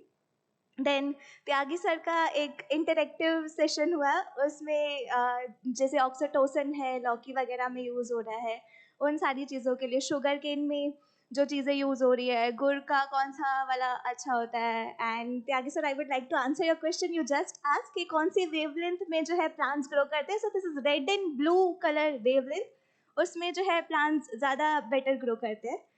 एंड या this is all we learn today. Thank you so much. Blue and red, yes sir. Okay.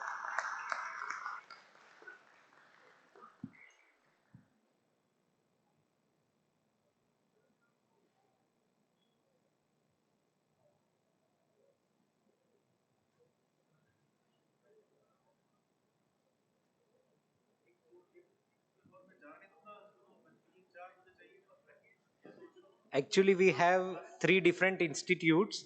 So MK Shah Medical College 3 representation આવી ગયું. I request other 2 institutes also.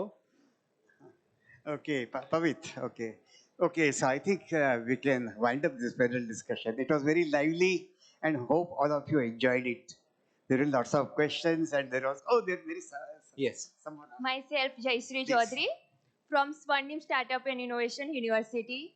Firstly वही जो नी जॉइंट के बारे में lecture हुआ था सुबह, उसमें मुझे ये अच्छा लगा, सर ने जो नी कैप के बारे में बोला ना वो अच्छा लगा, क्योंकि मेरे आसपास बहुत लोग हैं जो नी कैप पहनते हैं, तो वो ऐसे पूरा दिन पहनते रहते हैं, तो मैंने सोचा मैं उनको एडवाइस कर सकती हूँ कि आप डॉक्टर से पूछो और नी कैप कितने टाइम पहनना है वो वाला। फिर दूसरा आयुर्वेद का जो हुआ, मैं ऑल्सो आयुर्वेद स्टूडेंट हूँ, तो मुझे प्राउड फील हुआ कि सर ने आयुर्वेद के बारे में बताया, वो सर फार्मासिस्ट होके फिर भी। और थर्ड वो मैम ने बोला ओबेसिटी वाला कि 3 लोगों को भी ओबेसिटी हो सकती है, वो हमें आज पता चला, तो so unique. Thank you.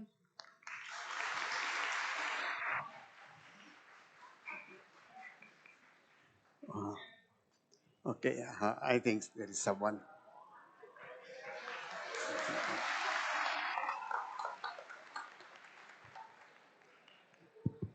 Hello hello. हाँ तो सर, वो स्टार्टिंग में दीपक गोयल सर ने जो लेक्चर डिलीवर किया था नी जॉइंट के बारे में, तो मतलब एक्चुअली मेरी भी नी इंजरी हुई थी लिगामेंट की, पर उसमें भी 16 टाइप के लिगामेंट्स होते हैं, वो भी मुझे आज पता चला। और डॉक्टर कैसे चेक करते हैं, मतलब 16 अलग अलग एंगल्स है, वो सब नया नया पता चला, सीखने को मिला कि इतनी जल्दी भी ऐसे चेक कर सकते हैं, मतलब कि वो नहीं होता कि डॉक्टर सिर्फ हाथ लगा के ऐसे बता देते हैं। और वो एक्सरेज, वो सीटी स्कैन और उसका डिफरेंस भी आज ही पता चला, मतलब मालूम था, पर आज लाइव बनाना वाला एग्जांपल देख के अच्छा लगा।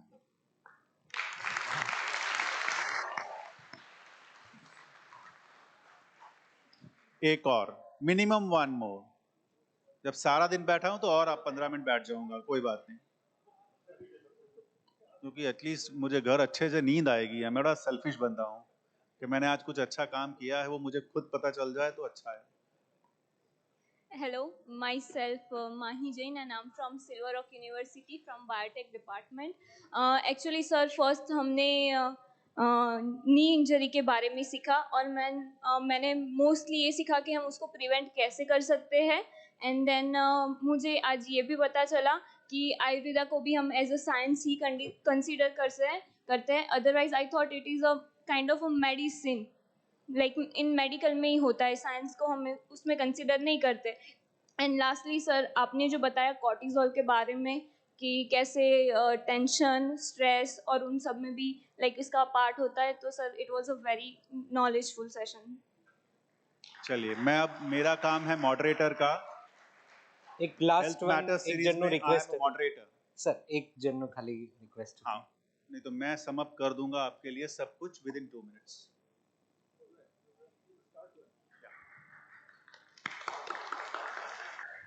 Hello, my name is Nihar Jotania and I am from Dr. M.K. Shah Medical College and Research Center. And if I'm pronouncing the name right, Sahu sir's presentation highlighted about the concept of One Health as only not all are humans, but there are animals and there is environment, which is important. There are zoonotic diseases which affect the humans, and there are some diseases which infect the animals. And that is actually one of the key concepts that we should all be understanding as if we include the animal part, if we include the environment part, if we include all of us, then there are various sectors and there are various fields which can work together in harmony, and it can bring a bright future for the medical science and other fields. And also I was very happy with the presentation about mindfulness and reducing the stress level, changing the lifestyles, and how all of us need to bring some lifestyle changes to since we as doctors are supposed to treat patients, even we have to be mindful about our choices. We have to stay healthy. And about the adulteration part, I also had to ask the question, but I got the answer that we need several regulations at various sectors, right from manufacturers to the distributors to the sellers, and also the regulation committee, FSSA and all. They all need some reformations for better marketing and for better supply of products. Thank you. Thank you. Last one. Last one, okay. Yes, yes, please.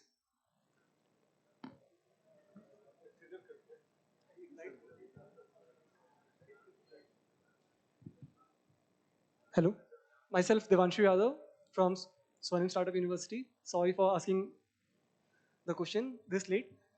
My question was कि जैसे sir ने बोला कि हम लोग को जो farming है वो अपने घर से स्टार्ट करनी चाहिए, कि जो फ्लैट्स वाले हैं, जो लोग फ्लैट्स में रहते हैं, वो लोग भी अपने घर से फार्मिंग कर सकते हैं।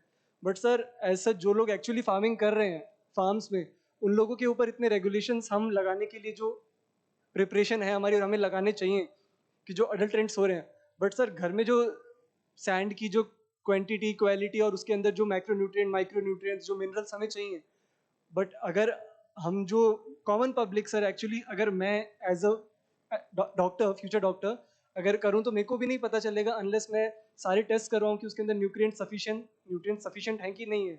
बट अगर एज अ कॉमन पीपल जिसको इन सब के बारे में जानकारी नहीं है, वो अपने घर में उगाता है, तो वो तो सर सिर्फ विजुअल्स के ऊपर फोकस कर पाएगा ना, कि अगर प्लांट है, जैसे आपने धनिया बोला, अगर धनिया उगा रहे हैं तो अगर वो हरा हरा है और बड़ा बड़ा है तो ठीक है, बट सर जितना सफिशिएंट होना चाहिए वो अगर अडल्ट्रेंट है, जैसे जमुना साइड में जो प्लांट्स हैं वो दिखते बहुत अच्छे हैं, बट अगर जब हम उनकी माइक्रोबायोलॉजी लेवल पर जब टेस्ट करते हैं तो उनके अंदर सर लेड और जितने भी हैवी मेटल्स उनकी क्वांटिटी बहुत हाई लेवल में होती है, और एक्चुअली वो हमारी बॉडी के लिए बिल्कुल भी सेफ नहीं है, वो हजार्डस टाइप में आ गया वो सारे फूड। बट अगर हम घर में ही उगाते हैं और जैसे किसी भी कॉमन नज़दीक से लेके आते हैं, मिट्टी है, क्योंकि सिटी में नॉर्मल जो प्लांट्स उगाने हैं जिनको हमें कंज्यूम नहीं करना है, उनके अंदर ही क्वांटिटीज़ नहीं पता है, वो वही सर्वाइव नहीं कर पाते हैं। अगर हम एडिबल चीज़ें उगाने का ट्राई करें तो वो हमारे लिए हेल्दी होगा कि नहीं होगा उसके बारे में, तो उसके लिए तो हमें रेगुलेशंस, फार्मिंग से ज़्यादा स्ट्रिक्ट रेगुलेशंस चाहिए ना सर, तो वो कैसे पॉसिबल है? Thank you. देखिए ऐसा है, ये आपने जो आपका सवाल है ये बहुत सिंपल है। कोई भी किसी भी चीज को देखिए, पौधा जो है ना, पौधा आपसे कुछ नहीं चाहता। ये जो न्यूट्रिएंट्स है ना, दो तरह के हैं, एक मैक्रो है एक माइक्रो है, ठीक है। माइक्रो को हम ट्रेस एलिमेंट्स भी बोलते हैं, जिसमें मैग्नीशियम है, जिसमें बोरोन है, ठीक है, जिसमें सल्फर है, ठीक है। मिट्टी में ये सब कुछ है until unless it is contaminated by lead, और वो तो अलग चीज हो गई कि कहीं से lead का कारखाना है, कहीं पेंट बन रहे हैं और पेंट में से वो जा रहा है, वो तो एक अलग इशू है। लेकिन अगर आप सीधी सादी मिट्टी को कहीं से भी लाते हैं, ठीक है, कोई भी मिट्टी को उठाते हैं, मैं रेत की बात नहीं कह रहा हूँ, सैंड की नहीं कह रहा हूँ, उसमें वो सभी तत्व हैं जो किसी पौधे को जिंदा रखने के लिए, ग्रोथ के लिए सफिशिएंट हैं। उसको कोई, जैसे आप बच्चे को हॉर्लिक्स देते हैं, कॉर्नफ्लेक्स देते हैं, उसका वो जरूरत नहीं होता है। उसने अपना खाना खुद बनाना सीखा है। वो जमीन से जिस चीज की जितनी जरूरत होती है उतना ले लेता है। आपको चिंता करने की जरूरत नहीं है। मैं ये कहता हूं, अगर आपके यहाँ शेड है तो शेड लविंग क्रॉप्स हैं। टमाटर को बहुत सूरज नहीं चाहिए, शेड में आता है। आप देखो तो कौन सी चीज शेड को पसंद करती है, कौन सी नहीं करती है, उगा के तो देखो। पौधे को न्यूट्रिएंट्स के हिसाब से, अगर आप ये समझते हैं कि घर पे उगा हुआ पौधा न्यूट्रिएंट के लिए डेफिशिएंट होगा न्यूट्रिएंट्स में, तो ऐसा नहीं है। वो अपनी खुद ले लेता है। देखिए, अलग से अगर आप डालते हैं तो मुसीबत खड़ी होती है। बाहर नाइट्रोजन पड़ रहा है, यूरिया पड़ रहा है। यूरिया क्या करता है? आप यूरिया को क्यों डालते हैं? देखिए, आप, छोटी सी चीज है, टाइम जा रहा है इसलिए, लेकिन बड़ा इंपॉर्टेंट इशू है। आपने गेहूं में, गेहूं का जो हमारी क्रांति आई ना, समझ लीजिए एक चीज को, जो हमारी क्रॉप में क्रांति आई वो क्यों आई? हमने गेहूं की नई वैरायटी क्रिएट की, नहीं की? नई वैरायटी आई ना गेहूं की 60s में। हमने नई वैरायटी जो डेवलप की, उनका क्या खासियत था आप समझ लीजिए। खासियत ये था कि हमने उस पौधे को ये पढ़ाया कि तुम्हारा दाना मोटा कर दो, तुम्हारी एनर्जी जो है स्टेम में मत लगाओ और तुम दाने में लगा लो, ग्रेन में, ग्रेन को मोटा कर लो, ठीक है। इस तरह का टेक्निक अपनाया और हमने उसकी हाइट को कम किया, दाने को मोटा कर दिया। और उस पौधे को हमने ये संदेशा दिया थ्रू हाइब्रिडाइजेशन कि तुम्हारी जो एनर्जी इंसेक्ट से लड़ने में यूज होती थी, please listen, this is very important point. देखिए, हर जीव सुरक्षा चाहता है, पौधा भी सुरक्षा चाहता है। तो पौधे के अंदर एक सुरक्षा के लिए मैकेनिज्म है, लड़ने के लिए, ठीक है। हमने कहा तुम इस मैकेनिज्म को छोड़ दो हमारे हवाले, इस मैकेनिज्म में ताकत लगाने की तुम्हारी जरूरत नहीं है। प्लांट्स को हमने ये संदेशा दिया थ्रू हाइब्रिडाइजेशन कि आपको प्रोटेक्शन, हमारी जिम्मेदारी रहेगी। आप प्रोटेक्शन का जो मैकेनिज्म है आपके अंदर, जिसने सैकड़ों केमिकल बनते हैं और आप इंसेक्ट को रोक लेते हैं, उसकी जरूरत नहीं है तुमको। और हमने पेस्टिसाइड के नाम पे उसके प्रोटेक्शन का हमने जिम्मेदारी लिया। तो यहाँ ये पेस्टिसाइड इसलिए आ जाता है।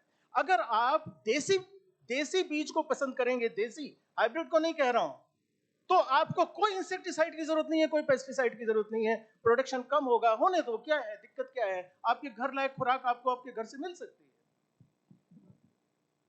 So, we have learned a lot of things today. Let me summarize, and 5-pointer I can give you now, okay? Knee joint preservation is must, because we all know that sedentary lifestyle can cause diabetes, hypertension, obesity. So unless and until your joints are functioning, you will be living a sedentary lifestyle. So automatically all those components of non-communicable diseases will be there. So there lies the importance of preservation of joints. Next is, the topic is together for health. I think together means human life, animal life, and plant life. We take care of animals, we take care of plants, automatically, and obviously human to human care is very, very important. So if all these points are taken into consideration and we leave little bit of materialistic world aside, it will be a better world to live. Next is, rabies still can cause death. So we have to be careful and we have to be honest. Even if it's a licking, we ask our, obviously you are now grown up, but It's not that, okay, it was just a licking, we ignore it. No, take it. It's no longer 14 injections to be taken in the stomach. Maximum it is 5. And rabies is fatal. No matter how much advance we have done in our medicine, we are yet to make a rabies patient survive. Next is, there are a lot many questions regarding these vegetables, but only homegrown vegetable is the answer what I have understood. Lastly, we must have thus heard this proverb, health is wealth. But actually, if you want to enjoy your wealth, be healthy. Because usually the story of Indians is, when your health is good, you do not have wealth. And when you procure wealth, you are no longer having health to enjoy that wealth. Message to all your parents also. Parents often sacrifice their health just because whatever sacrifice I have done, my kids should not do, and I sacrifice my health for my kids.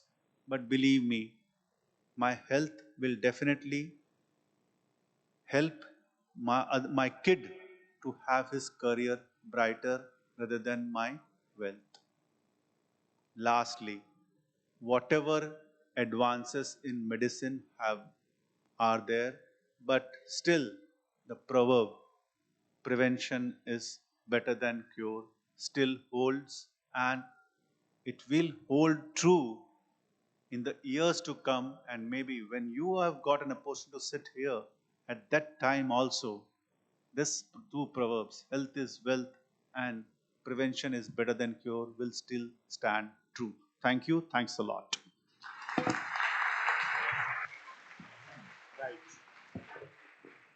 Okay. Thank you, Dr. Gumbar. Thank you, Dr. Tagi, and thank you, Dr. Sahu. We had a very lively discussion, and I was very happy that there was a good deal of participation from the audience also. Really, as Dr. Gumbar said, we have learned quite a lot today, and this will last us for in our in our later life as well. Anyway, we have understood that at least as human beings, there is a plants and animals. There are three sides of a triangle, and we must see that none of these sides get torn off. Always, and that we always maintain a balance. And we had a lot of discussion regarding that also. So I'm really happy and thank Dr. Manoj Gumbar, then thank Dr. Tyagi, and also thank Dr. Sahu for this very useful and informative information they have given, and the discussion that followed with you. So with this, we end this panel discussion. Thank you very much once again, and thank you, all of you. Thank you so much, sir. And thank you to all the participants. I would also like to request, I would like to thank from this podium, Dr. Ragin Shah, Vice Chancellor, Swarnim Startup and Innovation University, Dr. A.T. Leua, Dean, Dr. M.K. Shah Medical College and Research Center, and Dr. Saurin Shah, Vice Chancellor, Silver Rock University, for allowing and sending the students, participants over here. And with this note, we are concluding our session for the day. I would like to request everyone to please rise for national anthem. And I am inviting you everyone for the Kakariya. Come and see the water to the sky and everything in between. Beautiful environment. So most welcome, and come to Kakariya and also meet us. We will show you something. Thank you so much. You got invitation to visit Kakariya, specifically zoo also. Sir is director over there.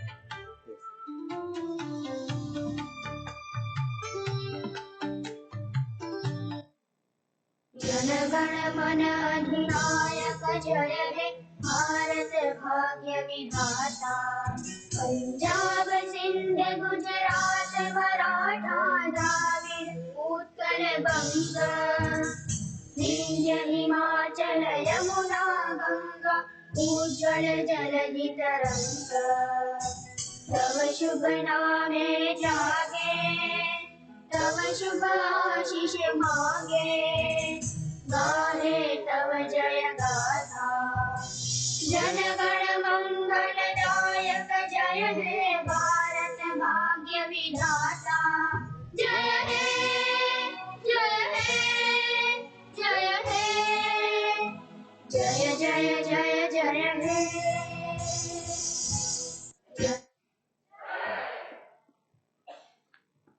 Thank you everyone once again.